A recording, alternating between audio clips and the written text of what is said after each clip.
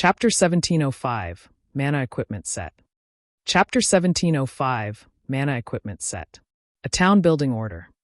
Shifeng's mind blanked for a moment when he saw the tattered parchment that had abruptly appeared in his hands.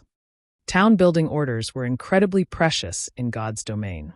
Normally, the item could only be obtained from securing the first kill of a special field boss or epic-ranked or higher group quest.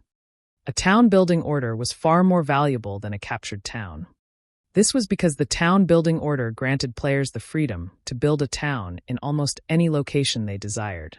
They could even construct the town in a neutral map. This was where the town building order truly shined. Neutral maps didn't have teleportation points, and players had to rely on their own feet to reach these maps. Moreover, very few neutral maps contained towns or cities. In the case of the Orc Empire, capturable towns and cities had only appeared due to an expansion pack. Trying to find a pre-made town to capture in other neutral maps was a dream. Of course, the Orc Empire's natural towns and cities had their flaws. They lacked some of the functions that normal guild towns and cities possessed. For example, they couldn't be promoted. Regardless of how well guilds managed these towns and cities, they would remain at the same rank they started with. Meanwhile, the town constructed with a town-building order didn't have such restrictions. It could be promoted into a city without issues. However, one had to pay a considerably higher price to use a town-building order in a neutral map. It would cost, at the very least, several, possibly dozens of times more than building a town within a kingdom or empire. This was because neutral maps were not considered safe areas. In fact, they were home to many races that were hostile to humans. Naturally, setting up a town in enemy land would be more costly. The higher leveled the neutral map was, the more it would cost to construct a town there. Most importantly, guild towns and cities in neutral maps would face frequent monster attacks. Surviving in these neutral maps would also be much harder than within a kingdom or empire's borders. Hence, not all guilds that had been lucky enough to find a town-building order had chosen to construct their towns in neutral maps. Rather, they lacked the ability and funds to build a town in a neutral map. Shifeng had never expected to obtain a town-building order so soon in this life. Originally, he had planned to wait for the guild's main force to reach level 60 before challenging a few special field bosses that he knew the locations of. But now, he had a town-building order 10 levels earlier than expected. Forget it. It's better to get one earlier than later. At most, I'll just have to adjust my original plan. Shifeng smiled before storing the town-building order. He then set his sights on the other items the Tyrant's Soul had dropped while he had Anna and the Tier 3 demon clean up the remaining monsters. As a mythic monster, the Tyrant's Soul should have dropped a lot of items. Yet, the boss had a surprisingly low number. Including the tattered equipment the Tyrant's Soul dropped, the boss had only dropped 6 items. Shifeng immediately picked up the tattered equipment pieces and inspected them. These equipment pieces had clearly existed for an extremely long time. Many areas of the pieces had fallen prey to corrosion. If they were tossed to the roadside, nobody would likely spare them a second glance. However, Shifeng was instantly ecstatic after he inspected their attribute panels. Mana equipment. As expected of the Extraordinary Tower's guardian boss. Shifeng's eyes glowed with excitement as he gazed at the 4 tattered pieces of equipment before him. Mana equipment was similar to mana weapons. Both were consumables and could offer a significant boost to players' combat power. Only mana equipment was extremely difficult to produce, far more so than mana weapons. As a result, mana equipment was scarcer than mana weapons. Meanwhile, the 4 pieces of mana equipment before him made up a complete set. They were the hands, chest, legs, and boots of the Judgment set, a Tier 2 mana equipment set. Individually, these 4 pieces had the basic attributes to rival epic equipment. Only they did not possess any additional skills.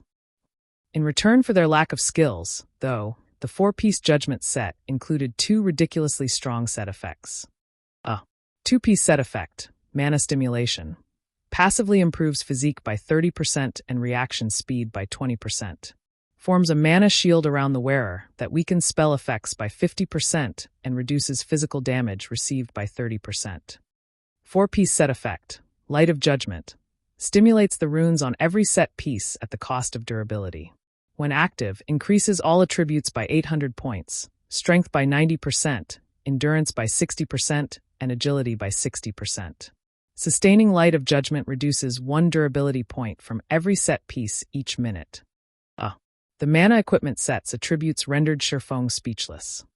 Although he had been a guild leader in the past, his guild had only been a second-rate guild. The information he had been able to get his hands on had been very limited. Although he had known that mana equipment was very powerful, he hadn't realized exactly how powerful. Now that he had seen one of these sets' attributes, he finally understood why mana equipment was so powerful. The basic attributes it provided could rival epic equipment of the same level, and when operating at maximum capacity, its buffs were even more impressive than a berserk skill. An 800-point increase to all attributes was simply unimaginable for Tier 2 players. Both the berserk skills that players learned and those from equipment generally only boosted the player's basic attributes. In other words, the higher a player's basic attributes were, the more effective their berserk skills would be. Meanwhile, when level 60, Tier 2 experts used a berserk skill, excluding the percentage buffs from weapons and equipment, they would generally gain around 1,300 to 1,500 points to their main attribute. The boost to the other basic attributes was far smaller. Yet, Judgment of Light offered a fixed increase of 800 points to every basic attribute. That was the equivalent of a level 60, Tier 2 expert gaining 50% or higher boost to their attributes. After including the percentage buffs Judgment of Light provided, the player's overall improvement would be terrifying. Shifeng even suspected that he could gain as much strength with Judgment of Light as he did from Heavenly Dragon's power, which was above average compared to other berserk skills. It was a pity that the Judgment set was a class-specific set equipment and could only be used by Guardian Knights. If Kola equipped this set, he should even be able to tank mythic monsters of the same level. Shifeng began to fantasize as he examined the Judgment set. If Kola wore the Judgment set with his Titan Guard, he'd become the strongest MT in God's domain. Following which, Shifeng stored the mana equipment set and set his sights on the last 2 items the Tyrant's soul had dropped. One of them was an old key, while the other was a Tier 4 magic scroll. The Tier 4 magic scroll was a Tier 4 domain scroll, and the key would unlock the magic crystal treasure chest on the tower's top floor. Since he had stolen some of the treasure chest's contents during his last visit, the Tyrant's soul had learned its lesson and locked it, making it impossible for Shifeng, or anyone for that matter, to steal any more items. Now that Shifeng had the key, though, he could open the treasure chest and retrieve the remaining items. Previously, he hadn't had much time to loot the treasure chest, and in the end, he had only claimed 5 items. However, every one of those 5 items could even invoke a super guild's envy. Shifeng and his minions then dealt with the remaining 9 wandering souls and collected 15 pieces of level 70 secret silver and fine gold equipment before he made his way to the tower's top floor. The magic crystal treasure chest hadn't moved from its original position. However, the chest now sported a massive golden padlock. A single glance told Shifeng had no hope of destroying the lock as he was now, but after using the key, he removed the lock in 5 seconds.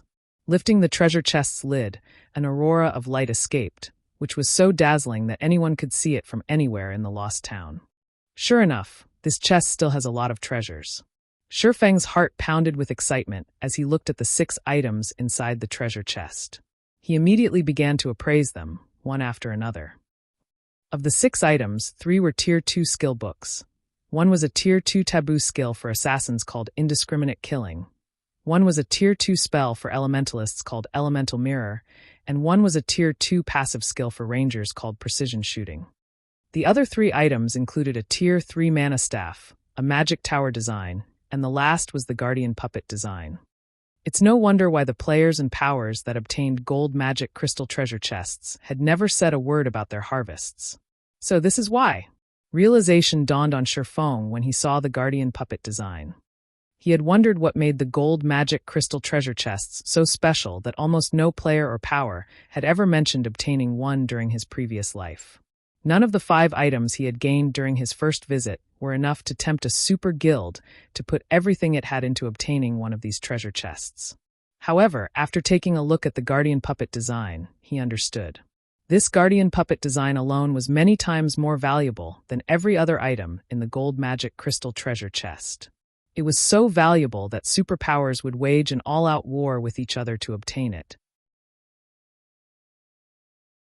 Chapter 1706, Guild Treasure.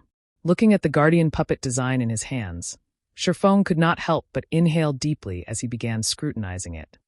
In the past, guardian puppets were something exclusive to the various superpowers and an extreme few large guilds. Every guardian puppet was treated as a priceless treasure and was the symbol of a guild's foundations. Almost nobody would choose to sell their guardian puppet unless absolutely necessary.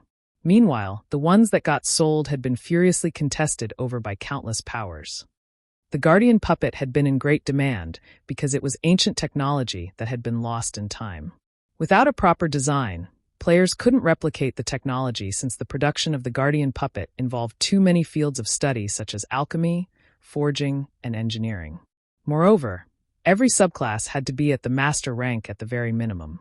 Only after gathering the masters of these subclasses could players produce a guardian puppet. However, according to rumors, just the materials needed for one production attempt cost over 2,000 gold, far more expensive than making a slightly below-average piece of epic equipment. The final cost for making the guardian puppet would simply be unimaginable. Meanwhile, the reason why the guardian puppet was so valuable was its frightening combat power. Even a level 0 player could instantly become a monster-like existence with the help of the guardian puppet. It was a war weapon that no epic item or even fragmented legendary item could compare to. To a guild, the guardian puppet was a priceless treasure. In the past, there were some first-rate guilds that dared to provoke even superpowers yet managed to live to tell the tale. The secret behind their survival was their possession of guardian puppets. Even an ordinary guardian puppet had the combat power of a Tier 3 existence. Meanwhile, the guardian puppet design Sherfone currently held in his hands was for bronze-ranked guardian puppets. The bronze guardian puppet possessed strength at the peak of Tier 3, and any player controlling the puppet could wield this strength as if it was their own. Moreover, unlike summoned creatures, which would disappear after a certain duration, guardian puppets would not disappear unless destroyed. Regardless of how far players developed in God's domain, combat power at the peak of Tier 3 would never become obsolete, because many players could not even reach Tier 3. As expected of a bronze guardian puppet, just the materials needed for one production attempt cost over 3,000 gold. Moreover, a master forger would only have a 30% success rate at completing the forging portion. The success of the final assembly isn't even guaranteed. It's no wonder the various superpowers treated their puppets like their own babies. Sherfone was inwardly astonished as he looked at the list of required materials stated on the design. However, after giving the matter some thought, he found the price to be reasonable. The bronze guardian puppet possessed combat power at the peak of Tier 3 and could be used indefinitely. If a guild could produce several hundred of these puppets now, it would basically be invincible. After all, there was no level requirement for controlling a guardian puppet. The only limiting factor was one's skillfulness at controlling the puppet. It seems there's a need to place greater focus on Candlelight's development. Sherfone could not wait for the day Zero Wing could have its own guardian puppets. Although the materials needed to produce the bronze guardian puppet were rare, aside from the main material, fine Titan ingot, the other materials could be collected in bulk relatively easily. The main problem was the requirement of various kinds of lifestyle masters. Without the necessary lifestyle masters, the odds of producing the guardian puppet were zero. If Zero Wing could mass-produce bronze guardian puppets, whether it was in team battles or siege battles, they would become a formidable support since they dealt increased damage to magic arrays and buildings. Moreover, they were much more powerful than Tier 3 summoned creatures. Just as Sherfone was figuring out ways to further improve the standards of lifestyle players in the Candlelight trading firm, he suddenly received a call from Gentle Snow. Guild leader, I just received good news. Heaven's Burial's Singular Burial and Lei Jingyang fell out with each other. The guild has already been disbanded. However, Singular Burial joined Blackwater with some of his trusted aides and guild experts. Currently, Singular Burial is bringing his men to the Primordial Divine Ruin. By the looks of it, they plan on reaching Primordial City by relying on various resources Blackwater provided them, Gentle Snow said, smiling. Heaven's Burial's destruction was something she and the rest of Zero Wing's upper echelon had anticipated. Only, they had not expected Heaven's Burial to disband so quickly. Caught off guard, they had a hard time taking over the shops located in the various cities Heaven's Burial ruled before, many of which were snatched away by other guilds. However, Heaven's Burial's sudden disbandment also saved Zero Wing plenty of trouble. At the very least, there was no longer any need to wage price wars with Heaven's Burial's shops in Starmoon Kingdom, nor was there any need to dispatch larger armies to capture Heaven's Burial's guild towns. So, they've given up on Starmoon Kingdom and are shifting their focus to Primordial City? Shifeng could not help but chuckle. Looking at Gentle Snow, he asked, "Have you gathered the necessary manpower yet?" "As you've requested, I personally contacted every one of the selected candidates and had them secretly gather at Zero Wing City. Currently, we're just short by a few dozen people before we have the required number," Gentle Snow replied. "Good. Have them gather at Zero Wing City's candlelight trading firm. I'll head over there myself right now. It's about time we gave Beast Emperor and Singular Burial a little surprise," Shifeng said with a nod before disconnecting the call. Even now, Gentle Snow still had no idea what Shifeng intended to do by summoning 1,500 experts. However, she continued notifying the selected experts to gather at Zero Wing City's candlelight trading firm. Meanwhile, after ending the call, Shifeng spent 3,000 gold to have the NPCs in the Lost Town construct a guild residence. At the same time, he hired 100 level 150, Tier 2 NPC guards and 1,000 level 150, Tier 1 NPC guards for town defense. With this, the town should have no problems fending off monster attacks in the short term. Once that was done, he took out a guild transfer scroll and teleported to Zero Wing City's residence. After the heaven-defying battle at Stone Forest Town, the number of players visiting Zero Wing City each day had skyrocketed. Now, the city's player population had already shot past the 4 million mark. Just the entrance fees collected each day totaled roughly 22,000 gold. Not to mention, there was still the income from Stone Forest Town, the candlelight trading firm, and many other enterprises. Now that there was no longer any need to continue placing bounties on Heaven's Burial's members, all that income could be invested into the guild's development. Meanwhile, even after including the guild's various expenses such as providing guild benefits and the guild's expansion, Zero Wing still saved up around 15,000 gold per day. This income could make any first-rate guild crazy with jealousy. For first-rate guilds, just being able to get their guild to operate normally was already a challenging task. Moreover, the guild benefits they offered their members weren't even comparable to Zero Wing's. It would not be an exaggeration to say that no first-rate guild in God's domain could compete with Zero Wing in terms of wealth. After returning to Zero Wing's residence, Shifeng first went to the guild warehouse to retrieve some materials obtained from team dungeons and through trading with the various first-rate guilds. Then, he started producing magic array scrolls for the Divine Beast's Descent magic array. Once he completed 2 sets, he took out the 2 remaining elemental sources from his bag and combined them with the magic array scrolls.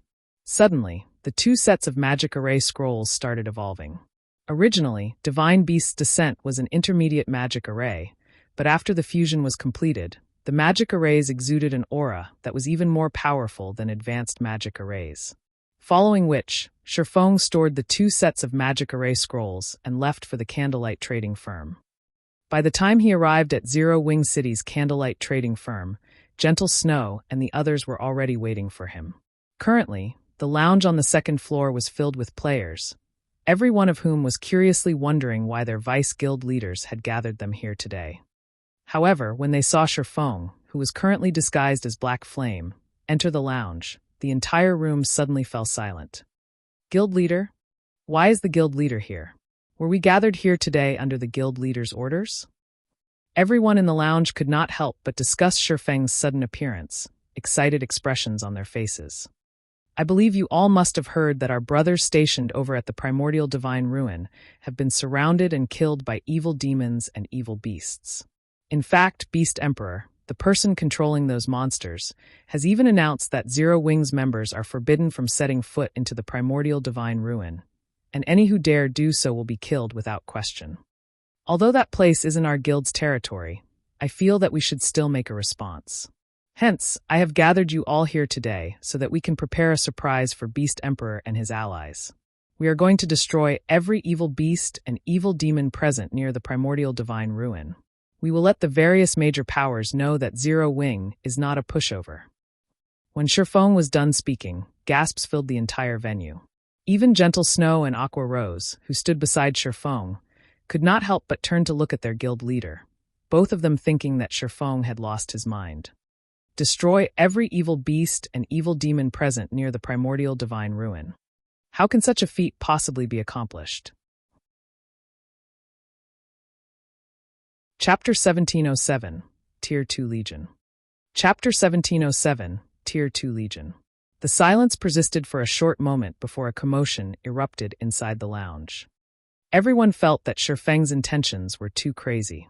Setting aside how many evil beasts and evil demons were present around the primordial divine ruin, just the mythic evil beasts and mythic evil demons, there would be more than enough to annihilate their team of 1,500 players. Not to mention, they were attacking an enemy territory, which meant plenty of enemy reinforcements. I'm sure you all are worried and afraid. If you feel that you are not up to it, you may leave. I won't force any of you to take part in this operation. After all, the operation this time is indeed very dangerous. If you wish to take part in it, though, come to me to register. Note that you will also have to sign a confidentiality contract to take part in this operation, Shifeng said in a calm tone after carefully observing everyone present. The reason why Zero Wing was contesting with other guilds over various resources was to provide its members with better benefits. Meanwhile, the majority of the resources obtained would go to elite and core members of the guild. If the guild's core members were not even willing to put themselves at risk for the guild, then when the guild faced greater pressure in the future, nobody would know what kind of actions these core members would take. Thus, there was naturally no need for the guild to continue nurturing such ungrateful core members. Previously, when Zero Wing was still in its infancy, he could tolerate feeding the guild's elite and expert members without asking much in return. However, now that Zero Wing was no longer in its infancy and had already stepped onto the path of becoming a superpower, the guild would need much more resources than before to continue developing. His latest acquisition, the Lost Town, only made the guild even more desperate for resources. Now he could neither afford nor tolerate having freeloaders in his guild.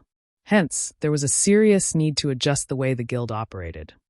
The first thing he was going to change was how benefits were offered to guild members. A guild member's contribution would now also be an important criterion in deciding what kind of benefits they would receive. Strength was no longer the only determining factor. The more a person contributed to the guild, the more returns they would receive. In the past, many large guilds had failed to pay attention to this aspect and simply focused on recruiting strong players without bothering with whether those players were truly loyal to the guild or not. As a result, when the guild faced an insurmountable foe, it crumbled even before the battle had begun. In contrast, some small guilds with average strength were able to unite their members to fight against first-rate guilds and maintain a considerably large territory for themselves. Shifeng planned to institute the changes starting with this operation. After he was done speaking, everyone present fell into a daze for a while. At this time, Gentle Snow, Aqua Rose, and the other core members in the upper echelon of the guild quickly realized what Shifeng was trying to do. Hence, they kept their mouths shut and quietly watched from the sides. We'll definitely get ourselves killed by going over there. Wonderful. I've been itching to let those bastards know Zero Wing's amazingness. Guild leader, just give us our orders. For a time, everyone present discussed among themselves. The members of the guild's main force then went up to Shifeng to register. Only a small number of players that were recently promoted into Dark Gods members hesitated over their decision. After the registration process continued for around a dozen minutes, Gentle Snow and Aqua Rose could not help but breathe out a sigh of relief. Of the 1,500 players they gathered, over 1,400 had registered to join the operation, with only several dozen players declining. However, this situation also served as a stern reminder to the two of them. The players they had gathered here today were all experts who they believed were trustworthy, yet there were still some people that had betrayed their expectations. If they were to conduct such a test for the other expert and elite members, the percentage of those who would abandon the guild during its time of need would most likely be much higher. Meanwhile, many more expert and elite players would be joining the guild in the future. There are over 1,400 people remaining? Shifeng was quite satisfied with this outcome, which could also be considered the result of the past few selections Silverwing had conducted. Not to mention, most of the members that chose to abstain from the operation this time were mainly recent recruits. Following which, he turned to look at Aqua Rose and Gentle Snow and said quietly, "From today onward, start restructuring the guild ranks. Regardless if one is an expert member or an elite member, their positions are not fixed. If members fail to obtain a sufficient number of guild achievements and guild contribution points corresponding to their rank each month, they'll be demoted by a rank. I don't care how strong they are. They can be demoted all the way to a guild reserve member and eventually kicked out of the guild." Upon hearing Shifeng's words, Gentle Snow and Aqua Rose nodded in agreement, both of them thinking that it was about time for them to make new guild regulations. After all, the current Silverwing was no longer the same Silverwing as before. Previously, as Silverwing was lacking manpower and was constantly waging war with other guilds, they had no choice but to offer excellent and tempting benefits with lax conditions in order to keep the guild alive. In contrast, first-rate guilds got to develop in a stable environment for long periods. Not only were their rules and regulations clearly defined, but their contribution and achievement systems were also perfected. This allowed them to prevent freeloaders from appearing in their guilds. After everyone signed the confidentiality contract, Shifeng distributed Tier 2 mana weapons to all the Tier 1 players present. As for Aqua Rose, Gentle Snow, and the other Tier 2 experts there, Shifeng handed them Tier 3 mana weapons. This situation stupefied Shadow Sword, who currently wielded the Tier 3 mana weapon Edgeless Blade. He had experienced the strength of a Tier 3 mana weapon for himself. Even if he simply wielded the weapon normally, he could exert power at the Tier 3 standard. If he pushed the weapon to its maximum potential, then he was basically an unstoppable god of slaughter. Meanwhile, for the operation this time, a total of 12 Tier 2 players would be taking part in it. Yet Shifeng had actually given every one of them a Tier 3 mana weapon. Shadow Sword found this situation to be simply incredible. However, the most frightening matter would still have to be the fact that every one of the Tier 1 experts present received a Tier 2 mana weapon. That was over 1,400 players they were talking about. In other words, at this moment, Silverwing had essentially gained an additional 1,400 plus Tier 2 experts. With the correct conditions, a 100-man team of Tier 2 experts could definitely raid a mythic boss of the same level. Meanwhile, like Shadow Sword, after Aqua Rose and the others took a look at the attributes of their respective Tier 3 mana weapons, they were similarly dumbfounded. "Guild leader, did you raid the armory of a kingdom? We won't get hunted by some kingdom's army, right?" Blackie could not help but gulp nervously as he looked at the Tier 3 mana staff he held, which completely surpassed his epic-ranked staff in terms of raw power. The other Tier 2 experts nodded their heads, seconding Blackie's words. They never thought that their guild actually possessed such a hidden hand. Even those in the upper echelon like themselves were utterly clueless about this. Just by holding the Tier 3 mana weapons, they could feel that their combat power had increased drastically. At the very least, the raw power of their attacks should be at the Tier 3 standard already. Although they did not possess the physique and skills of a Tier 3 player, they were still confident that, unless their opponent was fully geared in epic equipment, they could easily stomp on any Tier 2 expert right now. At this moment, Aqua Rose and Gentle Snow finally understood why Shifeng would try to annihilate the evil beasts and evil demons around the primordial divine ruin with such a small number of players. With so many experts boasting Tier 2 and Tier 3 combat power, they indeed possessed the qualifications to go up against the evil demons and evil beasts near the primordial divine ruin. While everyone was reeling from receiving the mana weapons, Shifeng took out 4 pieces of equipment and handed them to Kola. Originally, Kola wanted to say that his equipment was plenty excellent already and that there was no need for a replacement. However, once he inspected what Shifeng gave him, his eyes nearly fell out of their sockets. Without hesitation, he removed the level 50 fine gold set equipment he was wearing and replaced them with the mana equipment set from Shifeng. The moment Kola equipped the mana equipment set, the feeling he gave off transformed abruptly. Right now, Kola's aura gave even Aqua Rose and Gentle Snow intense pressure. Not to mention, the mana in the room was also surging toward him. Just standing beside the Guardian Knight felt stifling. "Guild leader, what kind of equipment did you give Kola?" Did you give him 4 pieces of epic equipment? Gentle Snow asked curiously. At this moment, she could clearly feel that her attributes were inferior to Cola's. However, she currently had a piece of fragmented legendary equipment equipped, so it was simply unbelievable that Cola's basic attributes would be superior to hers. The only explanation she could think of for such a difference was that Cola had just equipped 4 pieces of epic equipment. No, it's Tier 2 mana equipment set. It's something similar to the mana weapons you all are using, Shifeng replied, shaking his head. He then turned to Cola and asked, how does it feel after you've equipped it? Guild leader, this set is simply insane. I feel that I can tank even a mythic boss right now. Cola's eyes glowed with excitement as he looked at the 4 silvery pieces of equipment on him. When the surrounding crowd heard Cola's words, they could not help but gasp. From Cola's expression, they could tell that the Guardian Knight was not joking at all. However, realizing this only served to shock them even more. 4 pieces of mana equipment were actually enough to create an MT capable of tanking a mythic boss of the same level. This situation was simply too frightening. Relax. You'll have plenty of chances to show off later on, Shifeng said, chuckling. Following which, Shifeng had Aqua Rose recruit 176 trustworthy summoners from the guild's elite members for the upcoming operation, and had them sign confidentiality contracts as well. Move out. Our target is the primordial divine ruin. It's about time we let our enemies pay the price of blood. Shifeng commanded after seeing that everyone had gathered. Chapter 1708, Miraculous Hunt. Chapter 1708, Miraculous Hunt. 0 Wing City, 4 Towers of Elements. Due to 4 Towers of Elements teleportation function, the number of players that gathered at the 4 Towers of Elements increased with each passing day. Many among them belonged to the various adventurer teams and large guilds. This was because teleporting through the 4 Towers of Elements was the fastest way for players to reach the Orc Empire. Using this function, players could save up on over 10 hours of mounted travel time when traveling to the Orc Empire. Aside from being able to teleport into the Orc Empire, players could teleport to leveling maps around 0 Wing City.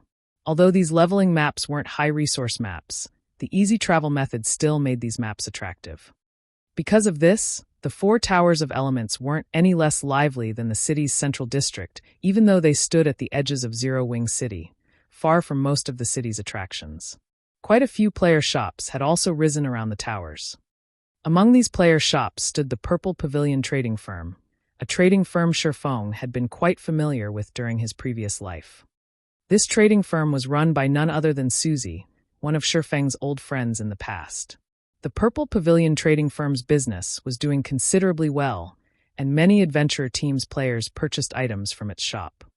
Guild leader, is there a problem with that shop? Gentle Snow asked curiously when she noticed Shifeng staring at the Purple Pavilion Trading Firm. The Purple Pavilion Trading Firm?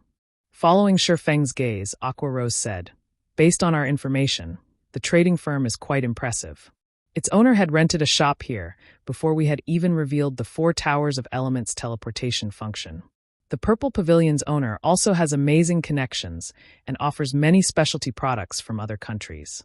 The Purple Pavilion Trading Firm has used this opportunity to partner with quite a few well-known adventurer teams and purchase various rare materials from them at below-market price.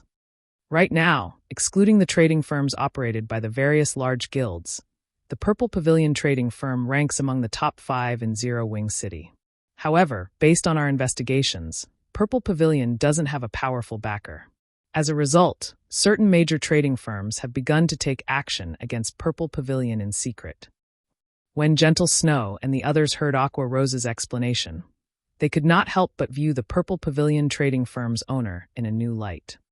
In God's domain, the competition between trading firms was just as intense as that between guilds. In fact, the competition between trading firms was far more intense. This was because guilds weren't the only ones operating trading firms in God's domain. Some independent players and adventurer teams had their own trading firms to earn more resources and coins, funding their personal development. Hence, God's domain had more trading firms than guilds. Thriving in such a competitive environment without a powerful backer was extremely difficult. The fact that the Purple Pavilion trading firm's shop ranked among the top 5 shops operated by non-guild entities in Zero Wing City proved how amazing it was. Aqua, have someone give the various shops in Zero Wing City a warning. I don't care what they do elsewhere, but nobody is allowed to play dirty in Zero Wing's towns and cities. If they're caught doing so, they should prepare to face the consequences, Shifeng quietly instructed, glancing at some of the players on the street who were clearly stalking the Purple Pavilion trading firm. Part of the development of guild towns and cities relied on the development of the shops in them. If Zero Wing couldn't provide sufficient security and fair competition for the independent merchant players in its towns and cities, these players would eventually refuse to conduct their business in Zero Wing's territories. Understood. Aqua Rose nodded. She immediately arranged for some of her subordinates to warn the various player-operated shops in Zero Wing City. After dealing with this matter, Shifeng and the others split into multiple groups and teleported to the Orc Empire's border at intervals. For this operation, Shifeng didn't just have his team members sign the confidentiality contract to keep their mouths shut about the mana weapons to avoid attracting other guilds' attentions. It also forced them to keep the operation itself a secret. Although this method didn't stop spies from simply logging out of the game and notifying their employers, Zero Wing would discover anyone who violated the contract the moment they logged out, since these players had been invited at the same time. Unless these spies wanted to blow their cover and lose all of their progress in the game thus far, they wouldn't dare log out. After arriving in the Orc Empire, everyone gathered in a predetermined location. Once Shifeng ensured that his team had arrived safely, he had them saddle up and make their way towards the primordial divine ruin. Each of these players was either an elite or expert in Zero Wing, so they all had their own guild mounts. A legion of majestic thunder wolves quickly traversed the Orc Empire's barren lands, and as it passed, the areas it left behind looked as if they had been ravaged by a powerful storm. However, even amongst this legion of majestic beasts, Shifeng's demonic flame tiger stood out like a sore thumb. Although the demonic flame tiger had shrunk to 3 meters in height after its evolution, eye-catching, pitch-black flames and arcs of silver electricity danced along its paws. The demonic flame tiger also radiated an aura that rivaled that of a high lord. It was difficult not to notice the beast. When other players encountered Zero Wing's legion, they grew nervous. This was because the orcs in the Orc Empire also rode gigantic battle wolves and battle tigers. At first, these players assumed that the Orc Empire's armies had ambushed them, and they had nearly turned and fled. However, after getting a closer look, they realized that the mount's riders were human, not robust orcs. Seeing this, they relaxed and sighed with relief. Crap, who are those people? Almost all of them are using the same type of mount. Don't they look like Zero Wing's Thunder Wolves? Those Thunder Wolves are seriously cool. I wish I had one. Zero Wing? That shouldn't be possible. Those players are heading toward the primordial divine ruin, which is surrounded by evil beasts and evil demons. If they are Zero Wing's members, aren't they just heading towards their deaths? Could Zero Wing be trying to force their way into the ruin? That's impossible, right? There are more than 100,000 evil beasts and evil demons at the ruin. They'd even wipe out an army of several thousand experts in the blink of an eye. If not for that beast emperor wanting to avoid provoking every major power in the Orc Empire, he could easily stop anyone from entering the primordial divine ruin with his monster army. Zero Wing shouldn't be underestimated either. The guild had already defeated Heaven's Burial's evil demon army. I've watched the recordings of that battle. Zero Wing had even faced down mythic-ranked evil beast and demons. Didn't you see Zero Wing summon those mythic monsters? There's no way Zero Wing can summon such powerful monsters again easily. The players that noticed Zero Wing's force discussed the guild's actions heatedly. News that Zero Wing had dispatched a force to the primordial divine ruin quickly spread. After all, it would be difficult for such a powerful army to avoid notice for long. Soon, the various major powers waiting to enter the primordial divine ruin began to discuss the matter as well. Zero Wing is taking action so soon. Is Zero Wing insane? Don't they know that there are over 100,000 evil demons and evil beasts guarding the primordial divine ruin? Zero Wing's actions confused all of the various large guilds' upper echelons. Brother Singular, like Beast Emperor has said, Zero Wing really couldn't hold back and has come running to us on its own. "This is a good opportunity for us to take our revenge," Falling Fire said, a cold glint flashing in his eyes as he read the report his subordinate just sent him. "We only lost because we didn't fully understand Zero Wing and fought them on their home turf. However, our battlefield will be set in the Orc Empire this time. We also have 8 mythic monsters under our command. Even if Zero Wing can summon more of those high demons to suppress our mythic monsters, we'll have plenty of Grand Lords and Great Lords to spare. We can annihilate this Zero Wing forces." Zero Wing. Singular Burial gnashed his teeth in anger when he heard the mention of the guild. His eyes turned bloodshot, and he growled, "I won't let any of your members return alive this time." Zero Wing had thoroughly destroyed Heaven's Burial in their last battle. All of the time and effort he had invested in his guild's development had gone to waste, just like that. Now, hatred for Zero Wing consumed his thoughts. The evil demons and evil beasts encircling the primordial divine ruin were a suggestion he had made to Beast Emperor. He had done so to cause as much trouble for Zero Wing as possible, impeding the guild's development. As soon as Singular Burial finished speaking, a spatial gate opened above him. Once the spatial gate opened fully, cloaked figures atop mounts jumped out, one after another. When these cloaked figures landed, everyone recognized the mounts as Zero Wing's Thunder Wolves. What's going on? Zero Wing's members actually dared to charge straight into the evil demons and evil beasts' encirclement? Are they seeking death? Everyone gaped at Zero Wing's members when they realized who had emerged from the spatial gate. They had assumed that Zero Wing was simply putting up a strong front by marching into the Orc Empire. Even if Zero Wing truly intended to take action, the guild would employ hit-and-run tactics and target small groups of evil beasts and evil demons at most. However, the fact that Zero Wing's members had jumped straight into their enemies' ranks via a spatial gate left them utterly baffled. Before anyone could react, Shifeng's gaze shifted toward the nearby Blackwater members. "Kill them." Chapter 1709, Might of One Hit. Zero Wing's sudden appearance had shocked the players at the primordial divine ruin. Shifeng's command to attack Blackwater's members only intensified their surprise. "This is crazy. Zero Wing must be insane. They've actually barged into the evil demons and evil beasts' encirclement to attack Blackwater." The members from the various major powers and adventurer teams were stupefied as they watched Zero Wing's members charge into Blackwater's on their mounts. At a glance, it was clear that Zero Wing had dispatched less than 2,000 members to the primordial divine ruin. Even if all of them were experts, Blackwater's forces weren't to be trifled with. Although Blackwater had recently suffered a major loss, it had recruited many of Heaven's Burial's expert and elite members. The guild had sent 4,000 experts and 6,000 elites to the ruin this time, and the lowest leveled among them was level 49.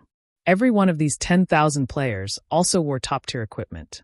An army of fewer than 2,000 experts stood no chance against Blackwater's forces. Moreover, the evil demons and evil beasts currently surrounded the primordial divine ruin. It wouldn't be long before these monsters arrived to support Blackwater's army. Zero Wing would have more opponents than just Blackwater's army. They would have to face 100,000 plus monsters as well. While the various large guilds wondered why Zero Wing had enacted such a ludicrous plan, the guild's mounted forces had almost reached Blackwater's members. "Bastards!" Falling Fire cursed as he commanded his players to fall into formation.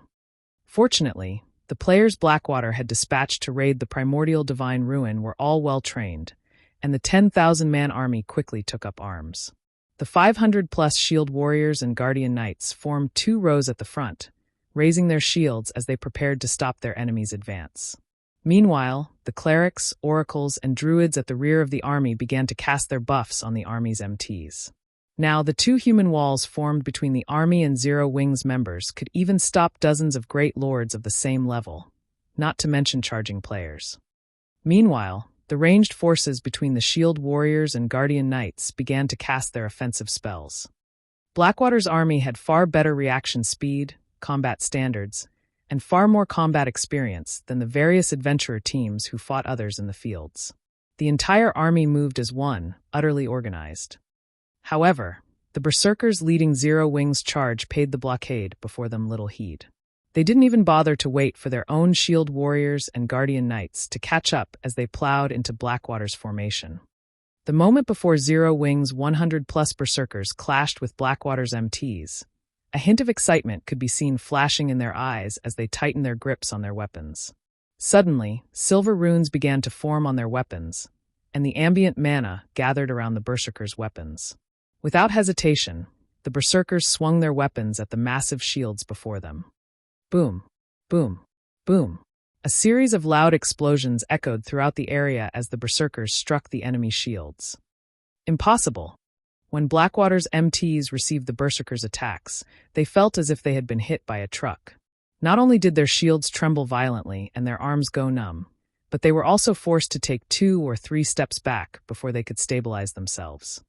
However, before these MTs could regain their postures, Zero Wing's berserkers swung their weapons again, forcing these MTs backward once more. After 3 consecutive attacks, Zero Wing's berserkers had broken holes in Blackwater's defensive line. The berserkers then dashed toward the ranged players like frenzied beasts. Zero Wing broke through. The various major powers watching from a distance could not help but gape at the scene. Just 100-plus berserkers had torn apart 2 defensive lines formed by over 500 level 49-plus shield warriors and guardian knights. The clash between these melee players had lasted less than 2 seconds. It was as if Blackwater's shield warriors and guardian knights were made of paper and could barely take a hit. However, the players from these major powers knew that Blackwater's MTs all wore excellent equipment. The weakest piece they'd have on them would be level 45 fine gold rank. MTs of such caliber could easily join the various large guilds' main forces. As for their combat standards, they were all elite and expert players. A blockade of such powerful MTs shouldn't have a problem fending off a charge of dozens of great lords of the same level. Yet it had shattered when assaulted by Zero Wing's 100-plus berserkers. No matter how they looked at the situation, they simply could not bring themselves to believe it.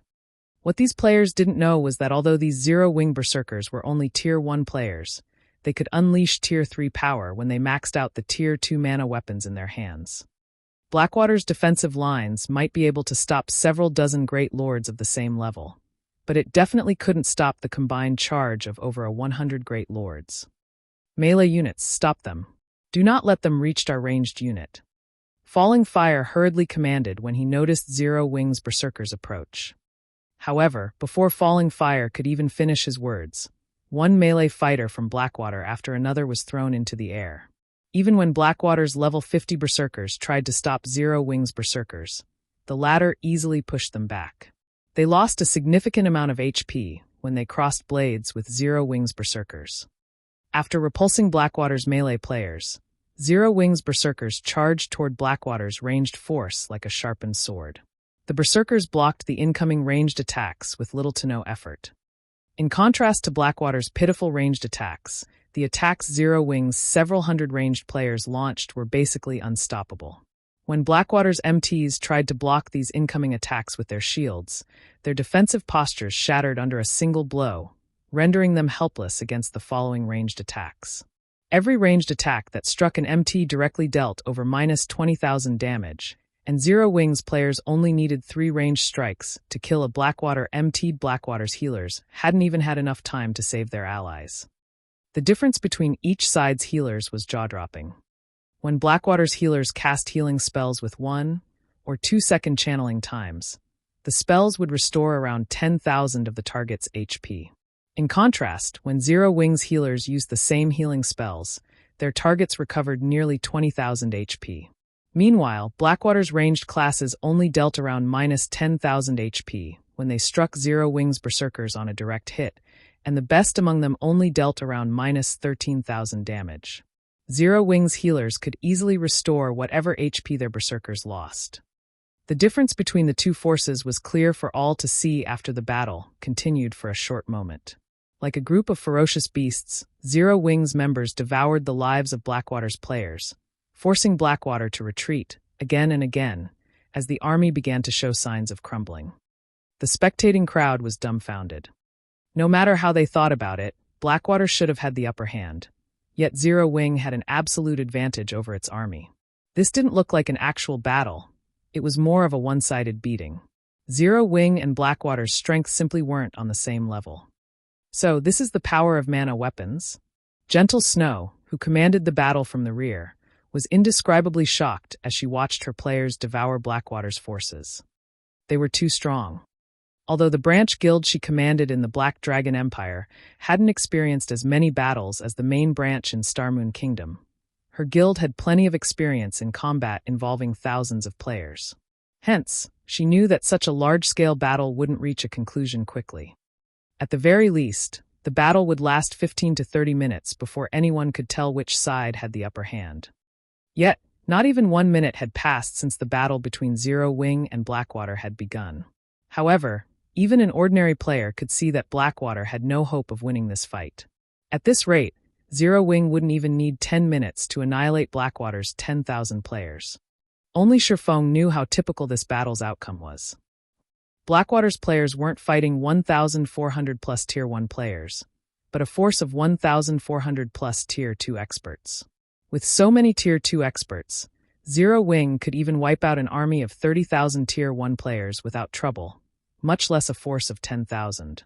This was the difference between tiers. Silence fell over the primordial divine ruin as players witnessed Zero Wing's overwhelming power.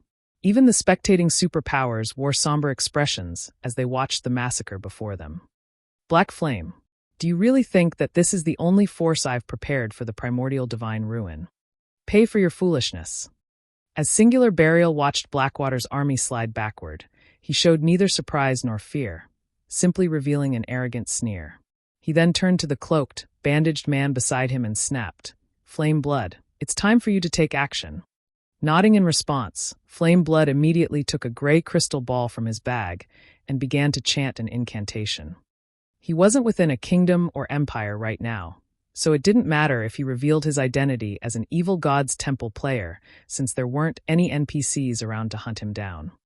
Suddenly, clouds of pitch-black fog started to emerge from the crystal ball. The fog rapidly transformed into the figures of 10 evil demons. These summoned evil demons were all level 70 Grand Lords, which he had actually prepared for the Guardian boss on the ruin's 4th floor. Under Flame Blood's command, the 10 Grand Lord-ranked evil demons charged at Zero Wing's army. Just before they reached Zero Wing's front line and could swing down their massive claws, a figure appeared before them. This figure was none other than Shadow Sword. Scram! Shadow Sword tightened his grip on the edgeless blade and executed a sweeping slash with the rune-covered greatsword. Tier 2 skill, Bladestorm. A silver storm engulfed 10 evil demons, sending them flying over a dozen yards away. When the monsters crashed into the ground, a damage of over -200,000 appeared above each of their heads.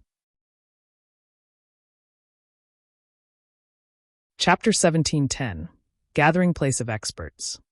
Chapter 1710, Gathering Place of Experts. After Shadow Sword's first attack, he used Charge, accelerating toward the nearest evil demon as it was standing back up. When he got close to his target, Shadow Sword raised his greatsword high. Once again, silver divine runes lit up along the edgeless blade's body. Shadow Sword then executed Blade of Waves, one of the Sea God's Apostle class's Tier 2 legacy skills. Blade of Waves was also the most powerful Tier 2 legacy skill he had learned. Currents of blue mana circled the edgeless blade. When Shadow Sword swung his greatsword at the evil demon before him, the mana weapon transformed into a 40-yard-long blade of water. Players in the distance only saw a dark blue horizontal wall suddenly bisect the battlefield. -513,842. A frightening amount of damage appeared above the evil demon's head when the water blade cut through its body. The blade also slammed into other players, and whether they wore plate armor or cloth, all of their HPs plummeted to 0. Their cleaved bodies then transformed into particles of light and disappeared from the battlefield. After the attack, the evil demon that took the hit fell into a heavily injured state, his combat power drastically decreasing. The surrounding Blackwater members expressed their shock and terror when they saw this. Strong. Too strong.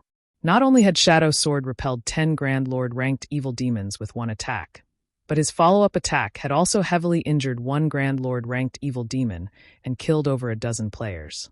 Even Shield Warriors and Guardian Knights had died instantly. How is he so powerful? Confusion filled the experts from the various major powers as they watched Shadow Sword from a distance. Even if Shadow Sword were a Tier 2 Berserker and had used a Berserk skill, his damage should not have been so frightening. He should have been lucky to hold his ground against a Grand Lord-ranked evil demon. Yet even without activating a Berserk skill, Shadow Sword had heavily injured the Grand Lord. This utterly destroyed their understanding of Tier 2 classes' combat power. Damn it! Flame, split the other evil demons up and have them attack independently. Singular Burial commanded once he saw that the evil demons were no match for Shadow Sword. They had summoned 10 Grand Lord-ranked evil demons, and although they were no match for Shadow Sword, the Berserker couldn't stop them all if they split up. The evil demon's Shadow Sword didn't target could continue to slaughter Zero Wings members. Hearing Singular Burial's command, Flame Blood had the other 9 evil demons circle Shadow Sword. However, as these evil demons began to move, Kola landed between 3 of them and used Justice Roar, forcing all 3 to focus on him and no one else. The 3 taunted evil demons immediately brandished their claws at Kola. Seeing this, Kola grinned as he raised the one-handed axe in his right hand. Like Shadow Sword's edgeless blade, silver runes illuminated the weapon. Taking a step forward, Kola used Holy Slash. A silver flash sliced at the 3 evil demons' extended claws. The moment Kola's axe met the monster's claws, the evil demons felt as if a current of electricity shot through them, leaving their arms numb. All 3 evil demons were forced to retreat by several steps, and the difference between their strength and Kola's was obvious at a glance. Meanwhile, Gentle Snow, Fire Dance, Flying Shadow, Ewumian, Turtledove, and Rampant Blade suppressed the other 6 Grand Lord-ranked evil demons. The 6 Tier 2 players halted the evil demons' advance, preventing the monsters from targeting Zero Wings Tier 1 players. The spectating powers were stunned to see all 10 Grand Lord-ranked evil demons suppressed. Who are these people? The various major powers and adventurer teams members were curious and awed as they watched Shadow Sword and his companions. They immediately began to look into the identities of these Tier 2 players from Zero Wing. The various large guilds and adventurer teams present were no strangers to Grand Lord-ranked monsters, but they usually needed 100-man teams to raid such monsters. Yet, Shadow Sword and the others actually soloed the evil demons. Moreover, they had the upper hand in the battle. This was simply unbelievable. The moment these various powers received their investigations' results, they were flabbergasted. Aside from Gentle Snow, the other Tier 2 players were practically unknown in God's domain. Although these players had shown up in Zero Wing's past battles, none of them had ever displayed such frightening power. Because of this, the players from these major powers and adventurer teams began to wonder if Shadow Sword and the others had deliberately hidden their strength all this time. But after today, there was no doubt that these players would become famous in God's domain. Their performance today was simply too shocking. While Shadow Sword and the other Tier 2 players suppressed the Grand Lord-ranked evil demons, Zero Wing's other members were free to slaughter Blackwater's players without worry. Aqua Rose, Blackie, Violet Cloud, and Alluring Summer, in particular, struck like humanoid defense turrets. All 4 of them wielded Tier 3 mana staffs, which allowed their spells' power to rival Tier 3 spells. Against Tier 1 players, these spells were one-shot, one-kill attacks. Not even blocking these spells could save the targeted players. When the 4 used AoE spells, each of their attacks could slay dozens of players. Of those present, only Blackwater's Tier 2 experts barely survived Aqua Rose and the others' attacks. However, none of them could approach the 4 casters, either, since doing so would be suicidal. As he watched the one-sided battle, Singular Burial's complexion turned ashen, and the corner of his eyes twitched. He had visited the Primordial Divine Ruin this time with his closest aides and experts that had originally belonged to Heaven's Burial. These players were supposed to serve as the foundation of his rise through Blackwater. Now that Zero Wing's members had massacred his subordinates, his chances of rising in his new guild had significantly decreased. Although he wanted to do something to stop the massacre, he had enough trouble with the level 50 youth before him. No matter how he struggled, he couldn't get past the youth's defense. To make matters worse, his opponent was only a Tier 1 Berserker, while he was a bona fide Tier 2 Ranger. Yet, the Berserker's Tier 1 skills had actually repelled his Tier 2 skills. This maddened Singular Burial. On the other hand, Zipping, also known as Silent Blade, grew increasingly excited as he fought Singular Burial. He had never felt this wonderful before.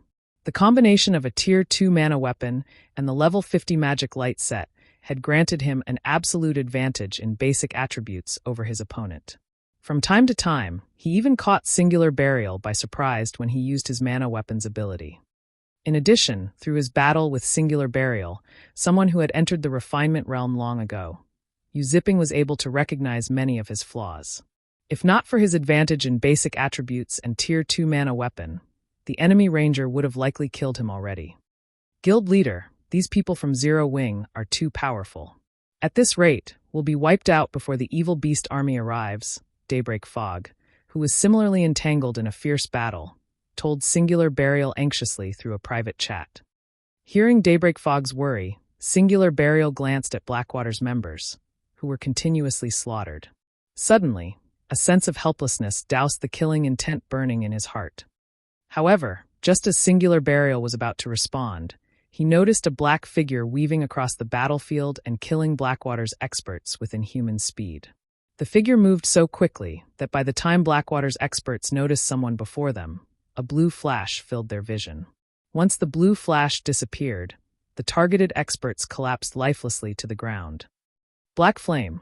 Singular Burial bellowed with rage, a gut-twisting envy filling his heart as he watched the rapidly moving black figure. Zero Wing was clearly a guild that had been established without a background or backers, yet the guild had gained one powerful expert after another. Fire Dance, Shadow Sword, Flying Shadow, Cola, Violet Cloud, Alluring Summer. Even super guilds sought to recruit these experts, yet they had gathered in Zero Wing. Moreover, the unknown berserker youth before him also possessed immense talent. Singular Burial could not understand why so many obscure experts had gathered in Zero Wing, yet he had failed to recruit even one such expert for himself. While Singular Burial screamed his lungs out, Shifeng vanished from the battlefield. In the next moment, Shifeng reappeared before Singular Burial. Singular Burial, your era has ended. Shifeng growled as he swung down his sacred sword. Although Singular Burial had responded quickly, Shifeng's appearance had been too abrupt. Even though he had immediately thought of using the Ranger class's escape skill to put some distance between himself and Shifeng, in the face of the Tier 2 taboo skill, Instant Strike, he was a split-second too slow to get away. After receiving the one attack, Singular Burial's HP, which was over 50,000, instantly fell to 0. Chapter 1711, Blackwater defeated. Chapter 1711, Blackwater defeated. When Singular Burial reluctantly collapsed and dropped an icy blue longbow on the battlefield, the surrounding Blackwater members were dumbfounded and turned to stare at Shifeng. A moment ago, Singular Burial had 100% of his HP, yet after one of Shifeng's attacks, the Ranger had lost it all. Suddenly, a chilling sensation assaulted Blackwater's members. If even a Tier 2 player like Singular Burial could not withstand a single hit from Shifeng, it went without saying Shifeng could kill Tier 1 players like them with a casual swing of his blade too.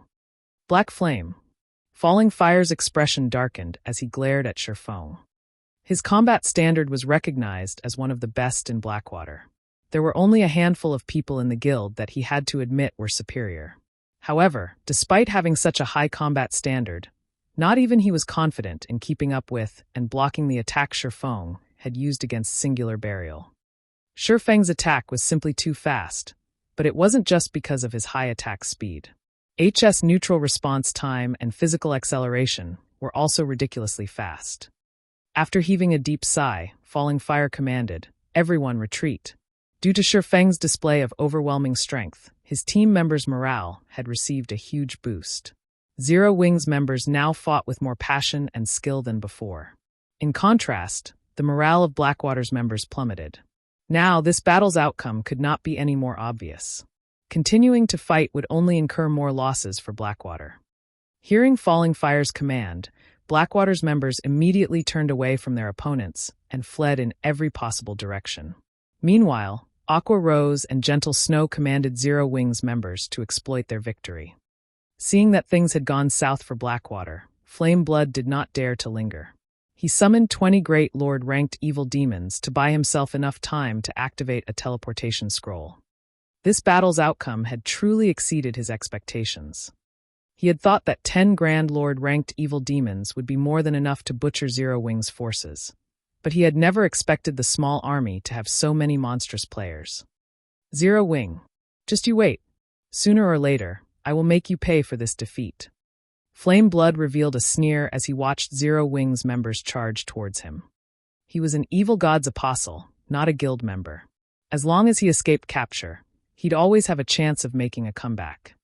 Flame Blood sent his 20 Great Lords to stop Zero-Wing's members as he activated his teleportation scroll. The teleportation scroll to teleport to the evil god's temple had a 15-second activation process, which was slightly shorter than a normal return scroll. With the power of 20 Great Lords at his side, he could easily buy enough time to get away. However, when the 7th second ticked by, Flame Blood noticed a slowly approaching figure out of the corner of his eye. This figure was none other than Shifeng. Flame Blood couldn't help his growing anxiety as he watched Shifeng approach. Although over 200 yards separated the two, Flame Blood felt as if the Grim Reaper itself had set its sights on him. Faster! I have to get out of here as quickly as possible. For the first time ever, Flame Blood felt that the teleportation scroll's activation time was too long. Although Shifeng's approach appeared slow, in reality, he was extremely fast. In just 3 seconds, he had halved the distance between him and Flame Blood. Seeing this, Flame Blood had no choice but to split 6 of the Great Lord-ranked evil demons from the group, ordering them to hinder Shifeng's advance. However, no matter what kind of attacks the Great Lord-ranked evil demons used, Shifeng avoided them easily. The evil demons couldn't slow Shifeng down in the slightest. When only 2 seconds remained before Flame Blood's teleportation scroll activated, Shifeng was still over 30 yards away from the cleric. Seeing this, Flame Blood breathed a sigh of relief. Black Flame, I'll get even with you sooner or later. There was no way Shifeng could cross the distance between them unless he could use the same move he had employed to take out Singular Burial earlier. However, the area around Flame Blood abruptly darkened, and the mana that fed the teleportation array beneath his feet froze instantly. A moment later, the teleportation array began to disappear. No! How is this possible? Shock and despair flashed in Flame Blood's eyes when he realized that his teleportation scroll was no longer an option. Before Flame Blood could react, Shifeng shook off the 6 Great Lords chasing him and appeared before the cleric. Get even with me? Glancing at the cloaked and bandaged cleric before him, Shifeng chuckled and said, You'll have to be able to get away before that can happen. Black Flame, your forces are now trapped, surrounded by Beast Emperor's evil beast army. If you kill me, Beast Emperor definitely won't let you off the hook. Flame Blood hissed as he looked at the smiling swordsman before him. Fearfully, he continued, If you want to leave this place alive, I'm your only hope. Flame Blood knew full well what Shifeng was capable of. After all, he had personally witnessed Shifeng capture Abandoned Wave and send the man to the war god's temple. To evil god's apostles like himself and Abandoned Wave, getting sent to the war god's temple was game over. Flame Blood deeply regretted his actions. Had he known something like this would happen, he would never have followed Singular Burial to the primordial divine ruin. Now that he had been silenced, it was practically impossible to escape Shifeng's clutches. His only hope of getting out of this predicament lay with Beast Emperor's evil beast and demon army. Although Zero-Wing's members were absurdly strong, they would definitely fall against 100,000 plus evil beasts and evil demons. The fact that Zero-Wing had so effortlessly slaughtered Blackwater's members proved that all of the members in this force were the guild's core members. If these core members were annihilated, it would deal a massive blow to Zero-Wing. You're my only hope? Shifeng could not help but laugh. Aren't you thinking too highly of yourself? To Beast Emperor, evil god's apostles were like his own limbs. Each one taken from him was a permanent loss. However, since Beast Emperor had dared to cut off Zero-Wing's path to fortune, Shifeng had to teach Beast Emperor what it felt like to lose a limb to his blades. Saying so, Shifeng activated Abyssal Bind and restricted Flame Blood's movements. He then retrieved a mobile jail from his bag and started to activate it. Black Flame, are you trying to die? I am one of Beast Emperor's evil god's apostles. Capturing me will only increase Beast Emperor's desire to destroy Zero Wing. Flame Blood began to panic when he saw Shifeng activate the mobile jail. He had never thought that Shifeng would be so daring. If he were to be sent to the War God's temple, he truly would be finished.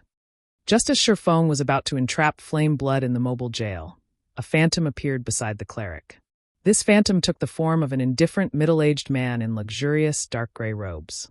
The man wielded a wooden staff that exuded murky black mist in his right hand, and a pitch-black crown adorned his head. The man radiated an indescribably majestic feeling. Beast Emperor? When Shifeng saw this middle-aged man, the only person that came to his mind was Beast Emperor. However, he was not absolutely certain, as he had never actually seen Beast Emperor's true appearance before. That's right, I am Beast Emperor. This should be our second meeting, Beast Emperor said, smiling.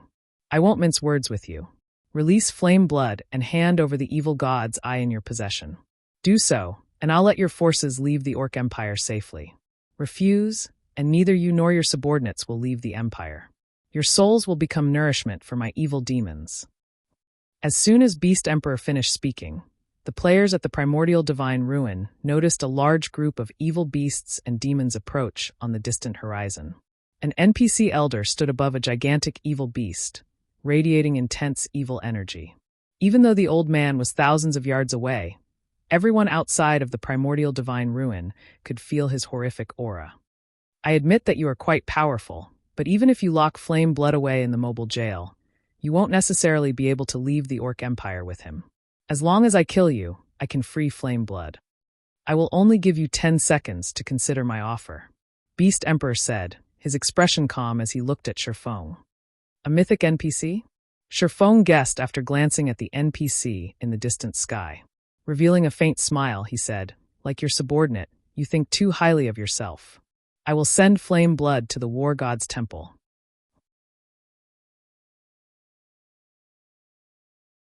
Chapter 1712. The Man Closest to Attaining a Domain. Chapter 1712. The Man Closest to Attaining a Domain. Although Shifeng's tone had been dull, the nearby players could all feel the unyielding determination in his voice. Crazy bastard. How can a guild leader like you exist? As Flame Blood glared at Shifeng, he felt his mental state crumble. Just how much did Shifeng hate him? Shifeng was actually willing to sacrifice over 1,000 Zero-Wing experts just to finish him off. Black Flame, this is your final chance. You can't take on a mythic NPC. Do you really think that you can escape with your life? If you die at his hands, do you think that the penalty will be as simple as losing a level? Beast Emperor's expression darkened when he heard Shifeng's reply. Do not challenge my patience. Otherwise, I'll bury you here even if I have to waste my contribution points. If the evil god's apostle slots weren't so incredibly precious to his future, and the fact that Shifeng had a small chance of getting away, he wouldn't have wasted so many words on the swordsman. He simply would have sent his evil beasts and evil demons to slaughter Zero Wing's members and devour them. Challenge your patience? Shifeng could not help but laugh at Beast Emperor. How many times has your evil god's temple targeted Zero Wing's territories? You've even gone as far as to hunt down my guild members. Have you ever considered Zero Wing's patience?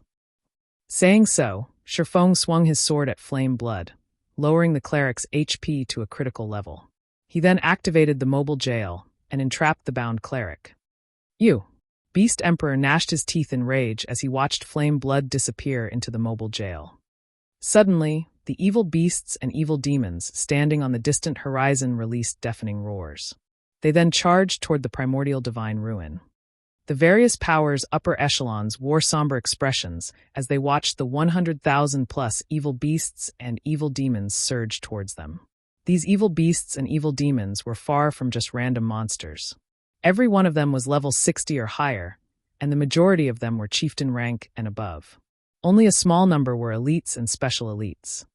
Moreover, 8 of them were mythic ranked. Such a force was more than enough to destroy a town, not to mention an army of fewer than 2,000 experts. When the evil beasts and evil demons began their charge, the NPC elder flew into the sky and waved his staff. Suddenly, a beam of gray light shot out of the staff and toward the clouds above the old man. When the beam of light was roughly 100 yards above the NPC, it burst. Ripples of gray light spread across the sky, turning the once blue view a dull gray. It looked as if evil energy had enveloped the entire world. What's going on? Why can't I use my return scroll? Wait, that's not right. I can't use my instantaneous teleportation scroll, either. Isn't that NPC too powerful? He's actually sealed off this entire region. Zero Wing is definitely dead now. Utter shock filled the spectating powers at the primordial divine ruin as they watched the NPC elder fly towards the ruin. With their ability to teleport stolen from them, Zero Wing's only way of escaping this location was to rely on their own 2 feet. However, trying to break through the blockade of 100,000 plus evil beasts and evil demons was practically impossible. The players from the various major powers also began to worry for their own safety. Like Zero Wing's members, they were now trapped here, and their fate was no longer in their own hands. If Beast Emperor wanted to, he could definitely have every player at the primordial divine ruin killed. Big Sis Melody, what is going through Black Flame's mind? He's actually willing to trade Zero Wing's 1,000 plus experts to capture a single player. Does he hate Beast Emperor that much? A girl standing amidst the sacred temple's team asked curiously as she watched Shurfeng, who was arranging Zero Wing's army into a defensive formation. The girl had long, curly light blue hair and a lithe but curvy body. She wielded an emerald staff and was clad in white, silken robes. Although this girl looked quite weak and delicate, she had actually reached level 51. Even in the sacred temple, her level put her at the very top of the guild. Though her aura was far more frightening than the girl's level. However, the intensity of her aura was not just a result of her powerful basic attributes. Her tier and life rating also contributed. When the sacred temples surrounding experts looked at this girl, awe and reverence filled their gaze. This girl was the sacred temple's new prodigy, Blue Jade, and she had even received high praise from the guild leader, stating that she even had the potential to command a domain in the future. Precisely because of her talents, Blue Jade had been dispatched to the primordial divine ruin so that she could improve further in Primordial City.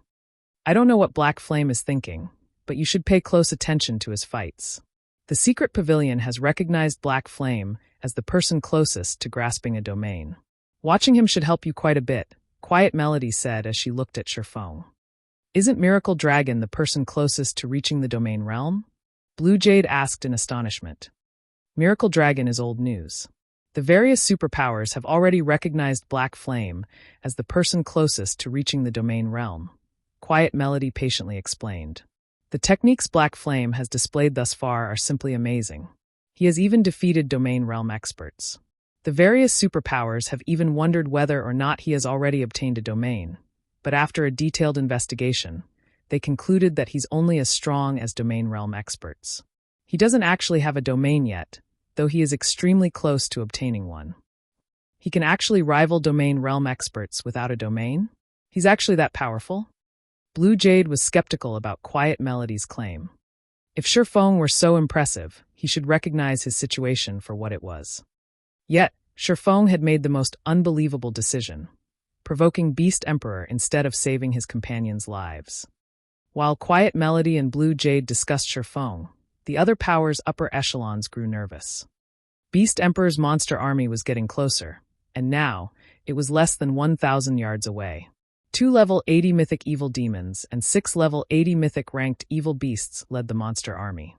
Just looking at these monsters, even from so far away, made these players shudder. Against such a powerful army of monsters, Zero Wing's forces would likely face annihilation, even if the guild had tens of thousands of experts and hundreds of thousands of elite players present. Even if Zero Wing could summon 3 more high demons, there was no escaping its fate. Although the Baphomets Zero Wing had summoned were indeed incredibly strong, the army of evil beasts and evil demons the guild faced this time was much stronger. There were plenty of great lords and grand lords in this force. By the time the high demons defeated the mythic evil demons and mythic evil beasts, the great lords and grand lords would have devoured Zero Wing's members already. Black Flame, pay for your foolishness. Beast Emperor, who followed the situation at the primordial divine ruin from ancient rock city's evil god's temple, sneered. He had spent 7,000 evil god's temple contribution points for the mythic NPC to seal the primordial divine ruins map. This seal prevented players from both teleporting out and physically crossing the map's borders. The evil god's temple contribution points were no less precious than the war god's temple merit points. With 7,000 merit points, players could purchase a high-quality epic item from the war god's temple. Yet, he had spent so many points just to prevent Shifeng's escape. Although the sealing barrier was not particularly strong, it would not be easy to break out of either. During the time it took for Zero-Wing to destroy the barrier, his evil beasts and evil demons could annihilate the guild's army several times over. The 100,000-plus evil demons and evil beasts grew closer to Zero-Wing's army, and seeing this, the guild's members couldn't help but grow nervous. They felt stifled as they watched the monsters approach, the auras the monsters radiated becoming increasingly frightening. However, when less than 200 yards separated both sides, a magic barrier appeared and enveloped Zero-Wing's army. This barrier was the result of none other than the movement-type defensive magic array. Good. Summoners, summon the divine beasts. Shifeng commanded as he stared at the monster army before him.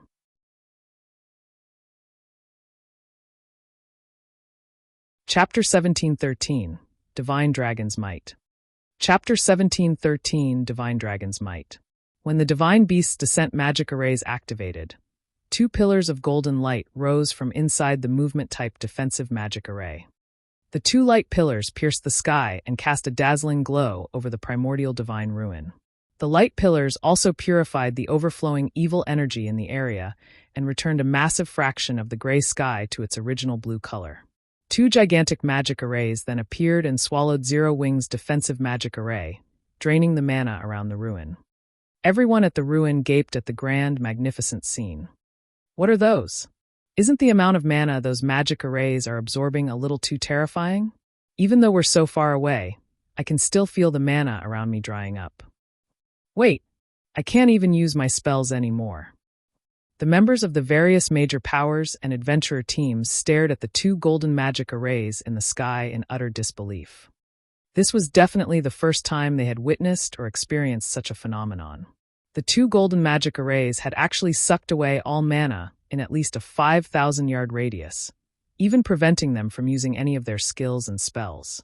Even Aqua Rose and Zero-Wing's other upper echelons, who recognized the 2 golden magic arrays, were shocked and confused right now. This certainly wasn't their first time activating the Divine Beast's Descent magic array. At most, the magic array would stir the mana in a 500-yard radius in the past. Even when they had activated several Divine Beast's Descent magic arrays simultaneously, the arrays hadn't absorbed so much mana that players in the affected area hadn't been able to use their skills or spells. Yet, not only did the 2 Divine Beast's Descent magic arrays affect 5,000-yard radius, but they had also devoured almost all of the mana in the affected area. Amazing! Using elemental sources as the magic array's cores can actually improve them to such a degree? Shifeng couldn't help his astonishment over the spectacular scene before him. Based on his knowledge, even advanced summoning magic arrays couldn't cause such a huge mana drain. Unfortunately, he had never seen a master summoning magic array, so he couldn't make a good judgment. As mana continued to flood into the 2 gigantic magic arrays, the figures of 2 divine beasts gradually emerged. Shortly, 2 golden dragons with wingspans of up to 600 meters appeared above the defensive magic array. Both golden dragons were covered in dark purple runes, which gave the dragons a sacred and majestic feeling. Roar! Once the golden dragons fully manifested, they released roars that echoed throughout the primordial divine ruin. Following their bestial announcement, they released powerful shockwaves, which repeatedly shoved back the rapidly approaching evil demons and beasts. Even the defensive magic array beneath the 2 golden dragons trembled violently, looking as if they would shatter at any moment. The 2 golden dragons had also fully unleashed their auras, freezing the space around them. Even Zero-Wing's members, who were protected by a defensive magic array, felt their movements grow stiff. Dragons! Are they really dragons? Are you kidding me? Zero-Wing can actually summon dragons? The players from the various major powers who watched from a distance stared at the 2 golden dragons with bulging eyes. The various major powers knew what kind of monsters dragons were in God's domain. They were the personification of destruction. Their life ratings were only second to ancient gods, and a single dragon was more than enough to destroy an entire kingdom. Yet, two of these great monsters floated in the sky before them. Under the pressure the two dragons emitted, they didn't even dare to think of resisting. It felt as if these two dragons were this land's absolute overlords. The pressure the two golden dragons exuded was no longer a matter of basic attributes. This was the difference in life ratings. However, after using advanced identification skills, some players soon discovered that these monsters weren't real dragons. Rather, they were merely creatures that contained a small trace of a dragon's soul. A divine magic dragon, elemental creature, archaic species mythic. Level 80. HP 600,000/600,000,000. Although the divine magic dragons weren't real dragons, they still surprised Silverwing. These two divine magic dragons actually possessed domains, which was also why their mere presence affected the space around them so drastically. Go! It's time for the slaughter. Silverwing commanded Flying Shadow and Shadow Sword, who controlled the divine magic dragons. A level 80 mythic-ranked archaic species was already a nightmare for current players, let alone a mythic-ranked archaic species that could use a domain. The reason that Tier 4 NPCs could go toe-to-toe with a mythic monster of the same level was their control of a domain. While inside their own domain, Tier 4 NPCs could enhance their abilities and suppress their enemies at the same time. However, it would be a different story if the targeted mythic monster had its own domain. Such an existence would be practically invincible among those of the same rank and tier. Even the High Demon, Baphomet, would receive a one-sided beating if it tried to face the divine magic dragon in a one-on-one fight. Hearing Silverwing's command, Shadow Sword and Flying Shadow, who stood in the center of two magic arrays on the ground, nodded. They then controlled the divine magic dragons to charge at the approaching evil demons and evil beasts. In response, the divine magic dragons flapped their massive wings once and disappeared. By the time the spectators had reacted to the divine magic dragon's disappearance, the two dragons had already crossed over 100 yards. After 2 seconds, one of the two dragons arrived before a mythic evil demon. Before the 150-meter-tall divine magic dragon, the 5-meter-tall level 80 mythic evil demon looked like an ant. The dragon then swiped its claw at the evil demon before it, and as its claw passed, numerous tears ripped apart space. Although the mythic evil demon tried to dodge the attack, its movements were sluggish due to the pressure from the dragon's claw. The dragon's domain also suppressed the mythic evil demon in every aspect. Not only did the domain decrease the evil demon's basic attributes, but the evil demon's reaction speed had also slowed. In addition, the divine magic dragon's claw was frighteningly fast. In the end, the mountain-like claw struck the mythic-ranked evil demon before it could even begin to move out of the way. Boom! The mythic evil demon's body immediately sank into the ground under the immense force, 30-meter-long cracks splitting the ground around it. All nearby chieftain-ranked evil demons and evil beasts died instantly, and only those at the Lord rank and above managed to survive. However, the surviving monsters sustained a heavily injured state. In the meantime, the other divine magic dragon had stomped on a level 80 evil earth dragon, crushing the mythic evil beast's 40-meter-tall body into the ground. The divine magic dragon then swiped its tail, flattening the ground around it and sweeping away a large number of low-ranked evil beasts and evil demons. Seeing this, the watching players from the various major powers and adventurer teams were dumbfounded. Too strong. The difference in strength between the divine magic dragons and Beast Emperor's monster army was past the point where the latter could compensate with numbers. The mythic-ranked evil demons and evil beasts couldn't pin down the divine magic dragons for even a moment. As a result, the divine magic dragons were free to attack the Grand Lord and Great Lord-ranked evil demons and evil beasts, who were trying to attack Zero Wing's defensive magic array. When the divine magic dragons struck, even the Grand Lords instantly became heavily injured, drastically decreasing their combat powers. Even if these heavily injured Grand Lords and Great Lords reached Zero Wing's defensive barrier, Zero Wing's experts, who wielded mana weapons, could repel and kill them easily. Following which, the two divine magic dragons wreaked havoc across the battlefield. Although the mythic-ranked evil demons and evil beasts tried to pin the two dragons down, the divine magic dragons didn't bother with their mythic opponents. Instead, the two dragons sent their mythic opponents flying and focused on the lower-ranked evil demons and evil beasts. Even when these mythic-ranked evil beasts and demons targeted Zero Wing's defensive magic array, the divine magic dragons got ahead of them and sent them flying again. With their massive frames, the two divine earth dragons could protect Zero Wing's members almost perfectly. At the very least, none of the enemy's mythic monsters could touch Zero Wing's defensive magic array.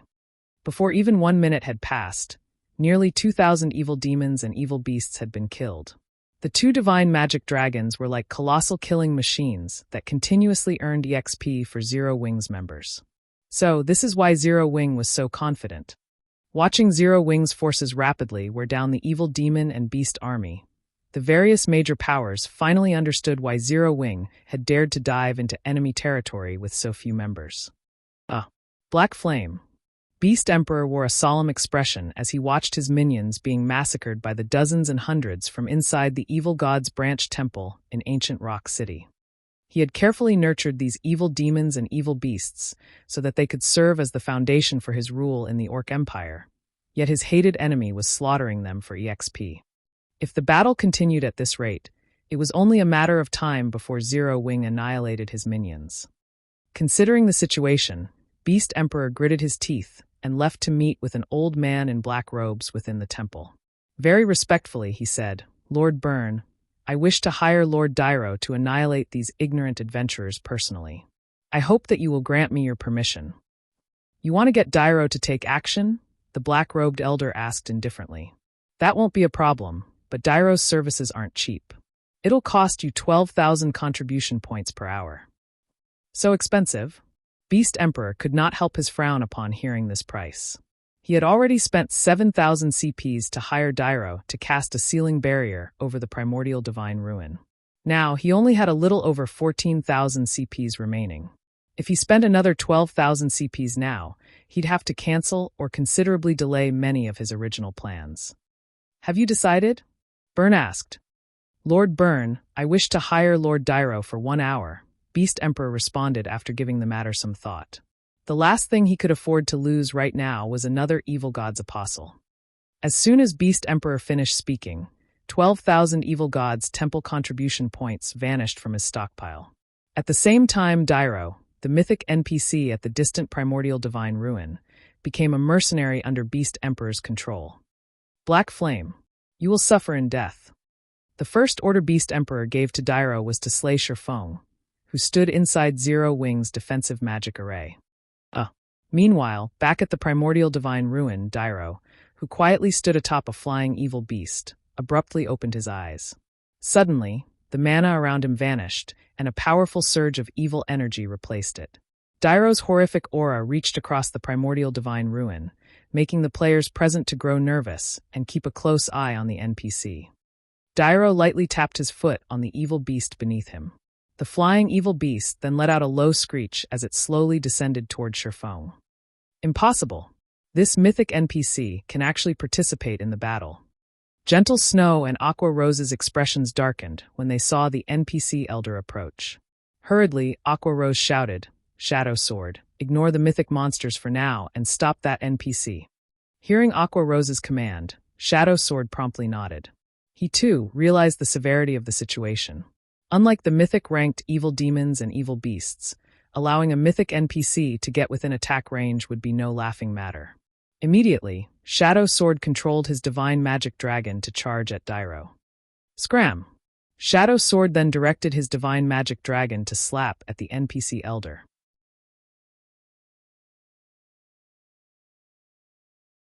Chapter 1714. Fighting a Mythic NPC. Chapter 1714. Fighting a Mythic NPC. This Beast Emperor can actually convince a Mythic NPC to join the fray. Is this a joke? That's a Tier 4 NPC we're talking about.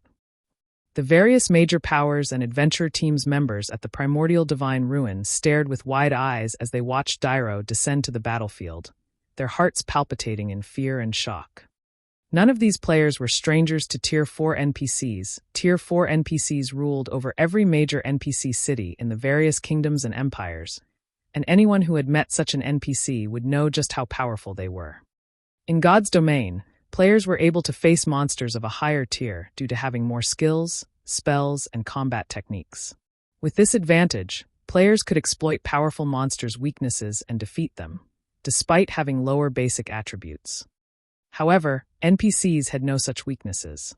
Unlike monsters, both the quality and quantity of NPCs' skills and spells was far superior to players. They were capable of executing many complex combination attacks with these skills and spells, making them far more difficult to deal with than monsters. To make matters worse, although NPCs' basic attributes were lower than monsters of the same rank and tier, they were still overwhelmingly higher than players. After Dairo opened his eyes, the pressure he gave off made him feel like an entirely different entity than before. The evil energy Dairo radiated was so incomparably dense that the evil energy corroded the space around him. Players over 2,000 yards away could clearly feel this man's aura. If players felt as if they had been submerged in a pool of water as the mythic evil demons and mythic evil beasts' auras had washed over them, then Dairo's aura felt as if they had been dumped into a pit of quicksilver. They couldn't help but shudder as they bathed in this NPC's aura. These players finally understood just how terrifying a Tier 4 NPC was. If this NPC elder wanted to, he could definitely kill every player at the primordial divine ruin, and they wouldn't be able to do anything to stop him. As the various Powers and Adventurer Team's members were in shock over Dairo's aura, a massive figure suddenly appeared before Dairo. This figure was none other than the divine magic dragon under Shadow Sword's control. As soon as it reached its target, the divine magic dragon's mountain-like claw descended on the mythic NPC. However, despite having even enough power to send mythic monsters of the same level flying, Dairo ignored the claw and allowed it to land. Boom! The evil bat Dairo rode shot to the ground like a bullet. The instant the evil bat crashed, the impact formed a crater with a 70-yard radius in the ground. Despite the evil bat being a level 80 Grand Lord, the single attack had heavily injured it. Now, even flight was impossible for the evil bat. Where's the NPC? Shadow Sword examined the bottom of the crater in confusion. He only spotted the evil bat in the crater. Dairo was nowhere to be found. Shadow Sword couldn't even sense the NPC's horrific aura. It was as if the old man had vanished. A second later, a figure appeared in the evil bat's original location, which was none other than Dairo. The old man was in the midst of chanting an incantation, having already written numerous lines of divine runes. As Dairo continued to cast his spell, a magic array formed behind him, absorbing a tremendous amount of evil energy from its surroundings. A short moment later, the space before the array ruptured, creating a black hole that absorbed every form of energy available in its vicinity. Sensing the growing strength of the magic array's aura, Shadow Sword's expression darkened. He could easily tell how powerful Dairo's spell would be. It was definitely stronger than Tier 4 large-scale destruction spells. If this spell struck the divine magic dragon he controlled, the attack would undoubtedly send the dragon flying. If that happened, Dairo would have an opportunity to attack the movement-type defensive magic array, and the consequences would be unimaginably dire. Die! Shadow Sword swiftly used the Tier 4 skill, 5 Thunder Fingers, aiming the cone attack at Dairo. As the divine magic dragon's claw sped towards the NPC, countless arcs of electricity extended from the tip of its digits and reached for Dairo. However, as if he had prepared for this attack, Dairo lightly tapped the butt of his staff at the air before him. In response, a gray, threefold magic array appeared before the old man, protecting him from the dragon's attack. Tier 4 defensive spell, Dark Hunt. Double speed casting. Everyone gaped in shock as they watched Dairo, who was still casting his first spell. The magical class players were especially stupefied. Double speed casting was a feat that many magical class players worked to achieve. Unfortunately, very few magical class experts could actually do it. Moreover, the higher a spell's tier was, the more difficult it would be to double cast, not to mention double speed casting. Even Tier 2 peak experts had great difficulty double speed casting 2 Tier 2 spells, yet Dairo could cast 2 Tier 4 spells simultaneously. The NPC's spellcasting was already on par with peak experts. Dairo's threefold magic array instantly stopped the incoming arcs of electricity. None of the arcs had managed to deal any damage. Seeing that Dairo was about to complete his first spell, Shadow Sword hurriedly directed his divine magic dragon to attack the NPC from another direction. Dark Hunt could only block attacks from one direction, It was useless against attacks from other angles. However, just when the divine magic dragon's claw was about to reach Dairo, the NPC disappeared once again. This time, he reappeared 100 yards away from the attacking dragon. Tier 3 spell, Advanced Movement. Crap. Supplementary casting. The magical class experts' minds were blown when they saw Dairo appear 100 yards away from the divine magic dragon. Advanced Movement was not a particularly rare spell. It was actually a common spell that Tier 3 magical class NPCs used. What was truly astounding was the way Dairo had used the spell.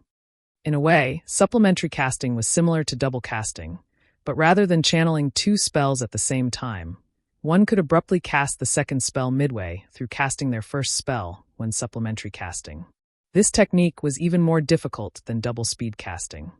Meanwhile, before the divine magic dragon could reach Dairo to launch another attack, the NPC finished writing the last line of divine runes for his spell. A sneer twisted Dairo's wizened face.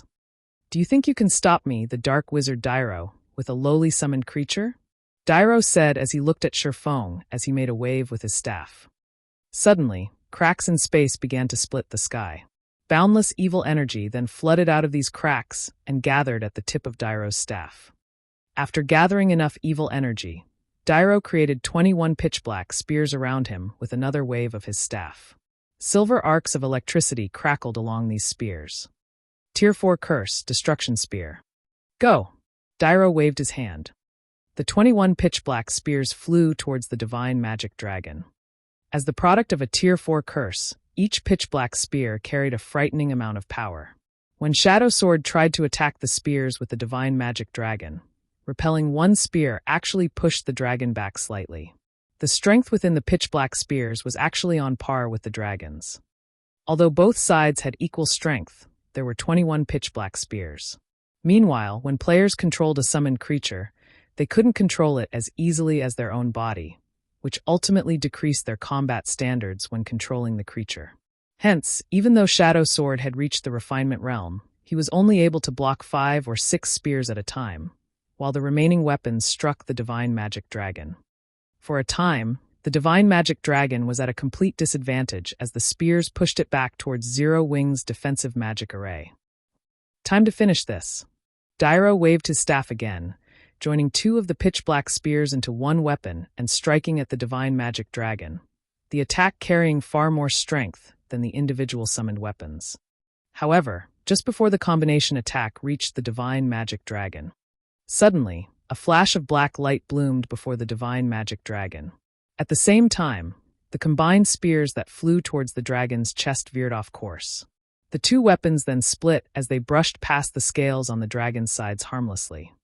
This confused Dairo slightly. What's going on? The dragon dodged the attack. No, that's not it. Look at Zero Wing's summoning array. Huh, isn't that black flame? The spectating crowd was dumbfounded for a moment by the sudden development. They failed to understand how the divine magic dragon had become powerful enough to stop the pitch-black spear's combination attack. However, some players with keen eyesight quickly noticed that Shadow Sword was no longer standing in the summoning array for the divine magic dragon. Shifeng had actually taken his place. Black Flame, do you think you can change this outcome just by switching controllers? Beast Emperor could not help but laugh when he saw Shifeng controlling the divine magic dragon. Summoned creatures were not as easy to control as a player's body. Naturally, a domain realm expert would have far more control of a summoned creature than a refinement realm expert. The realms of refinement improved a player's 5 senses, but players simply couldn't merge their senses completely with a summoned creature's. As a result, one's combat power when controlling a summoned creature was considerably limited. They changed controllers?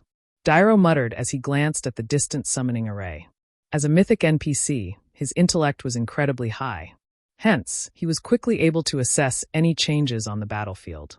However, the surprise in Dairo's eyes quickly faded, replaced by ridicule. Foolish mortals, do you think you can stop my destruction spears because you've gained more control of a lowly summoned creature? All you've done is prolonged your suffering. Saying so, Dairo combined 20 spears into 10 pairs, attacking Shifeng with all of them at once. Seeing the 10 incoming attacks, Shifeng executed Sword's orbit with the divine magic dragon's claws. Dang! Dang! Dang! A series of clangs echoed throughout the primordial divine ruin. In the end, Shifeng's dragon knocked every one of the 20 destruction spears aside. The spears hadn't even budged the dragon an inch, much less damaged the divine magic dragon.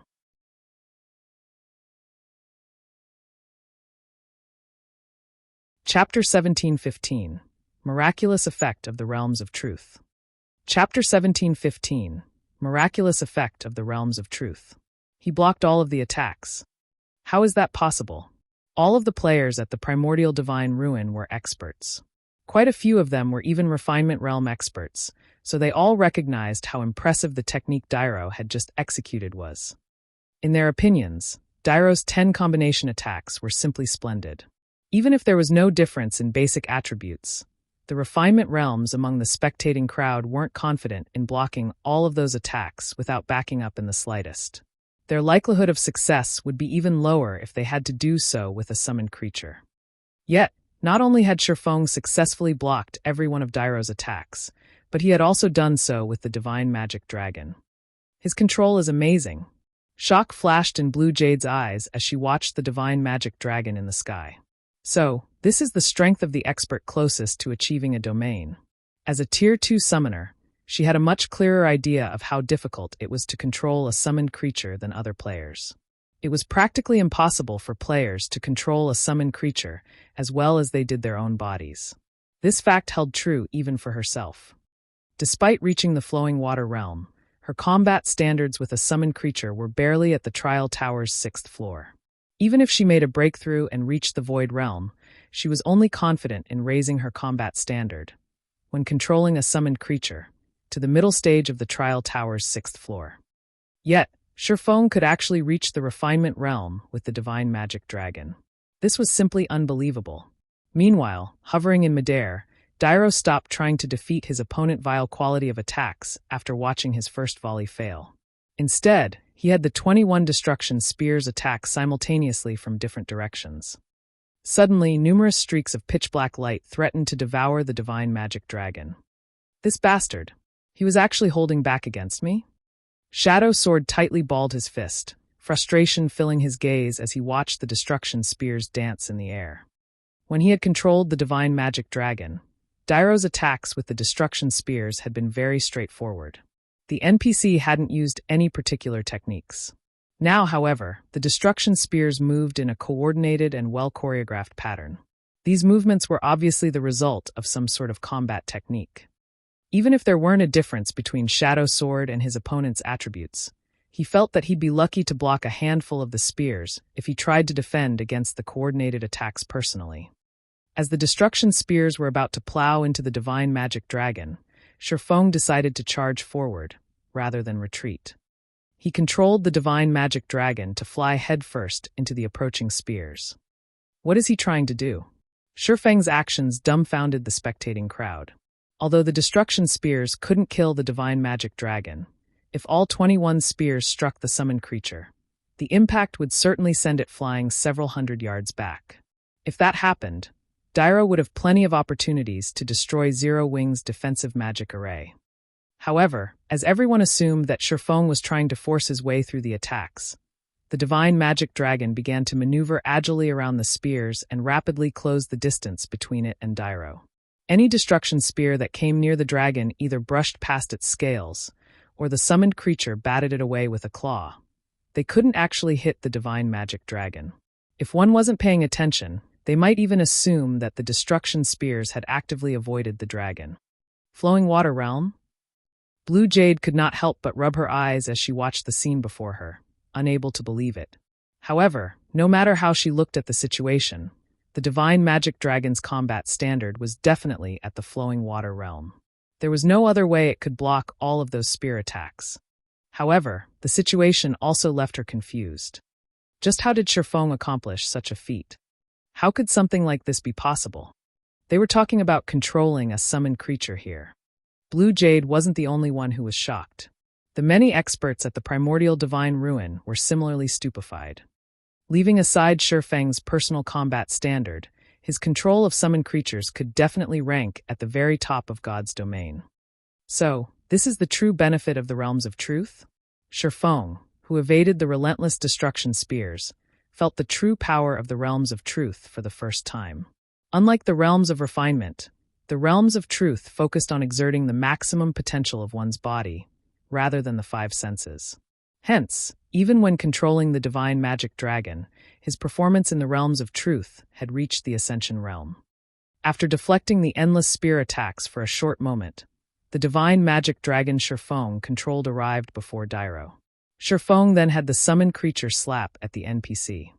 However, Dairo was still a mythic NPC, and his reaction speed was extremely fast. Before the massive claw could reach him, he used advanced instantaneous movement and appeared 100 yards away from his original location. However, not wanting to give the NPC time to breathe, Shifeng charged forward once again. Suddenly, Dairo was at a disadvantage and had no choice but to evade Shifeng's attacks physically. While evading, Dairo continued to chant incantations and write divine runes. Although Shifeng realized what the NPC was doing, he couldn't do anything about it. 5 seconds. 10 seconds, 20 seconds. After chanting for a total of 24 seconds, Dairo abruptly stopped and sneered at the divine magic dragon before him. Fall into eternal darkness, Dairo shouted before twirling the staff in his right hand. Suddenly, the sky darkened, and 36 gigantic magic arrays appeared around the divine magic dragon. Pitch-black chains then emerged from the magic arrays, binding the dragon. The chains then bound the divine magic dragon in a gigantic pitch-black ball. Tier 4 Curse, Dark Prison. Although the divine magic dragon was powerful, not even a monster if its caliber would be able to struggle free from a Tier 4 Curse's restrictions. After all, a Tier 4 Curse had the power to rival Tier 5 spells. Crap! The divine magic dragon has been tied up. Shadow Sword's expression darkened when he saw Dairo fly towards Zero Wing's defensive magic array after casting the Tier 4 Curse. Although the movement-type defensive magic array was strong, it would only last a few hits from a Tier 4 NPC. Moreover, unlike monsters, a magical class NPC like Dairo would have an acute understanding of magic arrays. Breaking through a defensive magic array would be child's play for Dairo. Once the defensive magic array was gone, the remaining evil demons and evil beasts would be more than enough to annihilate Zero Wing's army several times over even if Dairo didn't get involved. Black Flame, your time is up. Beast Emperor revealed a victorious grin as he watched Dairo move closer to Zero Wing's defensive magic array. He had been slightly concerned that the divine magic dragon would be too much for Dairo to handle, but at the end of the day, a Tier 4 NPC was still a Tier 4 NPC. Although Dairo was no match for the divine magic dragon in a direct confrontation, he would have no trouble binding it for a short time, just long enough for Dairo to wipe out a bunch of Tier 2 players. This made Zero Wing's members in the defensive magic array nervous. Elsewhere, 2 mythic evil beasts had managed to force their way past Flying Shadow's divine magic dragon. The 2 mythic evil beasts then coordinated with Dairo. It was obvious that they planned to break through the defensive magic array with a single attack. The watching players could already picture the defensive magic array shattering under the 3 Tier 4 existences combined assault when Dairo and the 2 mythic evil beasts were less than 100 yards away from the barrier around Zero Wing's members. It seems Zero Wing is doomed this time, Quiet Melody said, sighing. Although this battle had been a close one, Zero Wing still wasn't strong enough. She had never imagined that not only would Beast Emperor convince a Tier 4 NPC to take action for him, but that the NPC would also wield so many Tier 4 curses. So this is the true strength of a Tier 4 NPC. Despite watching Dairo and the 2 evil earth dragons approach, Shifeng didn't reveal any signs of fear or despair. Instead, he quickly gave Shadow Sword control of the divine magic dragon as he took out the Tier 4 domain scroll that he had obtained after killing the tyrant's soul. When he activated the Tier 4 domain scroll, a blue light rippled away from him, extending to a 1,000-yard radius. Suddenly, all enemies within range of the domain skill were suppressed. Because of this, Dairo, who had already been suppressed by the divine magic dragon's domain skill, lost even more attributes and reaction speed. Now, he only had 80% of his original basic attributes. Against a Tier 4 NPC like Dairo, the effects of the Tier 4 domain scroll were quite astonishing. Unfortunately, Dairo was still unstoppable for players. After activating the domain scroll, Shifeng took a summon guard scroll from his bag and summoned Anna. Why is the guild leader summoning his personal guard? Aqua Rose, Gentle Snow, and the Zero Wing's other members were confused to see Anna join the battlefield. They were no strangers to Anna. She, without a doubt, had the most frightening growth potential of any personal guard they had seen in the game. In one-on-one combat, she could even defeat opponents of a higher tier. However, Anna was only a Tier 2 NPC. Even if Dairo's attributes and reaction speed were suppressed, Anna still had no hope of taking him down. However, as Zero Wing's members doubted Shifeng's sanity, Shifeng retrieved a crimson potion from his bag and handed it to Anna. After receiving the potion, Anna removed the lid on the bottle and drank it without hesitation. Players weren't the only ones who could use potions in God's domain. NPCs could as well. The crimson potion was none other than the Grandmaster ranked growth potion Shifeng had obtained after killing Baphomet. When consumed, the potion would forcefully elevate the user by 1 tier. After consuming the potion, Anna's physique began to transform. The surrounding ambient mana flooded into her, and as it did, golden divine runes began to decorate Anna's body, adding a hint of holiness and beauty to her appearance. Anna's aura had also undergone a heaven-defying transformation. If her previous aura was like flowing water, her new aura felt like the endless ocean. If one paid close attention, they would notice that Anna was no longer a Tier 2 NPC, but a bona fide Tier 3 NPC. How is this possible? Even the various major powers and Beast Emperor had noticed Anna's transformation, let alone Zero Wing's members. After all, her rise from a Tier 2 NPC to Tier 3 had caused quite the commotion. All right, let's begin the second round. Shifeng smiled at the approaching Dairo.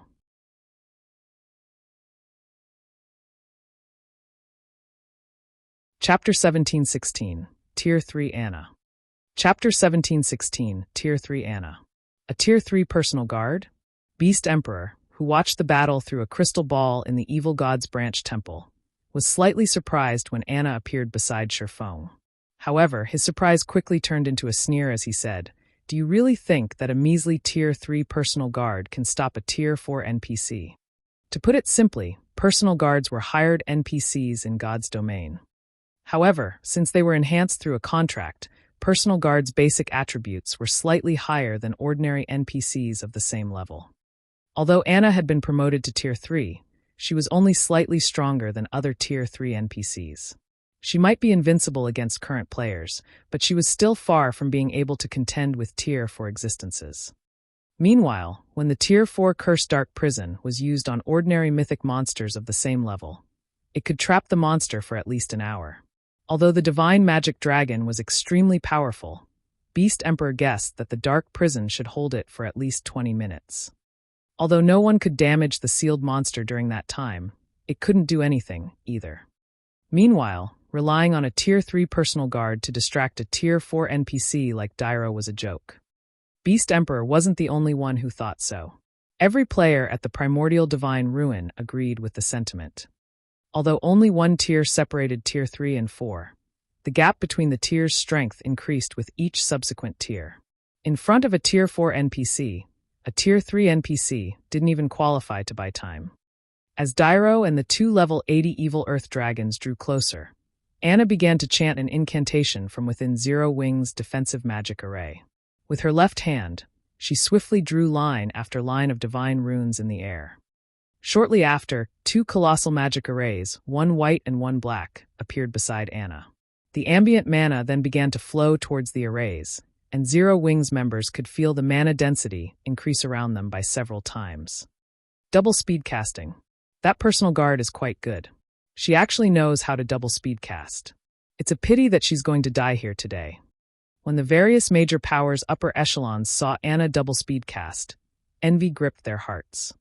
While NPCs were indeed powerful, there were significant differences between them.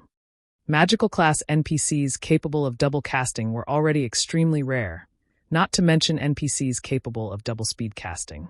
This was also why they had been so surprised to learn that Dairo could both double speed cast and supplementary cast.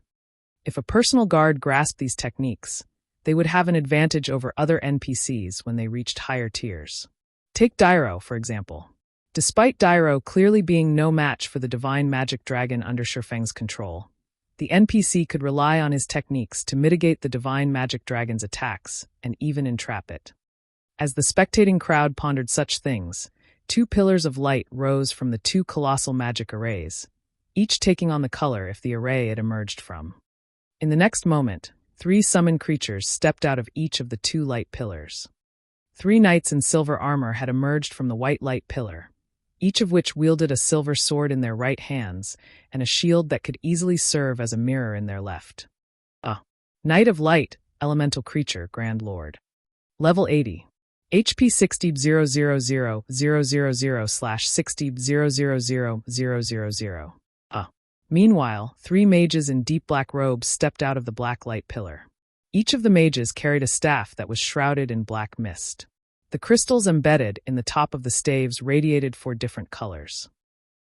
Envoy of Darkness, Elemental Creature, Grand Lord. Level 80. HP 45,000/45,000,000. Tier 3 Spell, Light Summoning. Tier 3 Spell, Darkness Summoning. If players use the Grandmaster Ranked Growth Potion, they'd only rise by a single tier, but if an NPC used the potion, that'd be a different story. After Anna rose to Tier 3, she had learned all of the Tier 3 spells she would know after truly being promoted to Tier 3. Hence, right now, she was a bona fide Tier 3 existence. The growth potion's only flaw was its short duration of 15 minutes. Once the potion's duration ended, Anna would revert to her original state. Hence, players had only used these potions in crucial moments in the past. They could not be treated like trump cards in guild wars or siege battles. What a powerful personal guard. The instant the 6 level 80 Grand Lords appeared beside Anna, silence fell over the spectating crowd. Nobody had thought that Anna was actually strong enough to summon 6 Grand Lords of the same level. With this, she was basically invincible among Tier 3 existences. Before the spectating crowd could recover from their shock, Anna controlled the Knights of Light and Envoys of Darkness to charge out of the defensive magic array and attack Dairo and the 2 mythic evil beasts. In the next moment, the Knights of Light vanished, reappearing instantly around their mythic-ranked targets. Once the knights surrounded their opponents in a triangular formation, they raised their shields before them. Suddenly, a magic array of light manifested beneath each of the knights, linking with each other to form a prism of light that trapped Dairo and the mythic evil beasts. Immediately, Dairo and the evil beasts' basic attributes fell once more. Now, the 3 mythic existences only retained 60% of their original attributes. Moreover, they couldn't break free of the magic barrier unless they killed the Knights of Light. By the time the Knights of Light had finished, the Envoys of Darkness had also completed their spell's chants. Pitch black mist began to rise from the ground within the barrier, binding Dairo and the evil earth dragons. Although the mist did not reduce the 3 mythic existences' basic attributes in the least, it did reduce their reaction speed and movement speed by 50%. By the time the Knights of Light and Envoys of Darkness had further suppressed Dairo and the mythic evil beasts, Anna had finished chanting the final verse of her incantation. Tier 4 Spell, Yin Yang Cycle. Under her command, a dual-colored magic array appeared in the sky, and 36 gigantic swords emerged, 18 of which were a silvery white, while the other 18 were an abyss black. These 36 swords then descended on Dairo and the 2 evil earth dragons. Despite seeing the approaching swords, the 2 mythic evil beasts showed no intention of dodging the weapons. Instead, they swiped their claws at the incoming attacks. However, the moment one of evil beast's claws met one of the silver swords, the impact flung its claw backward, bending its arm at an awkward angle. When the other evil beast touched a black sword, the sword passed through its claw and struck the evil earth dragon, dealing over -1 million damage. As the 36 swords fell, one after another, the 2 mythic evil beasts screamed in pain and their HPs plummeted. Although the 2 evil beasts wanted to escape, the falling swords pinned them in place. Naturally, Dairo didn't dare to block any of these swords. Rather, he used spells to help him evade the attacks. He didn't have any spare energy to strike at the Knights of Light, much less attack Zero Wing's defensive magic array. Even after another 10 seconds of this bombardment, Dairo and the 2 evil earth dragons still couldn't free themselves from Anna's assault. Not only had they failed to land a single hit on Zero Wing's defensive magic array, but the two evil Earth Dragons' HP also continued to decrease. Are my eyes playing tricks on me? Is that woman really a Tier 3 personal guard? Everyone watched Dairo and the mythic evil beast struggle with shocked expressions. Although Shifeng's domain scroll had suppressed Dairo and the evil beasts, significantly reducing their combat powers, a mere Tier 3 NPC shouldn't have any hope against them by herself, yet Shifeng's personal guard successfully faced them alone. Aside from the word strong, the spectating crowd truly had no other way to describe Anna. Despite Anna standing alone, her skills made her look like a team of NPCs. So, this is the strength of an epic personal guard? Shifeng was just as shocked to see Anna overwhelm Dairo and the two evil beasts. He had never thought that Anna could really go up against Tier 4 existences at Tier 3. With Anna's constant intervention, even after over a minute, Dairo couldn't attack the Knights of Light. In fact, the Tier 4 NPC's HP had even begun to decrease as he failed to keep up with Anna and the Envoys of Darkness's attacks. As he watched, Beast Emperor's eyes became bloodshot. However, he still wasn't particularly worried about this situation. With how powerful the potion Anna had consumed was, the potion's effects should not last very long. Once the potion's effects ended, Anna would have no power over Dairo. 1 minute, 3 minutes, 5 minutes. However, contrary to everyone's expectations, Anna remained powerful throughout the entire battle. She showed no signs of weakening in the least.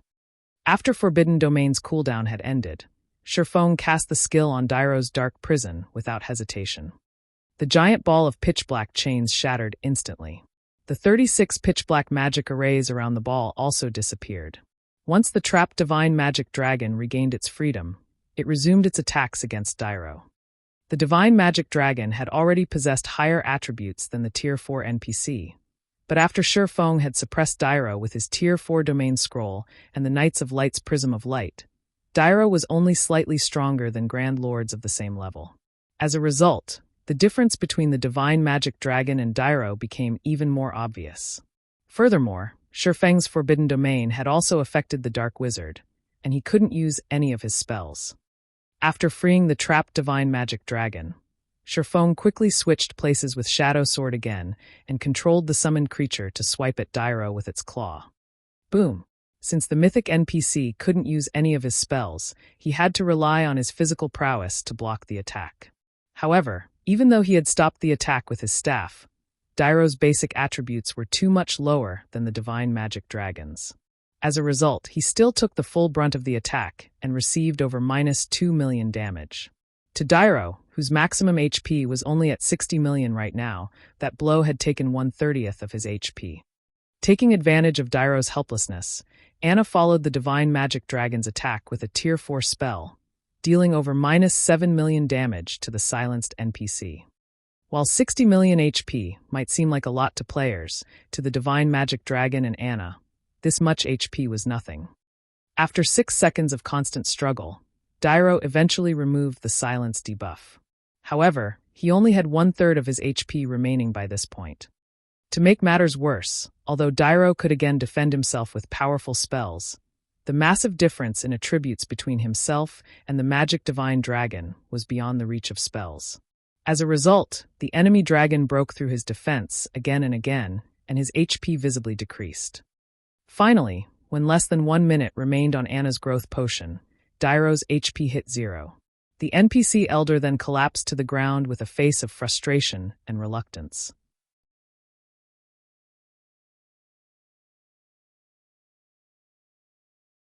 Chapter 1717, Shocking Numerous Countries. Chapter 1717, Shocking Numerous Countries. As Dairo died, the dark gray evil energy consuming the sky above the primordial divine ruin faded. The land once again bathed in the sun's glaring rays. Many of Zero Wing's army abruptly leveled up as the Tier 4 NPC awarded more abundant EXP than any ordinary mythic monster. Unlike mythic monsters, the NPC dropped only 2 items when he had died. After these 2 items appeared, the evil energy surrounding the old man's body quickly dissipated, and shortly after, his body transformed into ash that scattered with the wind. He died. A Tier 4 NPC was killed, just like that. Everyone at the primordial divine ruin watched Dairo's disintegrating corpse in utter disbelief. After playing God's Domain for so long, everyone was terrifyingly familiar with the strength of Tier 4 NPCs. They were powerhouses that could guard and rule over major NPC cities. They were definitely invincible to current players. Yet, players had just slain one such NPC. This situation had overturned everything they thought they had known about God's Domain. How is this possible? That's a Tier 4 Dark Wizard we're talking about. Beast Emperor's countenance twisted as he stared at Dairo's corpse through the gigantic crystal ball in the Evil God's Branch Temple. He had spent nearly all of his Evil God's Temple contribution points to get Dairo to participate in the battle. Aside from getting rid of Zero Wing, he also wanted to give the various superpowers a warning. He wanted everyone to know that the Orc Empire was his territory, yet both his main and side objectives had failed. Back on the battlefield, the players from the various major powers and adventurer teams weren't the only ones shocked by Dairo's death. Even Zero Wing's members stared at the NPC's corpse with dumbfounded expressions. Did we succeed? Aqua Rose muttered, finding what had just happened a little hard to believe. Relax. He's dead. Although Tier 4 NPCs are powerful, they're not invincible. Everyone, continue killing the evil demons and evil beasts. The battle is not over yet, Shifeng said, chuckling. Shadow Sword, come take back control over the dragon. While Tier 4 NPCs were very powerful, they were not insurmountable.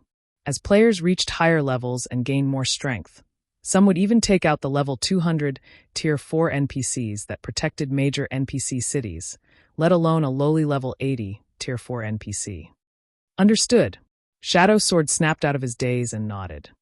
Once Shadow Sword took control back, Shifeng activated Gale Domain, transforming into a blur as he dashed towards Dairo's ashes. NPCs like Dairo rarely dropped loot, which was why players weren't usually interested in killing God's Domain's NPCs. Not only were NPCs built to counter players, but they also didn't drop much loot even after they died. Normally, players wouldn't bother with such a thankless task unless they had no other choice. As for the Tier 4 NPCs that protected cities, they almost never dropped loot. And due to the city's magic arrays, these NPCs would command even more combat power. To make matters worse, if players killed a city's protector, the city's kingdom or empire would post a bounty on their head. If players had a working brain, they wouldn't provoke an NPC city's Tier 4 NPCs without a very good reason. However, in the rare event such NPCs dropped loot, the items would definitely be top tier. Although Shifeng didn't need to worry about anyone stealing Dairo's loot due to the evil beasts and demons on the battlefield, he thought it would be best to be safe, rather than sorry.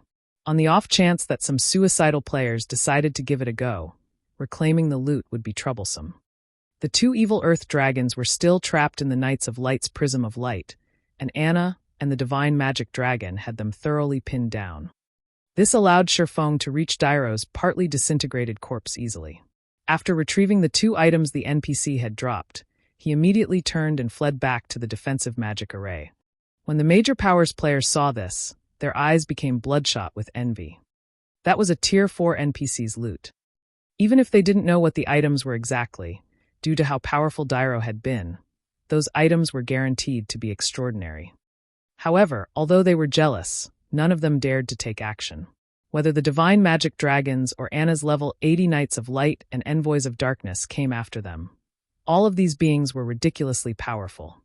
Even if they charged onto the battlefield to steal the loot, they would simply add to these monsters' kill counts. Meanwhile, as the various superpowers' upper echelons watched the two Divine Magic Dragons battle, jealousy gripped their hearts.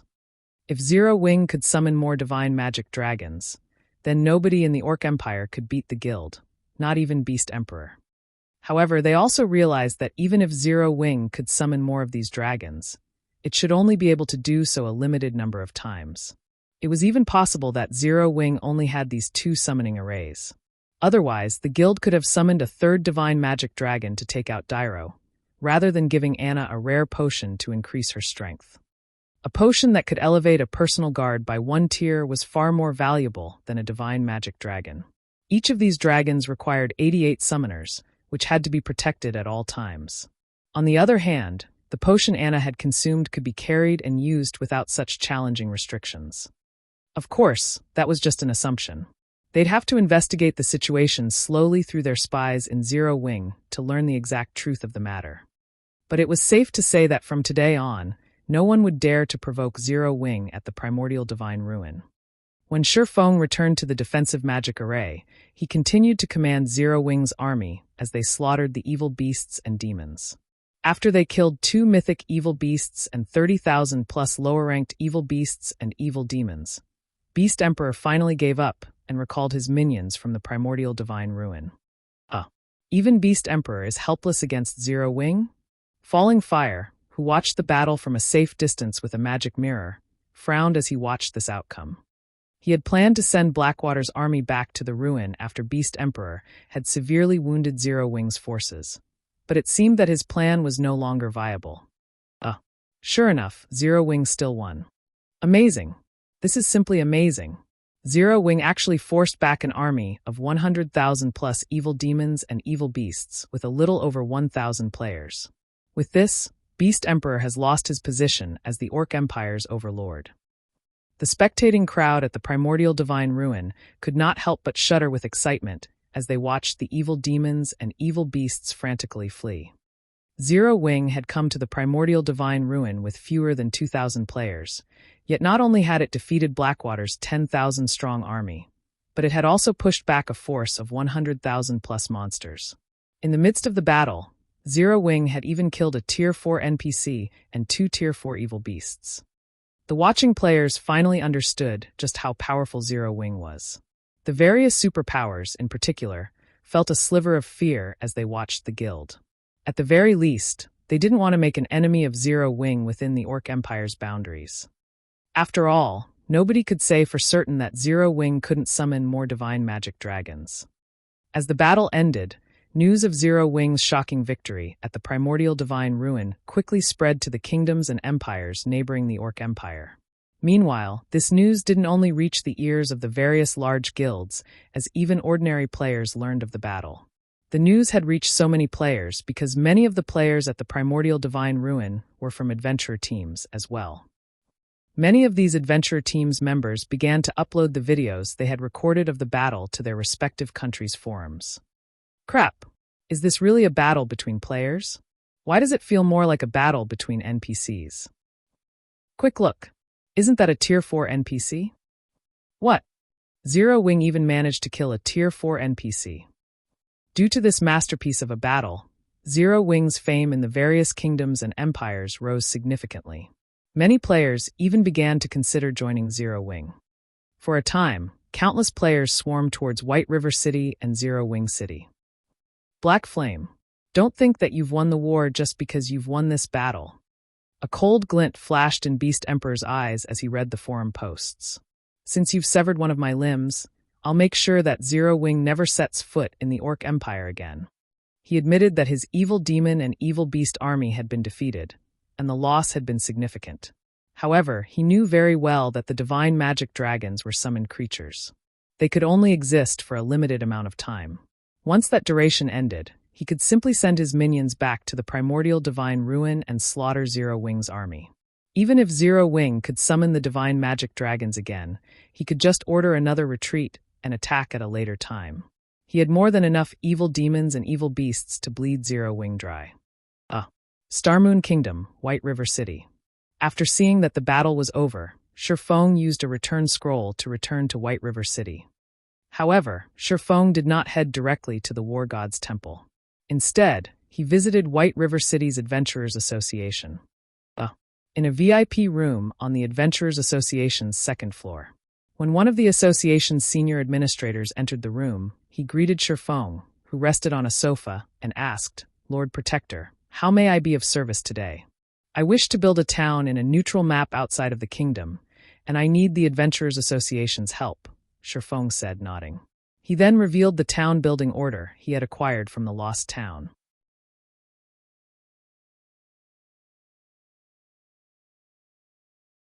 Chapter 1718.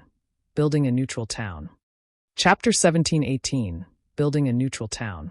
Inside the luxurious VIP room, The NPC senior adopted a more respectful attitude towards Shifeng upon watching the swordsman pull a tattered piece of parchment from his bag and place it on the table. Following which, the NPC inspected the parchment carefully. Although the town building order was nowhere near as valuable as a Star Moon Kingdom city building order on its own, it could rival, even surpass, the value of the kingdom's city building order, depending on how it was used. This was because the town building order didn't have location restrictions. One could even construct a town in a neutral map if they wished to. Neutral maps were not under any kingdom or empire's jurisdiction, so building a town in one of these maps was akin to securing rule over the map. On the other hand, while the Star Moon Kingdom city building order was indeed very valuable, the city built had to be constructed within Star Moon Kingdom's borders. In other words, the city would still be under the kingdom's jurisdiction and would be largely influenced by the kingdom. The simplest example of such influence was the monthly management fee towns and cities had to pay the kingdom. For a basic city like Zero Wing City, players had to pay a monthly management fee of 30,000 gold. If the city were promoted to an intermediate or advanced city, the fee would increase by several times. However, if a town or city were constructed in a neutral map, players wouldn't be required to hand over an exorbitant management fee to any kingdom or empire. Instead, players only had to pay a small management fee to the system. Of course, such a benefit had a huge drawback: the lack of safety. Towns and cities within a kingdom or empire were under that kingdom or empire's protection. Monster attacks were the greatest threat these towns and cities would have to face. However, monsters weren't the only threat in a neutral map. Raids from other races would be commonplace as well. If a guild weren't strong enough, building a town in a neutral map would simply be a waste of manpower and resources. In fact, guilds had often overestimated their strength during Shifeng's previous life, constructing towns in neutral maps, which were subsequently destroyed. However, this drawback included another benefit, which was the greatest benefit of building a town in a neutral map.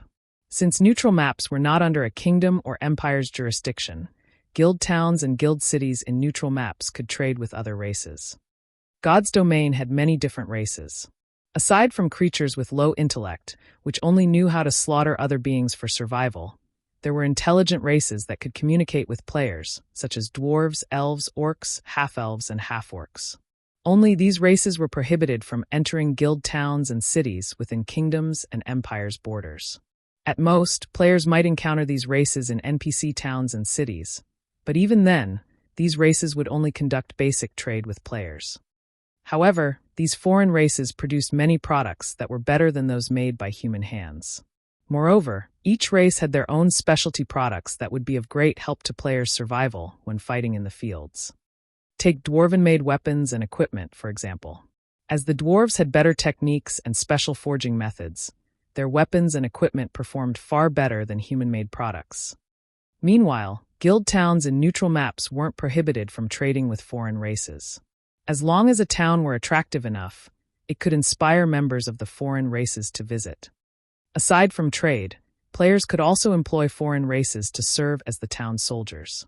Unlike human warriors, these races' warriors generally specialized in a particular aspect. Hence, guilds that had towns in neutral maps in the past had hired foreign races' warriors to protect their towns.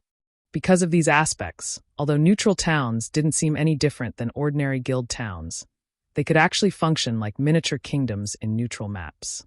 Although the neutral town couldn't compare to kingdoms and empires in every aspect, it had the qualities to become one. Lord Protector, I have ascertained that there are no problems with your town building order. May I know where you wish to build your town? The NPC administrator respectfully asked as he stored the town building order. He then took out a crystal ball and placed it on the table. In the next moment, a map of God's domain appeared in the crystal ball. Here, Shifeng said as he pointed at the Orc Empire's primordial divine ruin. Constructing a town in a neutral map wasn't like building one in a kingdom or empire. Kingdoms and empires would never intervene in matters outside of their borders.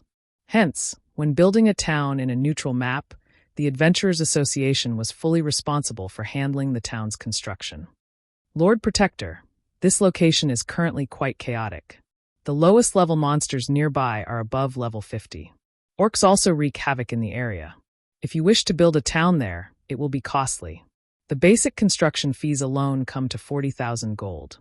If you wish to employ guards, each level 100, Tier 1 adventurer will cost 3 gold per day, 10 gold per day for a Tier 2 adventurer, and 100 gold per day for a Tier 3 adventurer. You will also only be allowed to employ them for a maximum of 3 days. Do you wish to hire any guards? I'll hire 1,000 Tier 1 adventurers, 500 Tier 2 adventurers, and 20 Tier 3 adventurers for 3 days. This wasn't the first time Shifeng had built a neutral town, so the cost didn't particularly surprise him. While neutral maps were extremely dangerous, the profit one could obtain from them was immense. Hence, towns in neutral maps were only given 3-day protection periods. Not only were these NPC guards expensive, but their levels wouldn't scale along with players, remaining only slightly higher than the local monsters.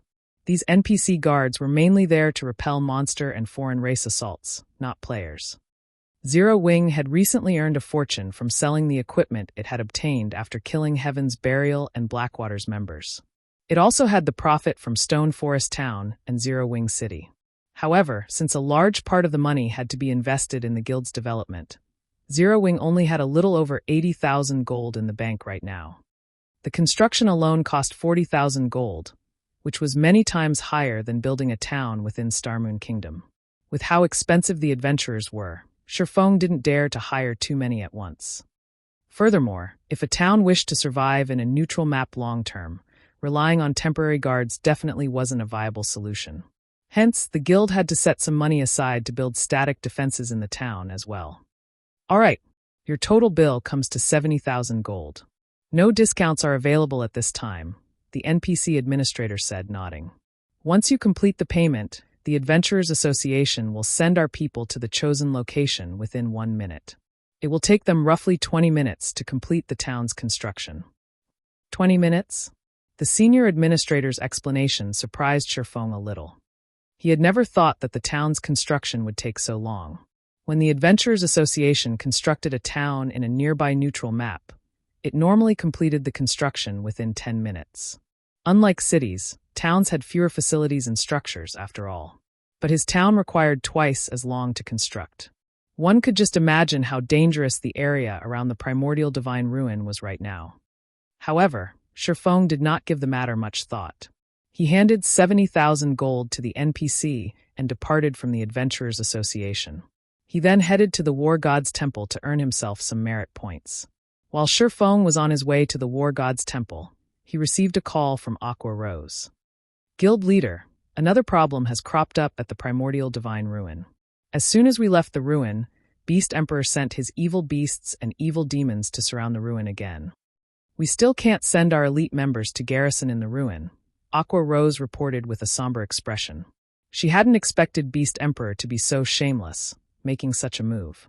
One of Beast Emperor's subordinates has also contacted us, informing us that he won't stop harassing us at the primordial divine ruin unless we release flame blood. Although Beast Emperor's actions were shameless, Zero Wing couldn't do anything about it. Zero Wing only had 2 magic arrays that could summon divine magic dragons, and both had been used during the previous battle. Now that Zero Wing had nothing to counter the evil beast and demon armies, sending in a player army would be suicidal. He's prepared to fight to the bitter end? Shifeng could not help but chuckle.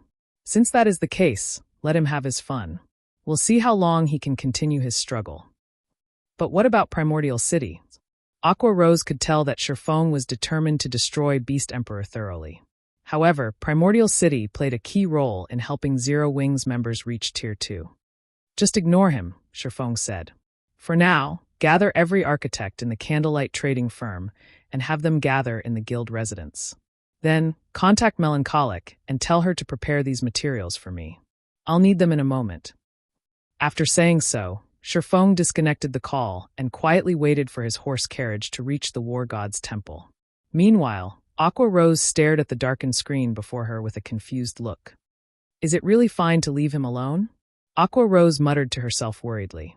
However, the expression Shifeng has worn during their conversation indicated that he had a well-thought-out plan in mind. Immediately, she shook her worries out of her mind and sent Beast Emperor's subordinate a reply.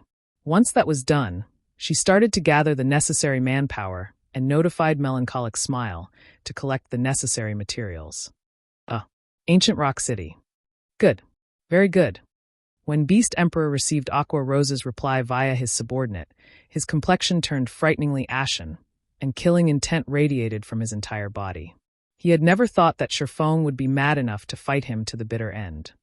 Just as Beast Emperor was about to declare a war of annihilation on Zero Wing, the sound of a system notification reached his ears. System announcement. Congratulations to Zero Wing for being the first guild to construct a town in a neutral map, rewarding 30,000 guild popularity and 10,000 popularity to the new town.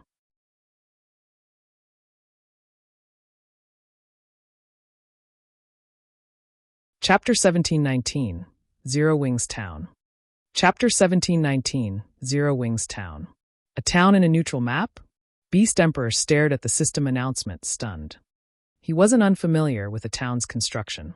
After all, many guilds had constructed towns within the various kingdoms and empires before. However, the building a town in a neutral map held an entirely different meaning. Neutral maps lacked teleportation points.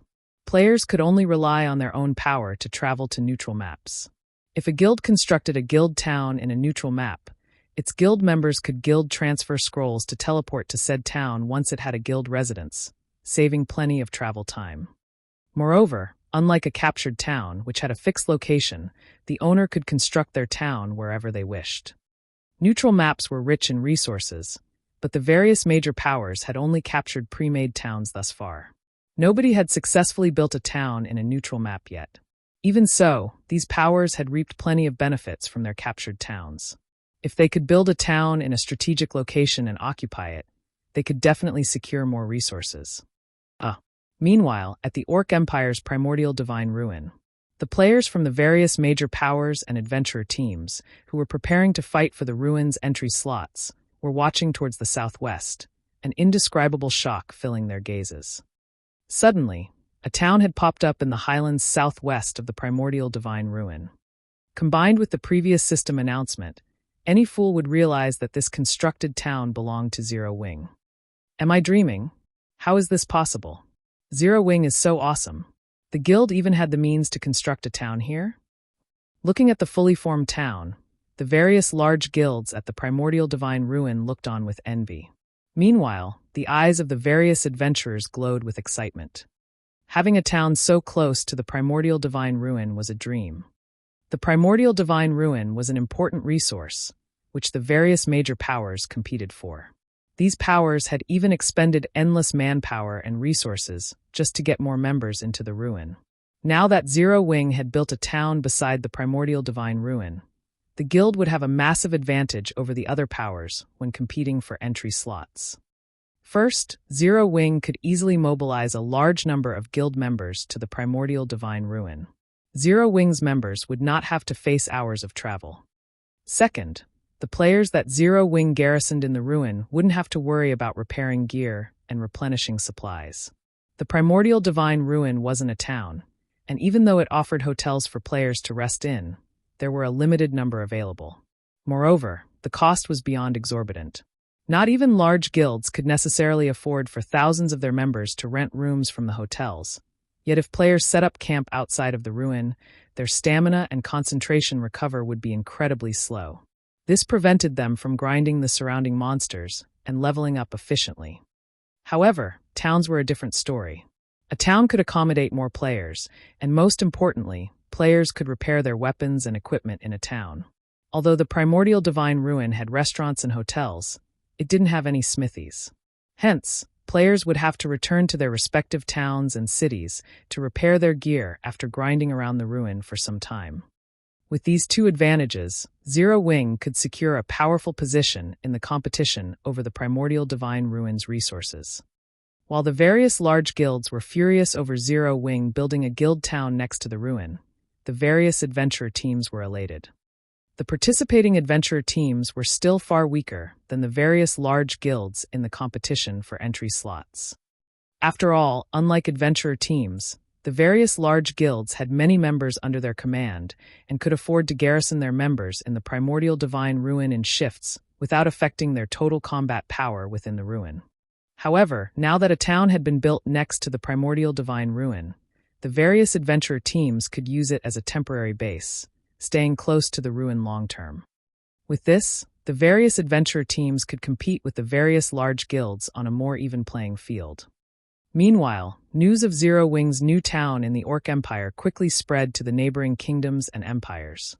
For a time, the various large guilds and independent experts were all talking about Zero Wing. Zero Wing's rise is certain now. Not only does the guild have the advanced combat rooms and a guild city, but it also has built a town right beside the Orc Empire's primordial divine ruin. That's right. I heard that many independent experts have chosen to join Zero Wing to better develop themselves. Apparently, not only has the guild reserved specific advanced combat rooms for its members, but Zero Wing members can also learn the guild's combat techniques for a much lower price than non-guild players. I knew I should have joined Zero Wing earlier. Many independent experts from the various kingdoms and empires neighboring the Orc Empire were tempted to join Zero Wing after learning about the guild's latest achievement. They hadn't known much about Zero Wing previously, and those that had known hadn't had a particularly optimistic view of the guild. However, that had all changed after the guild's overwhelming victory against Blackwater and Beast Emperor. Now that Zero Wing had constructed a guild town beside the primordial divine ruin, even a fool could tell that the guild had a very high chance of becoming a super first-rate guild in the future. Many expert players targeted super first-rate guilds. If one could become an internal member of such an organization, they'd be able to live a life free of worry in the real world. However, super first-rate guilds had plenty of expert players, and only a limited number of people could become internal members. Hence, the competition within super first-rate guilds was intense. However, if players joined a guild that had the potential to become a super first-rate guild, even if they were only ordinary experts, they still had a high chance of becoming an internal member. Thinking about the potential benefits, many of the various kingdoms and empires' experts hurried toward Starmoon Kingdom. For a time, more players gathered before Zero Wing's residence in White River City and Zero Wing City, allowing the guild to recruit another large batch of elite and expert players. Meanwhile, when Aqua Rose, who was gathering the architects Sherfong had requested, found out about Zero Wing's new town, realization dawned on her. She was also instantly overjoyed. Now that Zero Wing had a guild town beside the primordial divine ruin, the guild would have a much easier time collecting combat techniques and entering Primordial City. Most importantly, the town would bring in a massive amount of income for Zero Wing.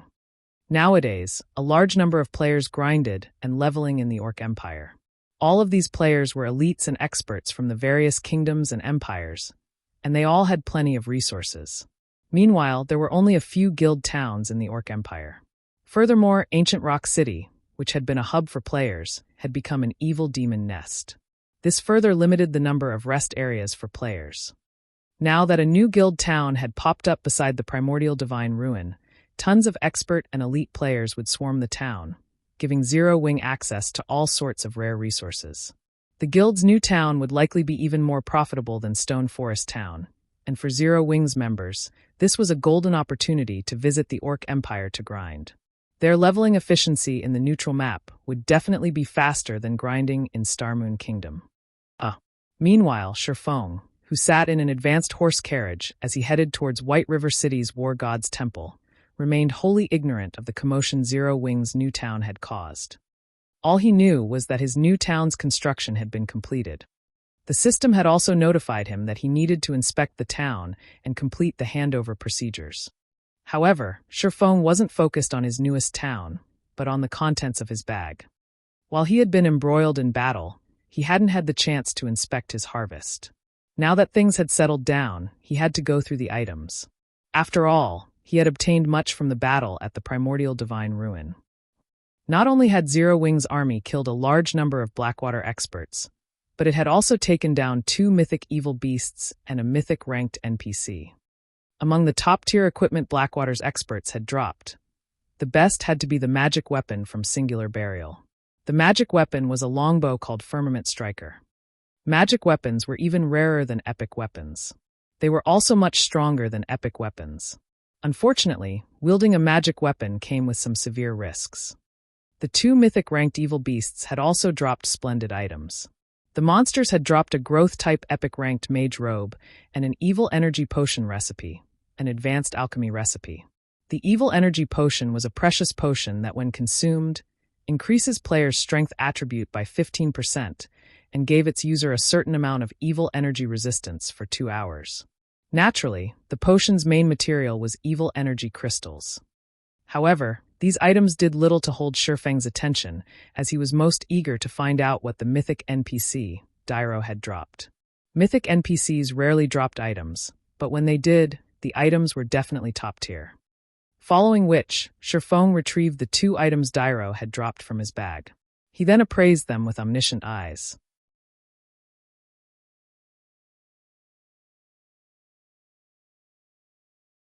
Chapter 1720. Evil God's Inheritance. Chapter 1720. Evil God's Inheritance. When Shifeng started appraising the 2 items Dyro dropped, the mana density inside the closed carriage rapidly increased. Like 2 hungry beasts that had just woken up, the 2 items absorbed the ambient mana around them ravenously. This situation surprised Shifeng somewhat. He had never thought that the 2 items Dyro dropped would be so amazing. Right now, the mana density in the carriage was slightly above even that of Stone Forest Town. The mana absorption process eventually stopped after about 10 seconds. The situation inside the carriage then quickly reverted to its original state.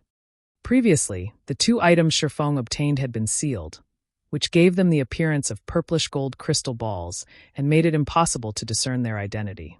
In fact, the only information Shifeng got when he tried inspecting the items was their name, sealed crystal ball, and nothing else.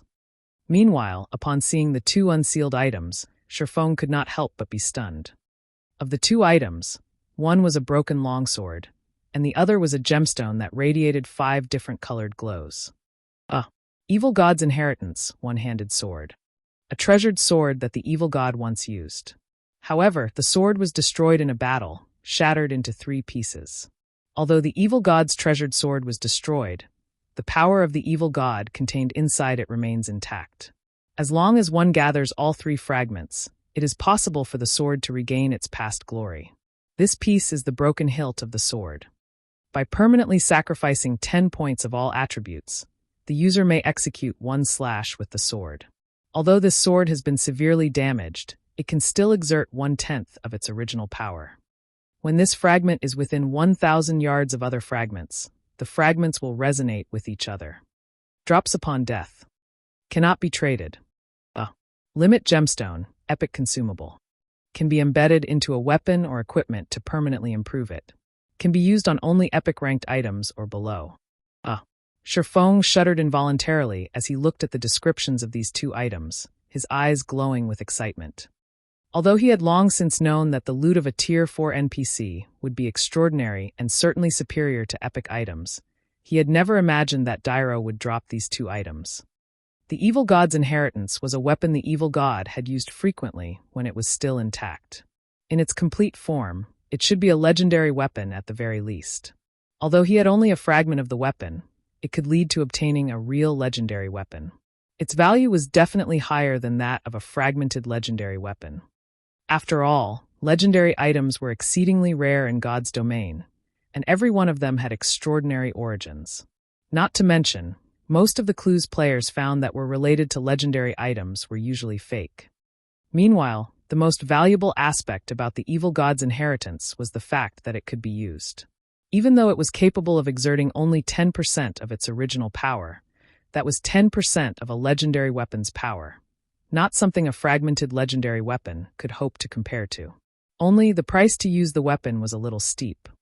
Let alone other players. Even Shifeng would feel a sting if he had to pay 10 points in all attributes just to swing the weapon once.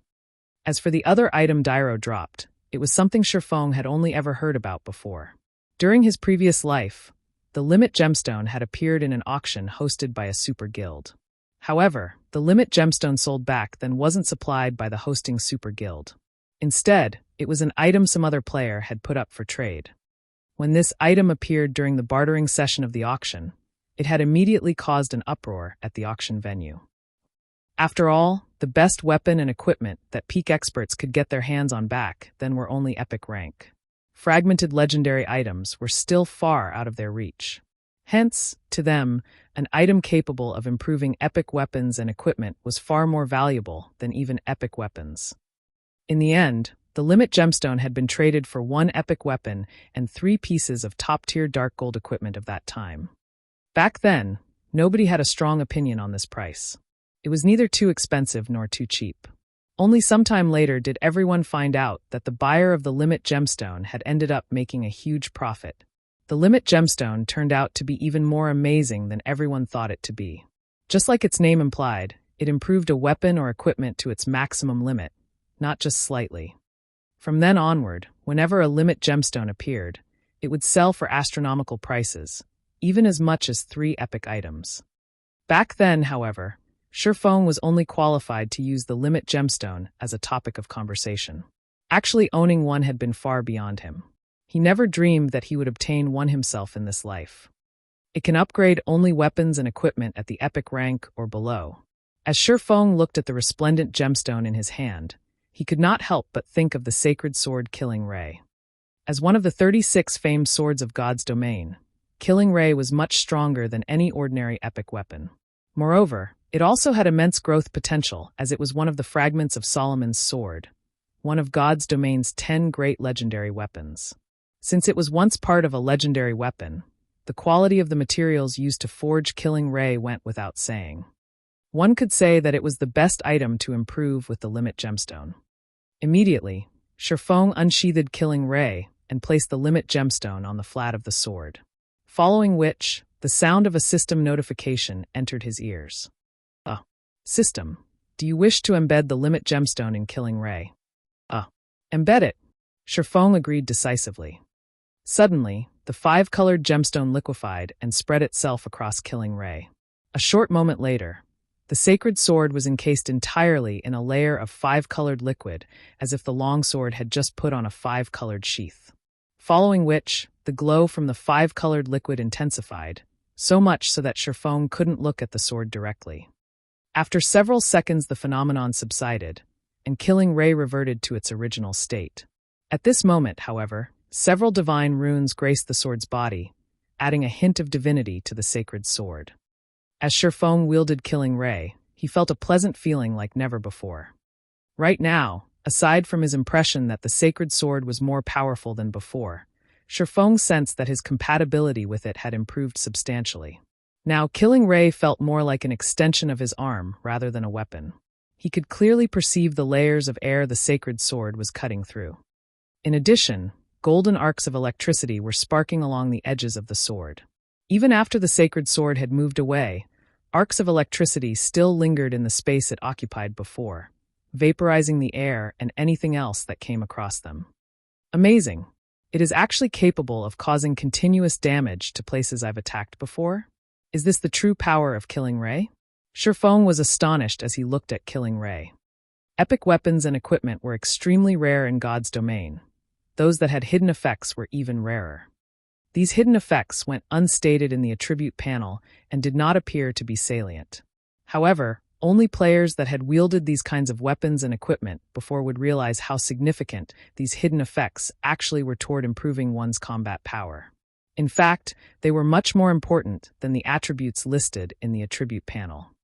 Take Fire Dance's 1,000 transformations, for example. The hidden effect the fragmented legendary weapon possessed was simply heaven-defying. No matter what kind of attacks Fire Dance faced, she could easily block it by executing a random swing with her short sword. It was as if the entire space around her was within the attack trajectory of her weapon. It was simply impossible to predict her trajectory with 1,000 transformations.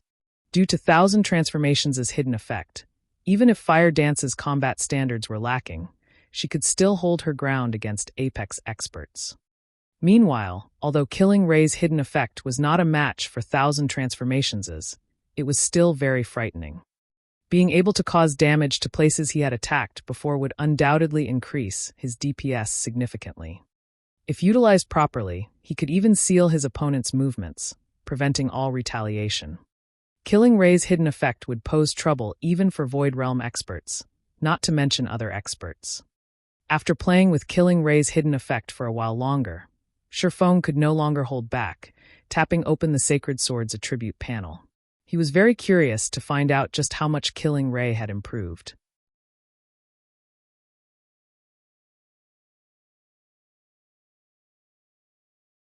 Chapter 1721, Upgraded Sacred Sword. After Shifeng opened Killing Ray's attribute panel and read it, he could not help but gasp. Killing Ray. Level 30, level 120. Equipment requirement. Strength 1200, agility 1000. Attributes adjust according to user's level. Attack power plus 2440, level 65. Strength plus 173, agility plus 165, endurance plus 162. Attack speed plus 25. Ignore 30% of the target's defense. When equipped, strength increased by 20%, agility increased by 15%, and attack speed increased by 10%. Ignore levels plus 20. All sword skills plus 3 levels. All item level requirements reduced by 5 levels. Attacks have a 40% chance to trigger the lightning effect, increasing initial attack speed to 50% of the maximum and damage by 260%. Additional skill 1-. Summon Lightning. Summons lightning to deal 600% lightning damage to enemies within a range of 20 yards and inflict the numb effect for 5 seconds. Afterward, attack range increased by 20 yards for 30 seconds. Cooldown 5 minutes. Additional skill 2-. Thunder God's Descent. Become immune to all control skills. Movement speed and attack speed increased by 150%. Damage increased by 50%, and all damage received decreased by 60% for 30 seconds. Cooldown 1 hour. Additional skill 3-. Lightning Slash. Imbue the power of lightning on the body of the sword, increasing strength by 330% and attack speed by 100% to execute a frontal attack that covers an area of 3 by 80 yards. Cooldown 15 minutes. A sacred sword created by the godsmith Arnold using a piece of mysterious sword fragment. Killing Ray is one of the 36 famed swords of God's domain, ranking 20th. It was once a sword used by the Thunder Emperor Kaiser. Allows the wielder to have the speed of lightning. When fighting against dark creatures, damage increased by 100%. Can be evolved. Cannot be destroyed. For a moment, Shifeng even suspected that his eyes were playing tricks on him. Not only had Killing Ray's equipment requirement increased by a significant margin, but even its attack power had risen drastically. At level 65, its attack power already exceeded 2,400, close to rivaling the attack power of an epic two-handed weapon of the same level. Originally, Killing Ray was already a top-tier epic weapon. After being upgraded by the Limit Gemstone, its basic attributes had improved by 20%. Even the other effects were 5% better. The weapon's skills had also been strengthened to a certain degree, and there was even the addition of a new skill, Lightning Slash. Although Lightning Slash did not deal a lot of damage, the increase in strength it provided was crucial to expert players because higher strength allowed players to suppress their opponent and create gaps to land a fatal blow. With my current attack power, I can most likely break through even a Tier 2 MT's defense. Shifeng was startled as he looked at his own statistics. In God's domain, even if players landed a direct hit on another player's body, their target's defense would weaken their attacks, preventing 100% damage dealing. To deal 100% damage with an attack, a player would have to overcome their opponent's defense limit, which was determined by a player's defense value and armor type. Even at the same defense value, different armor types would grant different defense limits. For example, at the same defense value, the defense limit of plate armor would greatly exceed that of cloth armor. However, once a player's strength and attack power reached a certain measure, they could break through even an MT's defense limit and deal 100% damage with their attacks. After achieving such a measure of strength and attack power, what kind of armor one's opponent wore would no longer matter. Just as Shifeng was getting a feel for Killing Ray's newfound power, the advanced horse carriage he was riding finally arrived at the entrance of the War God's Temple. Currently, the War God's Temple was as lively as ever. The number of players visiting the temple was not the slightest bit lower than that of the city's auction house and of the Adventurers Association. However, in Shifeng's opinion, the traffic at the War God's Temple was still relatively low. The War God's Temple was the protector of the entire continent of God's domain. As players reached higher levels, they would come across the dark forces, such as demons, evil demons, and abyssal creatures, more frequently. Moreover, after players got promoted to Tier 2, so long as their War God's Temple reputation points reached 300, they could receive special quests to deal with these dark forces. These quests generally awarded plenty of merit points, in addition to some special resources. Meanwhile, after players accumulated 500 reputation points with the temple, they could start accepting large-scale crusade quests, which required players to target the gathering points for the dark forces. In the past, this was the type of quest that the various large guilds enjoyed accepting the most because at least half of the town-building orders they obtained originated from these crusade quests. If a large guild wished to have a better time developing in neutral maps, they would shift their focus to the War God's Temple. Currently, most of the players visiting the War God's Temple were independent players. Only a small minority were guild players. In the future, however, the situation would be reversed with a large majority of the players visiting the War God's Temple being members of large guilds. As soon as Shifeng arrived at the main entrance of the War God's Temple, he attracted the attention of the nearby players. Crap! That's a 6-winged bronze ranked guild emblem. That person must be a member of Zero Wing's main force. It would be great if I could get acquainted with such a big shot. That way, I'll have an easier time joining Zero Wing. Keep on dreaming. How could people like us possibly come into contact with a big shot from Zero Wing? He belongs to an entirely different world. Not to mention, everyone trying to join Zero Wing has to go through the same entrance test. I heard that even players personally introduced by Zero Wing's guild leader, Black Flame, have to pass the test to join the guild. The eyes of the players standing outside the War God's Temple's main entrance were filled with awe and envy as they looked at the guild emblem pinned on Shifeng's black cloak. From the recent battle at the Primordial Divine Ruin, both the various large guilds and independent players could already tell that the odds of Zero Wing becoming a super first-rate guild in the future were excellent. Super first-rate guilds were powers that stood at the apex of God's domain. Even a first-rate guild backed by multiple major corporations would have to treat super first-rate guilds with great respect lest it provoke them. Meanwhile, who wouldn't want to join a guild with such great potential? In the virtual gaming world's past 100 years of history, players that belonged to first-rate guilds that eventually grew into super first-rate guilds had received great benefits. Particularly, expert players that originally belonged to the first-rate guild had been able to live the rest of their lives without worry. Those that had contributed greatly towards the guild's promotion into a super first-rate guild even lived an enviable and affluent life. Now that Zero Wing had displayed the potential to become a super first-rate guild, let alone Starmoon Kingdom's players, even players from other kingdoms and empires had come to Starmoon Kingdom to apply to Zero Wing. When Shifeng overheard the hushed conversations of the surrounding crowd, he simply chuckled as he continued into the War God's Temple. After entering the temple's lobby, he immediately went to the third-floor hall. Lord Protector, how may I be of service to you today? Senior Administrator Roland asked as he approached Shifeng.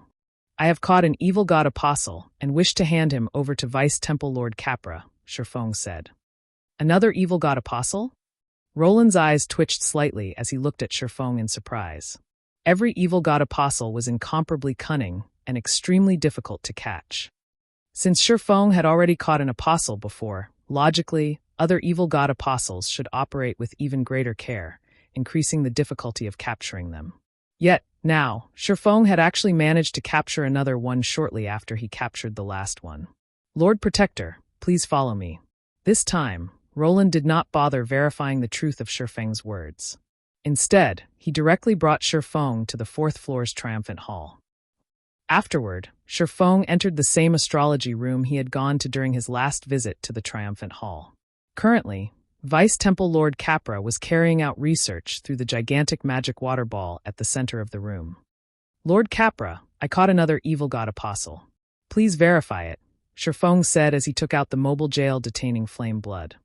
Young adventurer, you truly are the nemesis of the evil god apostles, Capra said, laughing as he paused his work. With a light wave of his hand, Shifeng's mobile jail then suddenly appeared in his palm.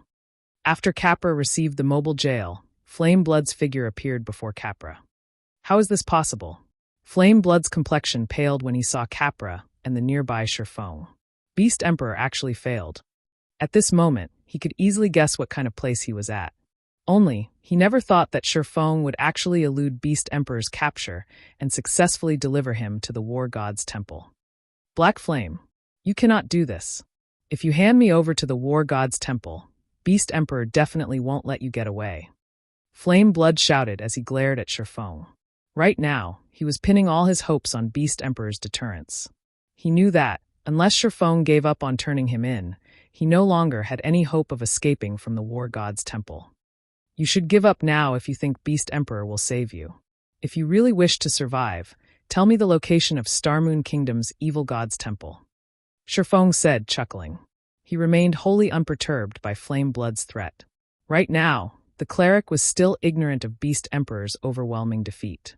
Remember, you have only 5 seconds to consider. After saying so, Shifeng began counting down from 5. Meanwhile, an incomparably ugly expression appeared on Flame Blood's face, his heart filled with misgivings.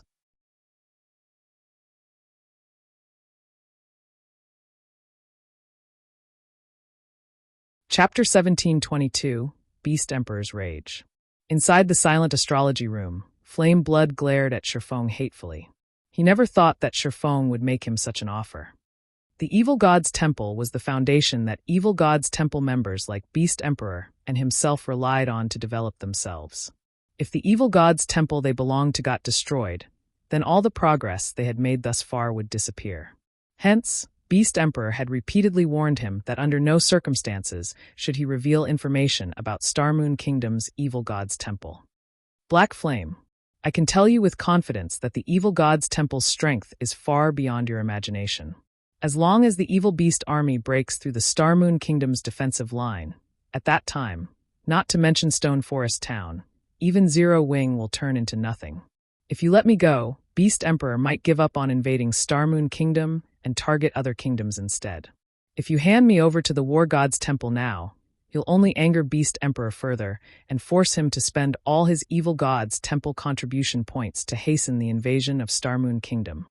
Do you really wish to see your entire guild crumble together with me? Only if you let me go will Beast Emperor give up on invading Starmoon Kingdom. Otherwise, it is only a matter of time before the entire Starmoon Kingdom falls. Flame Blood repeatedly implored Shifeng to release him with indescribable anxiety on his face. Although Vice Temple Lord Capra was not a Tier 4 NPC, he was still a level 180, Tier 3 Great Mage, many times stronger than a level 80, Tier 4 NPC. Meanwhile, the intense pressure he gave off was enough to evoke deep despair in Flame Blood. At this moment, Flame Blood could only rely on the invasion of the Evil God's Temple to threaten Shifeng. NPCs led the invasion. The quantity and quality of evil beasts and evil demons participating in it were also far beyond what any single Evil God's Temple player could control. Current players simply had no chance of stopping the invasion. At this time, there were only 2 viable methods to do so. The first was to have Beast Emperor put a halt to the invasion of Starmoon Kingdom. The second was to destroy Starmoon Kingdom's Evil God's Temple. The location of the Evil God's Temple was of utmost importance to Evil God's Temple members. Before Flame Blood was officially made into an Evil God Apostle, Beast Emperor had made him sign a contract preventing him from revealing any details about the temple. If he violated the terms of the contract, he would suffer a fate even worse than getting sent to the War God's Temple. Meanwhile, if he refused to reveal the location of Starmoon Kingdom's Evil God's Temple, then he had only one other method to stop Shifeng from turning him into the War God's Temple, and that was to have Beast Emperor stop the invasion of Starmoon Kingdom. As the guild leader of Zero Wing, Shifeng should know which decision was better for his guild. Flame Blood refused to believe that Shifeng would abandon the entire Zero Wing just to get rid of him. Are these your last words? Shifeng chuckled as he looked at the desperation on Flame Blood's face. You should think things through clearly. As long as you are killed by the War God's Temple, all the progress you've made in this account will be lost. You'll also be able to start a new account only 1 month later. At that time, who knows how much time and effort you'll have to put in to return to the front lines. You'll miss out on plenty of opportunities. Currently, the elite members of the various large guilds were close to reaching level 50. In another month, many elite players would most likely have completed their Tier 2 promotion already, not to mention expert players. If Flame Blood had to restart from scratch, he would also miss out on the various resources and opportunities that could be obtained from exploring new maps. Unless the guild Flame Blood belonged to was willing to invest plenty of resources into him, or the cleric had heaven-defying luck, he would have extreme difficulty getting the current advantages he possessed in the future. As Shifeng said so, Capper began chanting an incantation. Meanwhile, based on Shifeng's words, Flame Blood could tell that Shifeng was determined to turn him into the war god's temple. Crazy bastard. You really are insane. At this moment, Flame Blood could feel his mind breaking down. He even doubted Shifeng realized just how terrifying the evil god's temple's invasion was. He had never thought that Shifeng would actually go as far as to sacrifice Zero Wing just to take his life. Before Flame Blood could finish speaking, dozens of golden magic arrays appeared around him. A golden chain then shot out from each of the magic arrays. The chains pierced Flame Blood's body and bound his soul directly. Following which, Flame Blood's body began burning, his body transforming into a pile of ashes after just 2 seconds. The cleric's immortal soul was destroyed as well and completely disappeared from God's domain. Sure enough, he refused to speak. Shifeng could not help but sigh as he watched Flame Blood disappearing. He did not believe that Flame Blood refused to reveal the evil god's temple's location out of loyalty. There was an 80% chance that Beast Emperor had anticipated such a situation and made preparations. However, this outcome was within Shifeng's expectations. The evil god's temple was the foundation of evil god's temple members. Without the evil god's temple, Beast Emperor would lose the authority he had in Starmoon Kingdom. He naturally wouldn't let his minions reveal the location of the evil god's temple so easily. System, congratulations. You have captured an evil god apostle.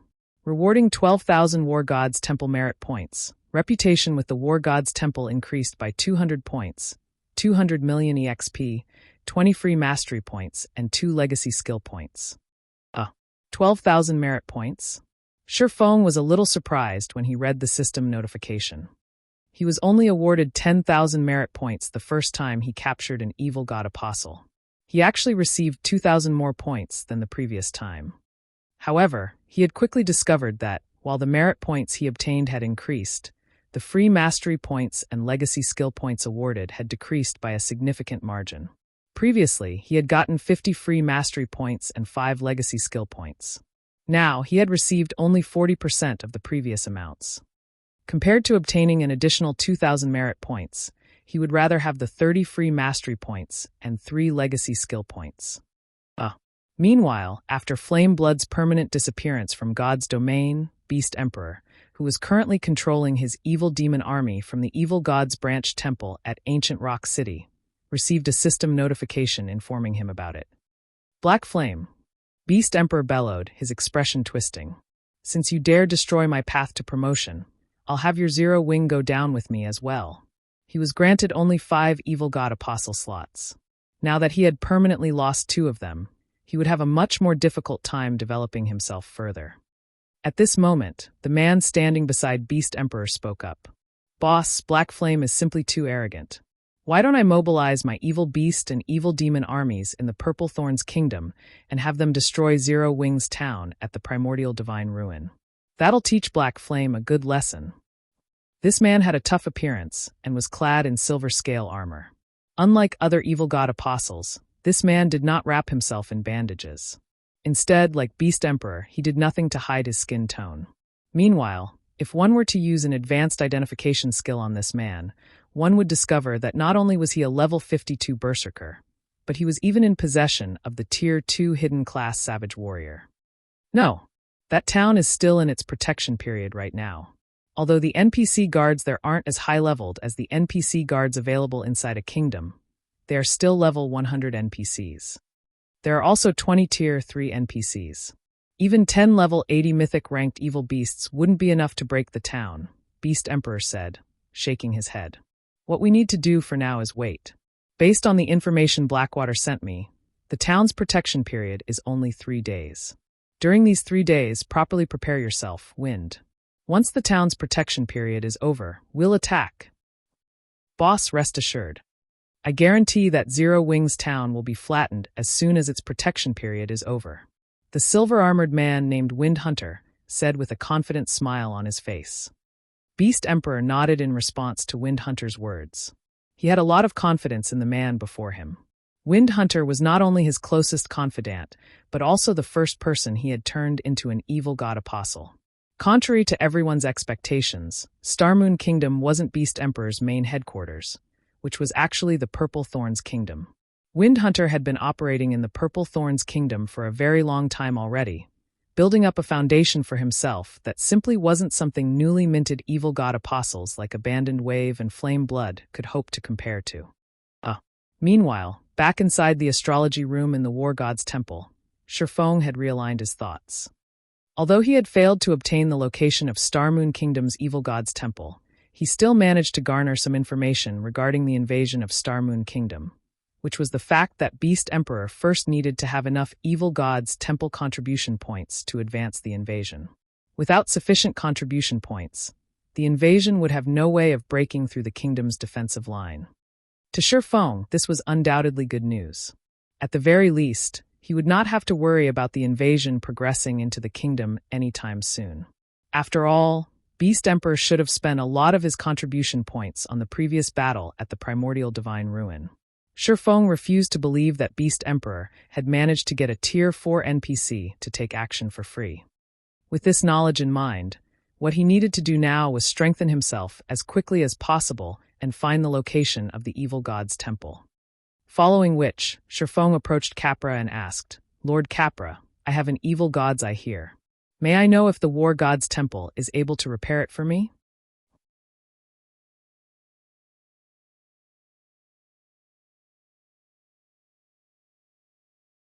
Chapter 1723.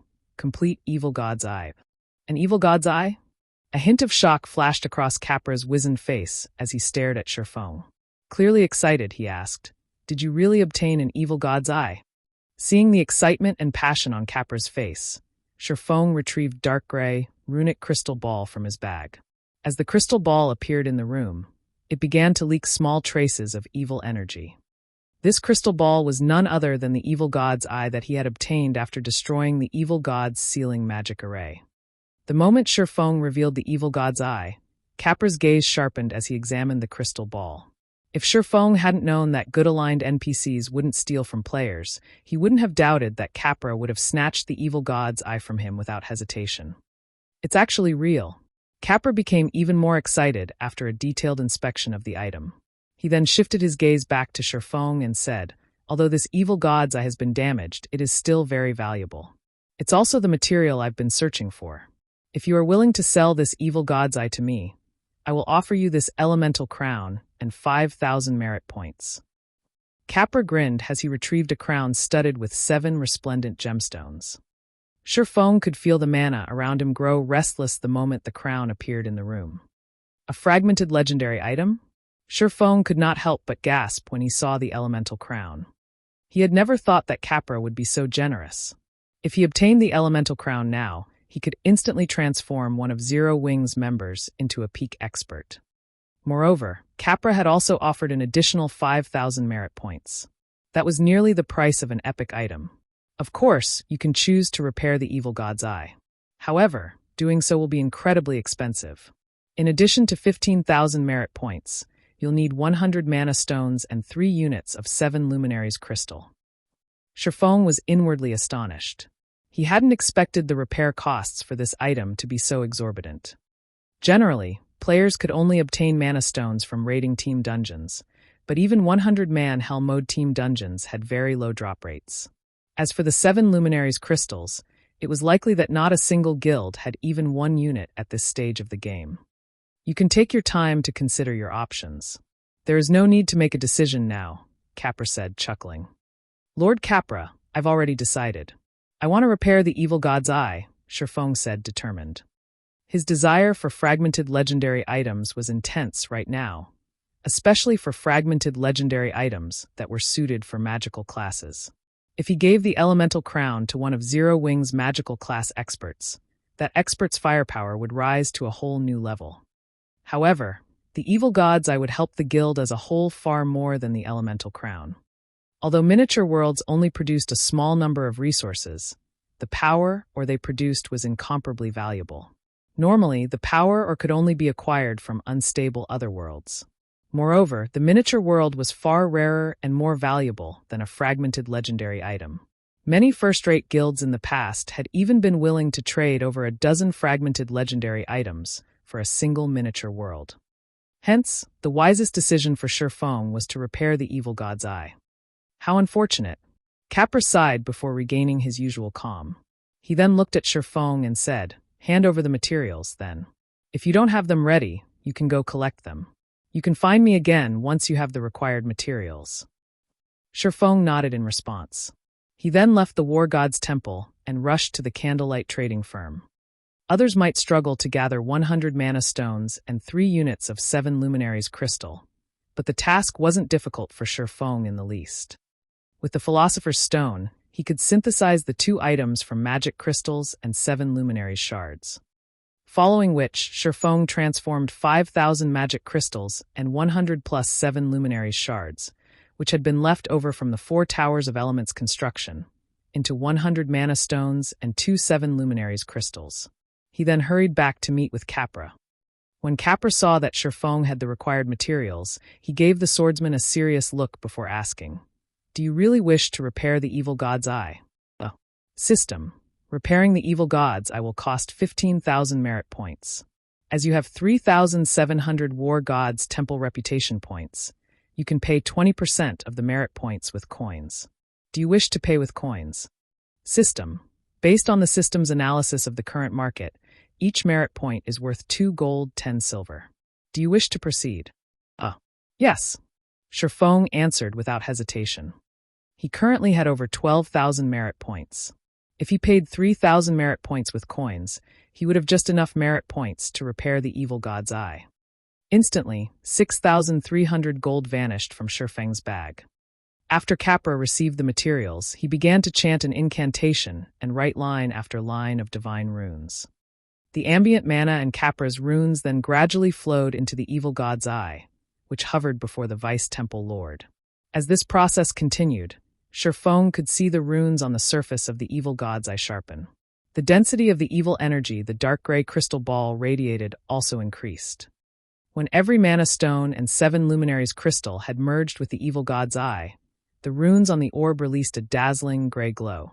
As he watched the dark gray crystal ball, Shifeng could feel a dangerously malicious intent radiating from it. At this point, the evil god's eye stopped leaking evil energy. Now, it merely looked like a crystal decorated with mysterious runes. All right, I've repaired the evil god's eye. Hopefully, you can utilize it properly. Make sure that you don't let those from the evil god's temple find out that you have it. Otherwise, they'll use everything in their power to destroy you, Capra warned as he reluctantly handed the evil god's eye back to Shifeng. When Shifeng received the evil god's eye, he felt an immense weight in his hands. Rather than an ordinary crystal, he felt as if he had just received a miniature mountain.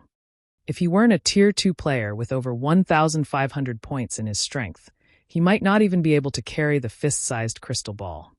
It's so heavy. So, this is the intact evil god's eye? As he held the evil god's eye, Shifeng inspected the item's attribute panel. Evil god's eye, fragmented legendary rank item. This item had been created by the evil god for the specific purpose of opening a path through the world's barrier.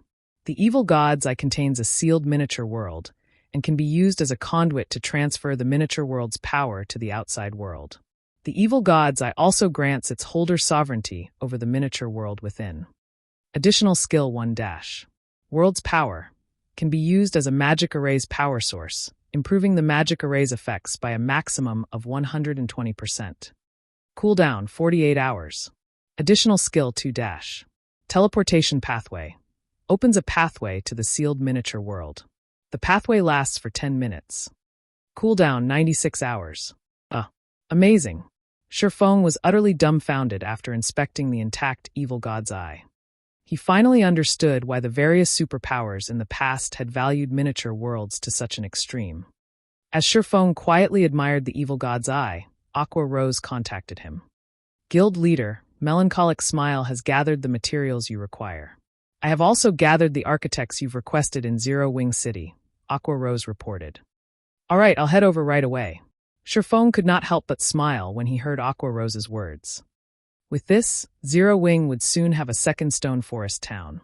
Only this time it was in a neutral map.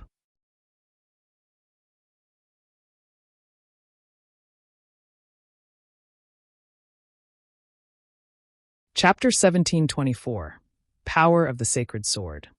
Chapter 1724, Power of the Sacred Sword. After Sherfong disconnected the call, he left the War God's temple and used a guild transfer scroll to teleport to Zero Wing City.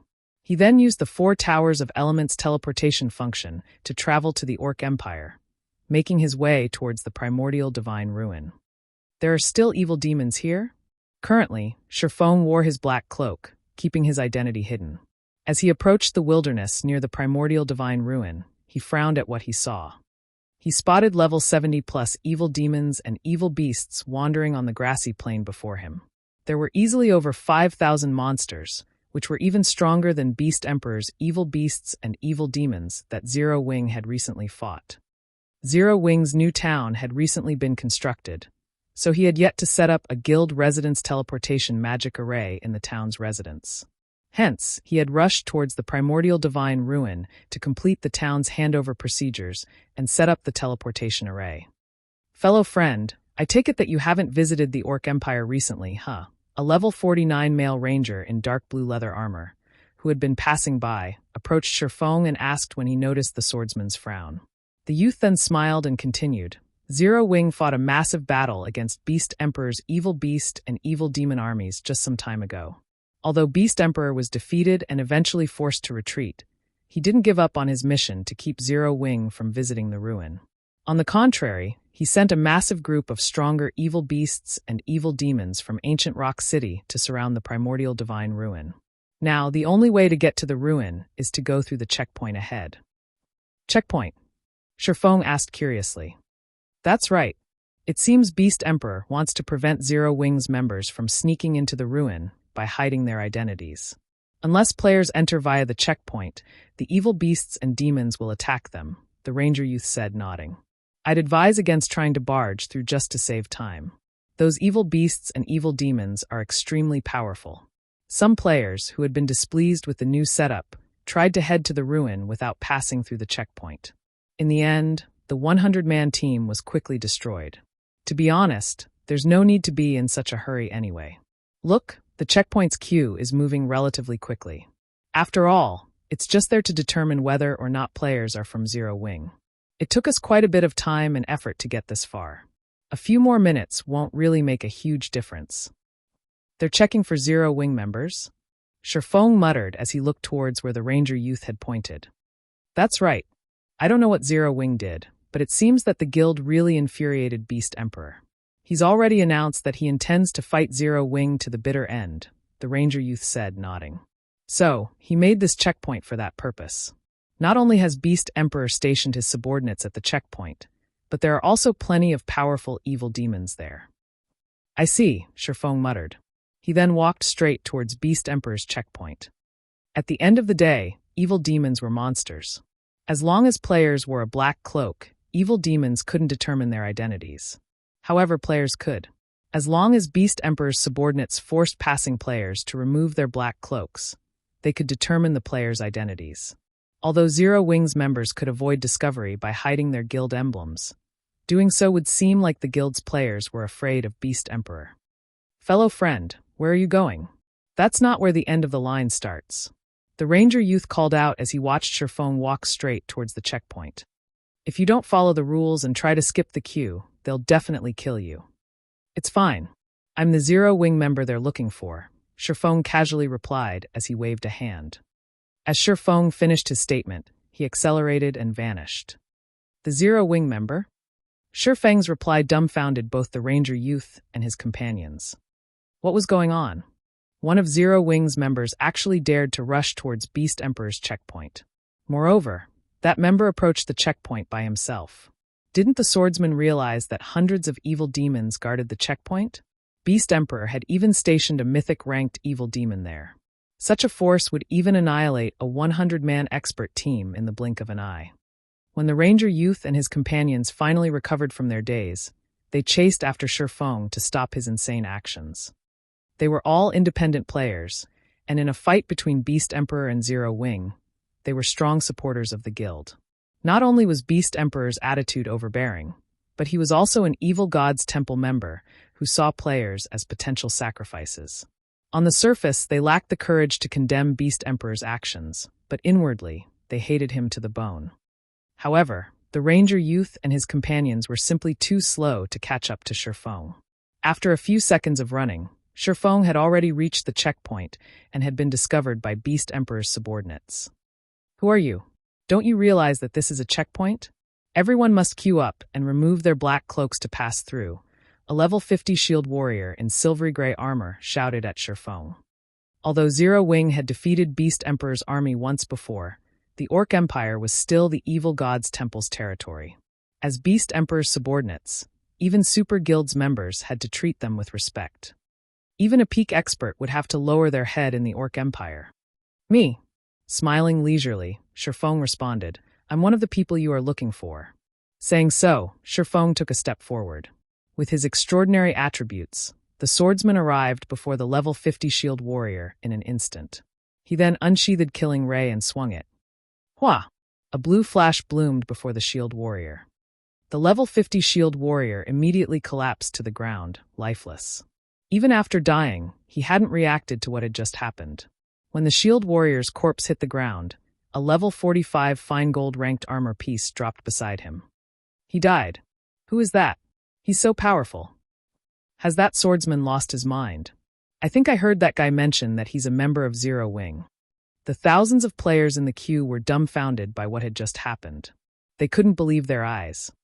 Whether or not Shifeng had told the truth about being from Zero Wing, the fact that he had killed a level 50 shield warrior with a single slash was incredibly shocking. A level 50 shield warrior, even at tier 1, would have close to 50,000 HP. Shield warriors also had far more defense than other classes. They had passive skills that reduced incoming damage as well. Even a great lord of the same level couldn't instant kill such a shield warrior. Yet Shifeng had accomplished exactly that. Beast Emperor's 13 other subordinates a short distance away were similarly stupefied. They had never expected someone to be foolish enough to attack the checkpoint alone. Hundreds of evil demons surrounded the checkpoint, including a level 80 mythic evil demon. Even peak experts would be utterly powerless against a mythic evil demon. At the very minimum, players would need a team of 1,000 experts to pin one down. Bastard! Beast Emperor's subordinates bellowed in rage when they noticed that Shifeng had actually picked up their companion's equipment and stored it. They immediately unsheathed their weapons and charged at the offending swordsman. In their opinion, Shifeng must have used some sort of skill to instant kill their shield warrior companion, and such powerful skills had very long cooldowns. Shifeng should not be able to use it again for the next several minutes. Every one of the dozen or so subordinates at the checkpoint was a level 50 expert. Moreover, the dead shield warrior only ranked among the lower half of their group in terms of strength and equipment. Even if they weren't a match for Shifeng, they could still involve the nearby evil demons. However, when only 15 yards separated Shifeng and the 5 melee experts, who led the charge, Shifeng abruptly disappeared. By the time the 5 melee experts realized Shifeng was gone, he reappeared right in front of them.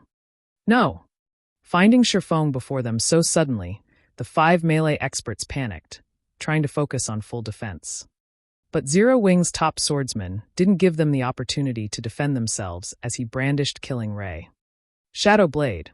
Suddenly, 10 sword lights, 1 blue and 9 black, sliced at the 5 melee experts before they could react. The experts' HP plummeted rapidly, reaching 0 in a fraction of a second. All 5 melee experts then hit the ground simultaneously. Wait, that's Shadow Blade. He's Black Flame, Zero Wing's guild leader.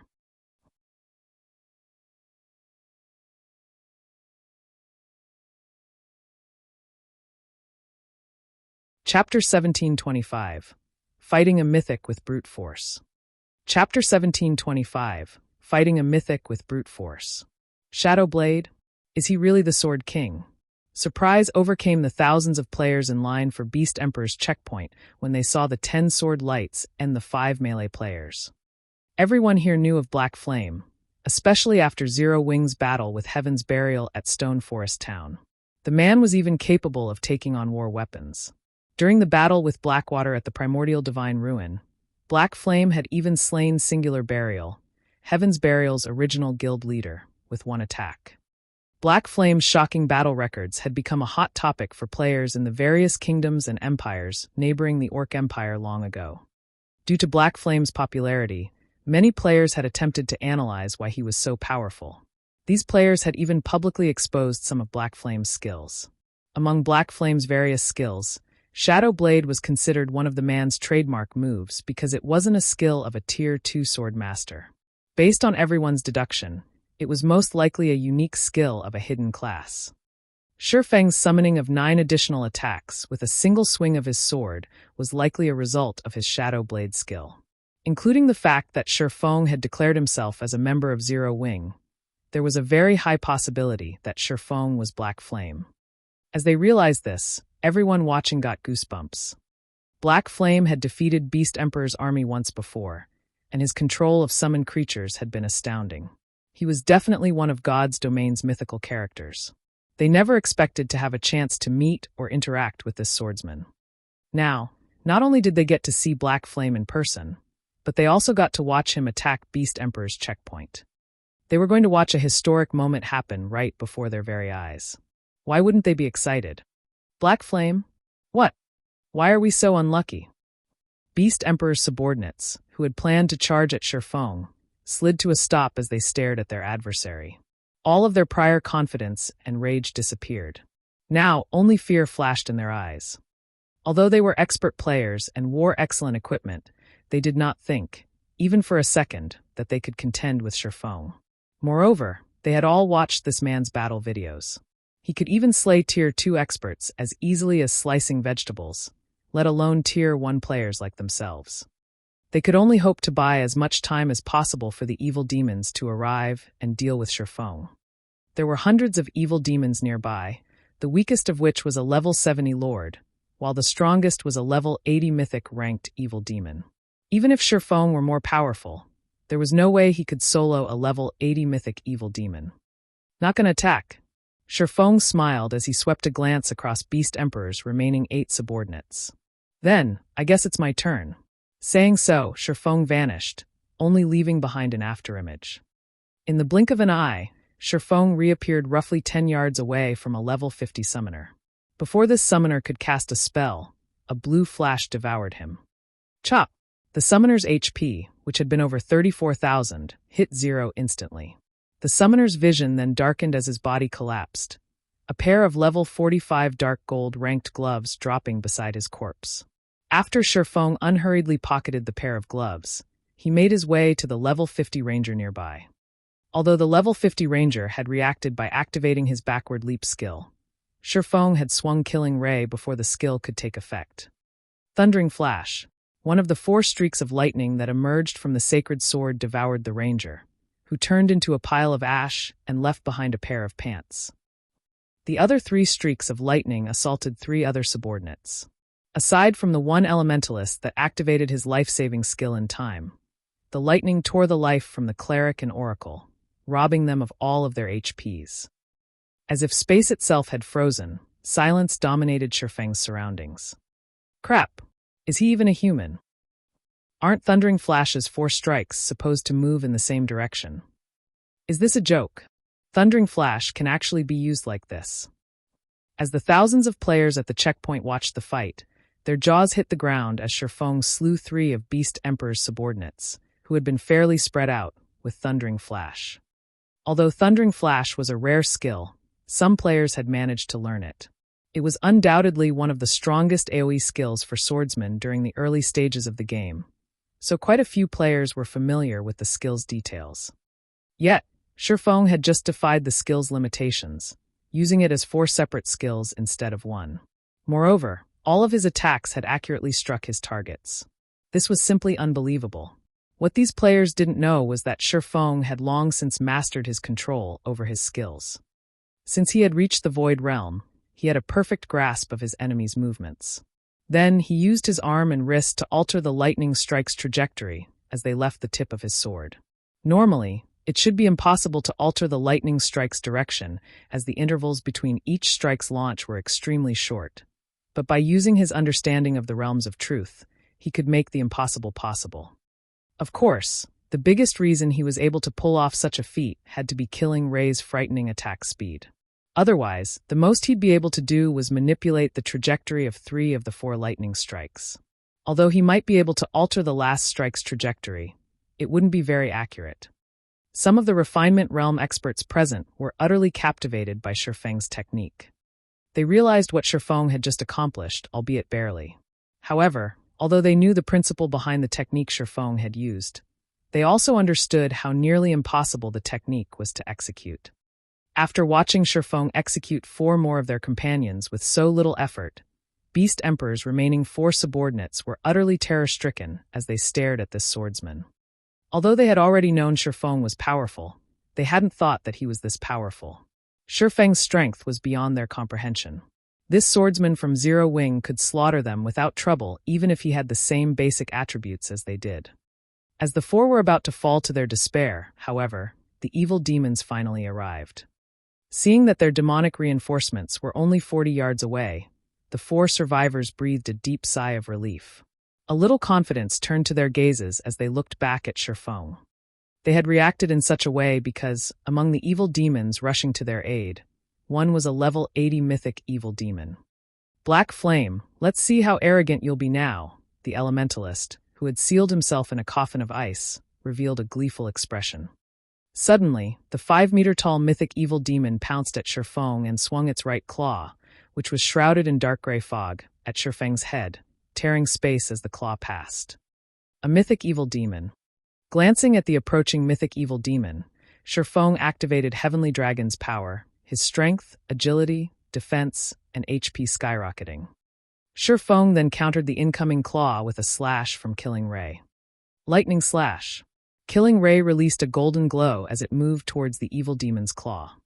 The sacred sword sliced the space before it like a piece of paper, a pitch-black tear appearing before Shifeng. As this tear continued to extend away from its creator before a massive lightning bolt shot through it. In an instant, this lightning bolt stretched 80 yards away from Shifeng. Before anyone had realized it, Killing Ray had met the mythic evil demon's claw. Boom! Following the sound of an explosion, an intense shockwave shook its surroundings as it spread out from its epicenter. Even the players standing over 100 yards away felt the shockwave's severity. To everyone's surprise, the mythic-ranked evil demon actually took 3 steps back. Its right claw sported a deep cut, so deep that the evil demon's bone was exposed.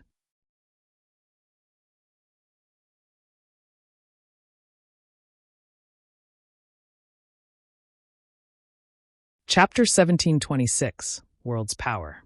He pushed the evil demon back. Are my eyes playing tricks on me? No, that mythic evil demon actually slid backward. Everyone's heart pounded madly when they saw the mythic evil demon retreat by 3 steps. Without the help of war weapons, a Tier 4 mythic evil demon was unshakable to current players. Yet without any help, Shifeng had forced the monster to step back. The watching players felt as if they had just watched an ant push back a ferocious lion. No matter how they looked at the situation, it had to be some kind of joke. Most importantly, Shifeng had actually injured the evil demon physically. Although he had only left a cut behind on the evil demon's claw and arm, it was astounding. It wasn't even possible to injure a mythic-ranked monster with a Tier 3 large-scale destruction spell, but Shifeng had done so by relying on his own strength. Even Beast Emperor's subordinates gaped in shock at the wound Shifeng had left on the mythic evil demon's claw, not to mention the thousands of spectators. The cut was so deep that it revealed bone. Moreover, faint arcs of golden electricity danced around the wound, causing further damage. The evil demon couldn't even move the claw since it had been subjected to a paralyzed state. Seeing this, the shreds of joy and confidence that had returned to Beast Emperor's reaming subordinates instantly vanished. A chilling sensation then assaulted their minds, making them shudder. When they looked at Shifeng now, they felt as if they were staring down a primordial beast, not some player. Shifeng's aura also felt more oppressive than it had before, stifling their breathing as they bathed in it. They no longer felt as if their lives rested in their own hands, but in Shifeng's instead. If Shifeng wished it, he could crush them with a thought. However, a mythic evil demon was still a mythic evil demon at the end of the day, and although one of its claws was temporarily paralyzed, its other claw didn't remain idle. The mythic evil demon immediately launched another attack with its uninjured claw. This time, however, Shifeng did not try to stop the attack. Instead, he activated the disintegration armor's disintegration field. Suddenly, a bluish-gray ripple tore away from Shifeng, enveloping the mythic evil demon and beast emperor's 4 remaining subordinates, and as it did, the 4 players and evil demon felt an immense pressure descend on them. Beast Emperor's 4 subordinates watched their basic attributes decrease by 40%, while the mythic evil demon's basic attributes fell by 15%. Following which, Shifeng executed Purgatory Pentaslash.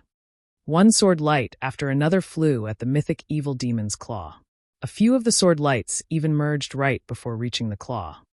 Boom! Although the mythic evil demon did not retreat in the slightest this time, its assault had halted. Sure enough, a mythic monster really is powerful. Despite being weakened, I still can't solo it yet. Shifeng sighed ruefully as he looked at the mythic evil demon before him. He had only overwhelmed the evil demon previously due to Lightning Slash's 330% strength increase. But even after merging some of his attacks, his strength was barely a match for the weakened evil demon. After this, aside from activating Twofold Berserk, he had no means of taking the mythic evil demon head-on. Obviously, Twofold Berserk wasn't viable for this situation. Twofold Berserk only had a 20-second duration, but even after being weakened, the mythic evil demon still had a maximum HP of 127,500,000. He'd be lucky to shave off 2% of the evil demon's HP in 20 seconds. Following which, Shifeng used Divine Steps, and 10 doppelgangers split away from his body. Now, rather than dance with the mythic evil demon, he avoided it. While doing so, Shifeng took a Tier 4 single-target attack magic scroll from his bag. It was one of the scrolls he had obtained after killing a mythic evil beast. Dark Destruction. After activating the scroll, Shifeng immediately used World's Power on the magic array within it. Suddenly, pitch-black magic arrays started to manifest, and in an instant, 33 arrays had the evil demon completely surrounded. Before the mythic evil demon could flee, the arrays began to fire darkness spears, piercing the evil demon's body. The 33 magic arrays quickly transformed the mythic evil demon into a porcupine. The mythic-ranked evil demon's agonized screams were all anyone could hear. After another 2 seconds, every darkness spear in the evil demon's body exploded, instantly stealing over 8 million of the evil demon's HP. After the massive explosion, the mythic evil demon was in an incomparably miserable state. It was covered in wounds, steadily seeping fresh blood. Even a fool could see that the mythic evil demon suffered a heavily injured state. What destructive power! He actually injured a mythic-ranked evil demon so severely. Did he use a magic scroll containing a Tier 4 curse or Tier 5 spell? The spectating crowd could not help but gasp when they saw the injured evil demon. If they couldn't see that the mythic evil demon still had plenty of HP, they'd assume that it was on its last breath, about to keel over at any moment. Even Shifeng was surprised. He hadn't expected the Tier 4 magic scroll to become so destructive after empowering it with World's Power. The power of Dark Destruction was stronger than even a Tier 4 single-target curse. Seeing that the mythic evil demon was heavily injured, Shifeng immediately removed Disintegration Field and summoned his personal guards, Anna and Kite. At this point, Anna had reached level 81, whereas Kite was level 79. The 2 NPCs' leveling speed was simply staggering. Once the mythic evil demon had become heavily injured, its basic attributes had fallen by 35%. Now, in terms of overall combat power, it was only slightly stronger than a level 80 Grand Lord. Meanwhile, after being summoned, Anna proceeded to summon her Golden Giant and 10 Rock Guardians. She then had the Rock Guardians form a magic array to suppress the mythic evil demon further. With this, the mythic evil demon only had 50% of its original basic attributes remaining. Now, even the Golden Giant could put up a fight against the mythic-ranked evil demon, not to mention Shifeng. With the Golden Giant serving as his MT, Shifeng focused on dealing damage. Phantom Kill. Flame Burst. Damages in the hundreds of thousands appeared, one after another, above the mythic evil demon's head. To the mythic evil demon, who only had a maximum HP of 75 million after being weakened. This was a considerable amount. Furthermore, Kite and Anna's damage kept up with Shifeng's. Although Lord and Great Lord ranked evil demons tried to intervene, the Rock Guardian's magic array kept them out of the fight. They could not hinder Shifeng and his minions in the slightest. Meanwhile, Beast Emperor's 4 remaining subordinates could only watch as their supposed savior rapidly lost HP. 80%, 60%, 20%. When the mythic evil demon's HP fell to 20% and was about to enter a berserk state, Anna reacted by casting Chains of Light. Not only did the spell negate the evil demon's berserk state, but it also weakened the monster even further. Without the boost from its berserk state, the mythic evil demon couldn't free itself from this one-sided beating, and its HP continued to fall. 20%, 10%, 5%. When the mythic evil demon only had 1% of its HP remaining, Shifeng activated Divine Providence. He then activated Instant Strike and appeared before the evil demon. Sword's Orbit. Suddenly, a series of blue stars bombarded the mythic evil demon, plundering its final strand of HP. As the mythic-ranked evil demon died, a golden flash enveloped Shifeng. He had finally risen from level 65 to level 66. At the same time, 3 crimson balls of light emerged from the evil demon's corpse and hit the ground. When the watching crowd outside of the magic array saw the mythic evil demon's motionless corpse, their minds went blank.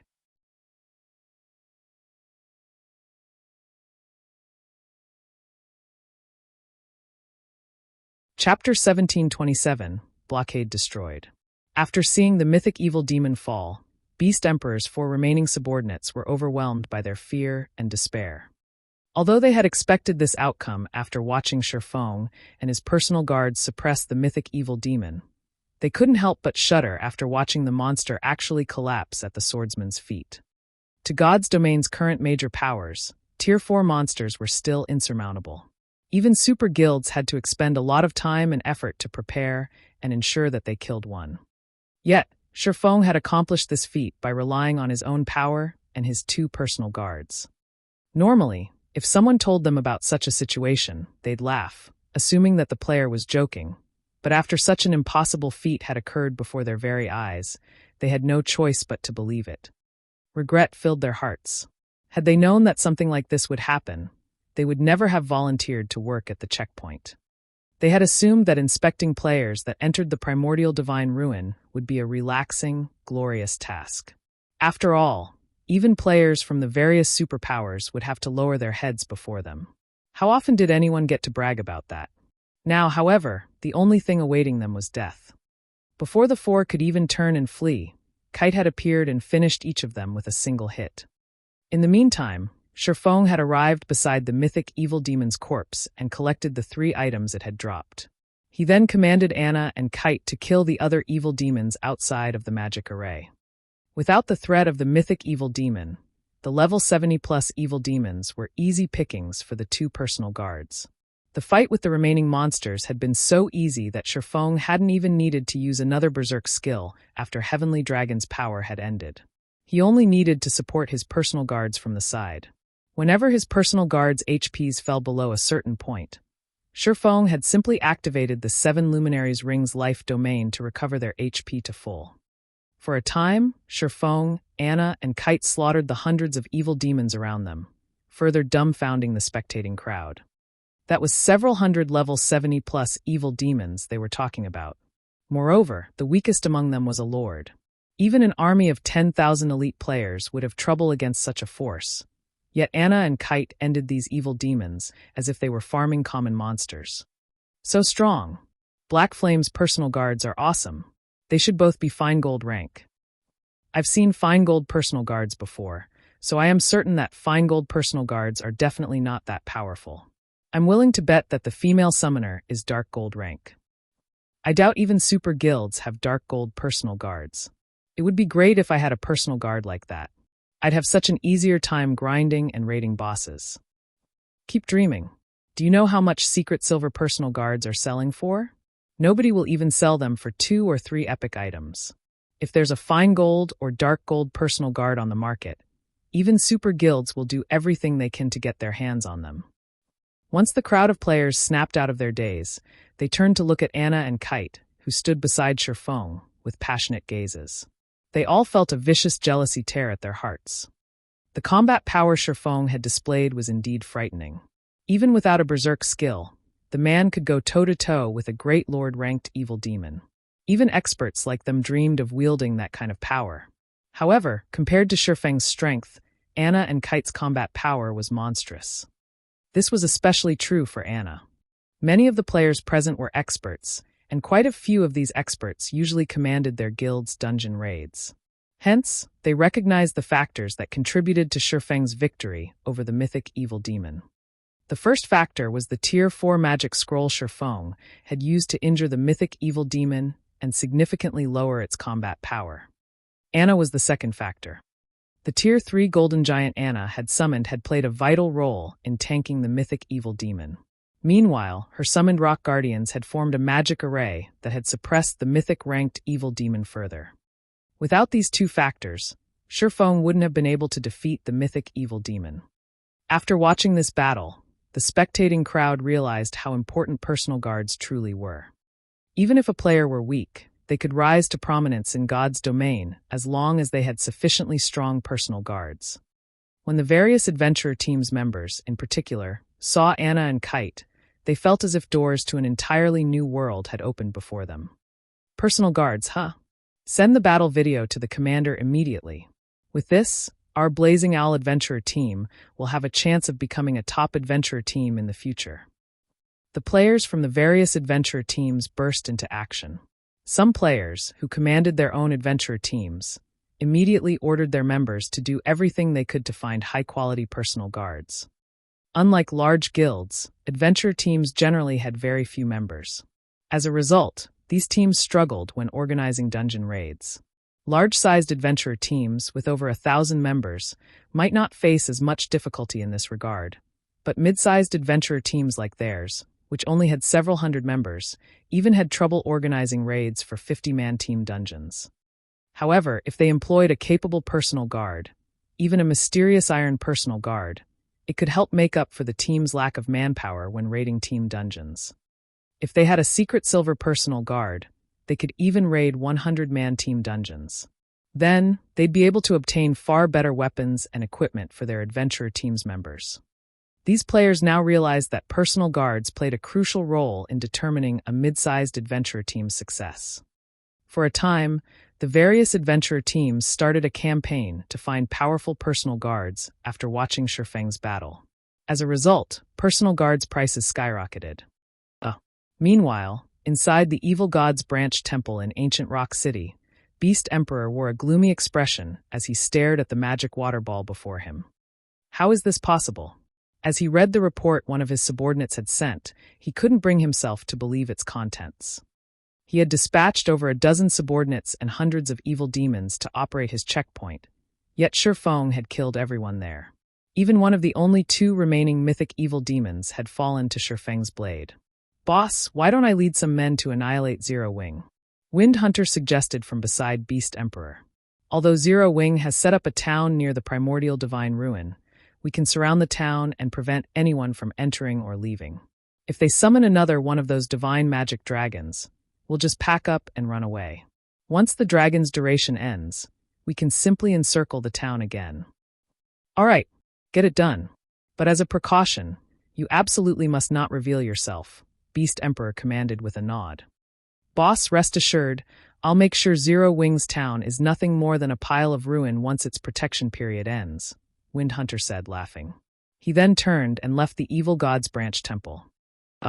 Elsewhere, after Shifeng had annihilated the evil demons at the checkpoint, he made his way toward the primordial divine ruin. Players crowded the ruin, and even though a massive battle had taken place right outside of it, these players chatted and laughed merrily. Some players even hawked their wares here. However, far more players wandered around outside of the town, which had recently been established near the ruin, than those within the primordial divine ruin itself. All of these players examined Zero Wing's new town with curiosity and anticipation. As everyone watched, Shifeng rode his demonic flame tiger towards the town that had the protection of level 100 NPC adventurers.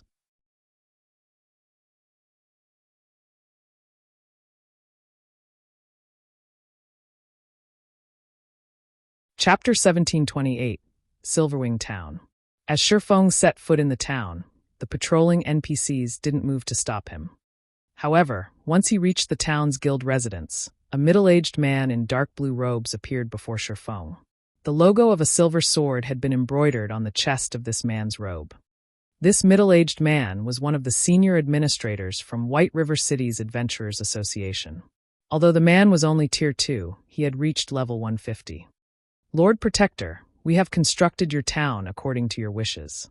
If there are no problems, please write its name on this town order, the NPC senior administrator said after approaching Shifeng. System, please name your town. If you fail to do so within 5 minutes, a name will be automatically generated. A name, huh? After Shifeng accepted the town order and pondered for a short moment, he entered the name of his new town on the town order. Silverwing. Since there was already a Zero-Wing city in Starmoon Kingdom, he couldn't name the town Zero-Wing Town. Meanwhile, as this town developed as a neutral town, it would definitely become well known. Hence, to ensure that everyone knew that it belonged to Zero-Wing and to increase the guild's popularity, Shifeng decided to name the town based on Zero-Wing's guild emblem, the silver six-winged emblem. System, naming successful. Your town is now Silverwing Town. Once Shifeng named his new town, the nearby players watching received a system notification. System, you have discovered Silverwing Town. When the surrounding players tried to inspect the town, a window popped up, stating that the town belonged to Zero-Wing and wasn't yet open to the public. Since the town wasn't open to the public, the town's NPC guards would kill any outsider that ventured too close. Sure enough, it really is Zero-Wing's town. Zero-Wing is set for life. With their town right next to the primordial divine ruin, any guild or player that wants to explore the ruin will likely have to gather in Silverwing Town. Zero-Wing's development will definitely soar now. I know, right? Aside from Silverwing Town, there isn't anywhere to rest near the primordial divine ruin. Zero-Wing will make a fortune on the repair fees alone. For a time, the various large guilds and adventure teams were truly jealous of Zero-Wing. Many guilds had already shifted the focus of their development to neutral maps, and as a result, neutral towns had become astronomically valuable. This was even more true for a neutral town beside a primordial divine ruin. Silverwing Town's value could likely rival that of 4 or more ordinary neutral towns. Meanwhile, the scouts the various large guilds and adventurer teams had stationed to watch the new town beside the ruin immediately reported the latest development to their superiors. Silverwing Town? Cuttlefish, one of Crimson Emperor's elders, caressed his white beard as he looked at Silverwing Town from a short distance away. Uncle Cuttlefish, many guilds are trying to partner with Zero-Wing right now. Should we send someone to contact the guild as well? A level 51, Tier 2 Berserker beside Cuttlefish asked. The Berserker wore dark red armor and carried a double-edged battle axe. No, let's wait for a while, Cuttlefish said, shaking his head. Although Zero-Wing has built a town beside the primordial divine ruin, Beast Emperor isn't someone to be taken lightly. Moreover, this is a neutral map. There is simply too much profit involved with Silverwing Town. Even if Beast Emperor doesn't make a move, I doubt that the other superpowers will sit still. Whether or not Zero-Wing can keep its town after the protection period is uncertain. Hearing Cuttlefish's thoughts, realization dawned on the Tier 2 Berserker. At the same time, a hint of pity also surfaced in his gaze as he looked at Silverwing Town. God's domain was a cruel place. In God's domain, holding a treasure without the power to protect it was a sin. Although Zero-Wing had shown the world its extraordinary strength, this kind of power was short-lived. Powerful tools couldn't be used indefinitely. Like Zero-Wing, many such guilds had risen in the virtual gaming world in the past, and they had been incredibly successful, developing rapidly by using various means and resources. Unfortunately, due to their lack of a sturdy foundation, they had become a target for stronger forces, struck down before they could become a superpower. Whether or not Zero-Wing protected Silverwing Town could be considered a test for the guild. Meanwhile, after Shifeng entered Silverwing Town's guild residence, he began to set up the guild residence teleportation magic array.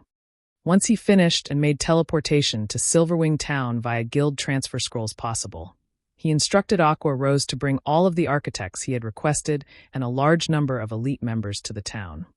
When the group emerged from the guild residence, seeing Silverwing Town for the first time, they could not help but grow excited, especially the elite members. With Silverwing Town, they'd have a much easier time getting into the primordial divine ruin. After all, the town was so close to the ruin. Their guild would have a massive advantage over the other powers when contesting over entry slots. Even elite members like them might get the chance to enter the ruin, not to mention the guild's expert players. If they were lucky, they might even get to visit Primordial City. Guild leader, everyone's here. We can begin constructing the hotels and smithies right away, Aqua Rose excitedly reported as she walked up to Shifeng. Although Zero Wing had earned quite a lot of coins through Zero Wing City, coins were only coins. A lot of coins didn't necessarily equate a lot of resources. Furthermore, Zero Wing's range of influence was much smaller than first-rate guilds and superpowers. This greatly limited the guild's ability to collect and purchase resources. However, Zero Wing now had Silverwing Town. With a treasure trove of resources like the primordial divine ruin right beside the town, Zero Wing would have a much easier time acquiring the resources it needed. Most importantly, players had long since passed the Stoneclaw Mountains level range. As a result, Stone Forest Town's popularity had started to wane. Nowadays, Stone Forest Town's development was entirely reliant on its battle arena and advanced auction house. Its ability to collect resources was growing weaker. The rise of Silverwing Town just so happens to make up for this flaw. Good. Shifeng nodded approvingly. Following which, Shifeng arranged the basic and intermediate architects to start constructing the town's hotels and smithies. As for the advanced architects, he had them stay behind. As the advanced architects wondered what special task Shifeng had in store for them, Shifeng revealed the magic tower design he had obtained from the lost town in the Boneless Land. Seeing the design, the eyes of the advanced architects glowed with excitement and surprise. Even Aqua Rose was dazed when she saw the design. She was very familiar with the magic tower's power. It was thanks to the magic tower that Stone Forest Town had developed to its current state. However, the magic tower design was a consumable, and each design only allowed players to build 5 magic towers. Unfortunately, Zero Wing had expended all 5 of its last design's uses. Although they had done their best to find another magic tower design, their search hadn't borne fruit thus far. Even the various super guilds struggled to find one for themselves. Yet Shifeng had just revealed a new magic tower design. Your task this time is to complete the magic tower's foundations. I'll handle the core manufacturing personally, Shifeng said as he glanced at the dozens of advanced architects before him. Guild leader, may I know how many magic towers we'll be building in Silverwing Town? An advanced architect asked curiously. We're building all 5, Shifeng said. The players before Shifeng gasped, and even Aqua Rose stared at her guild leader with wide eyes. These were magic towers they were talking about. Even one magic tower was enough to forge a popular battle arena. They had only constructed 3 magic towers in Stone Forest Town to protect the town from invasion. Spending a full magic tower design on Silverwing Town was simply extravagant. You're tuning in to the Blimay's Sword of Destiny YouTube channel. We're so grateful for your support, and don't forget to subscribe to join us on this incredible journey through captivating stories. Your generosity through donations truly makes a world of difference, as it's the primary source of revenue that allows me to expand and enhance this channel for you. Thank you from the bottom of my heart for being a part of this adventure.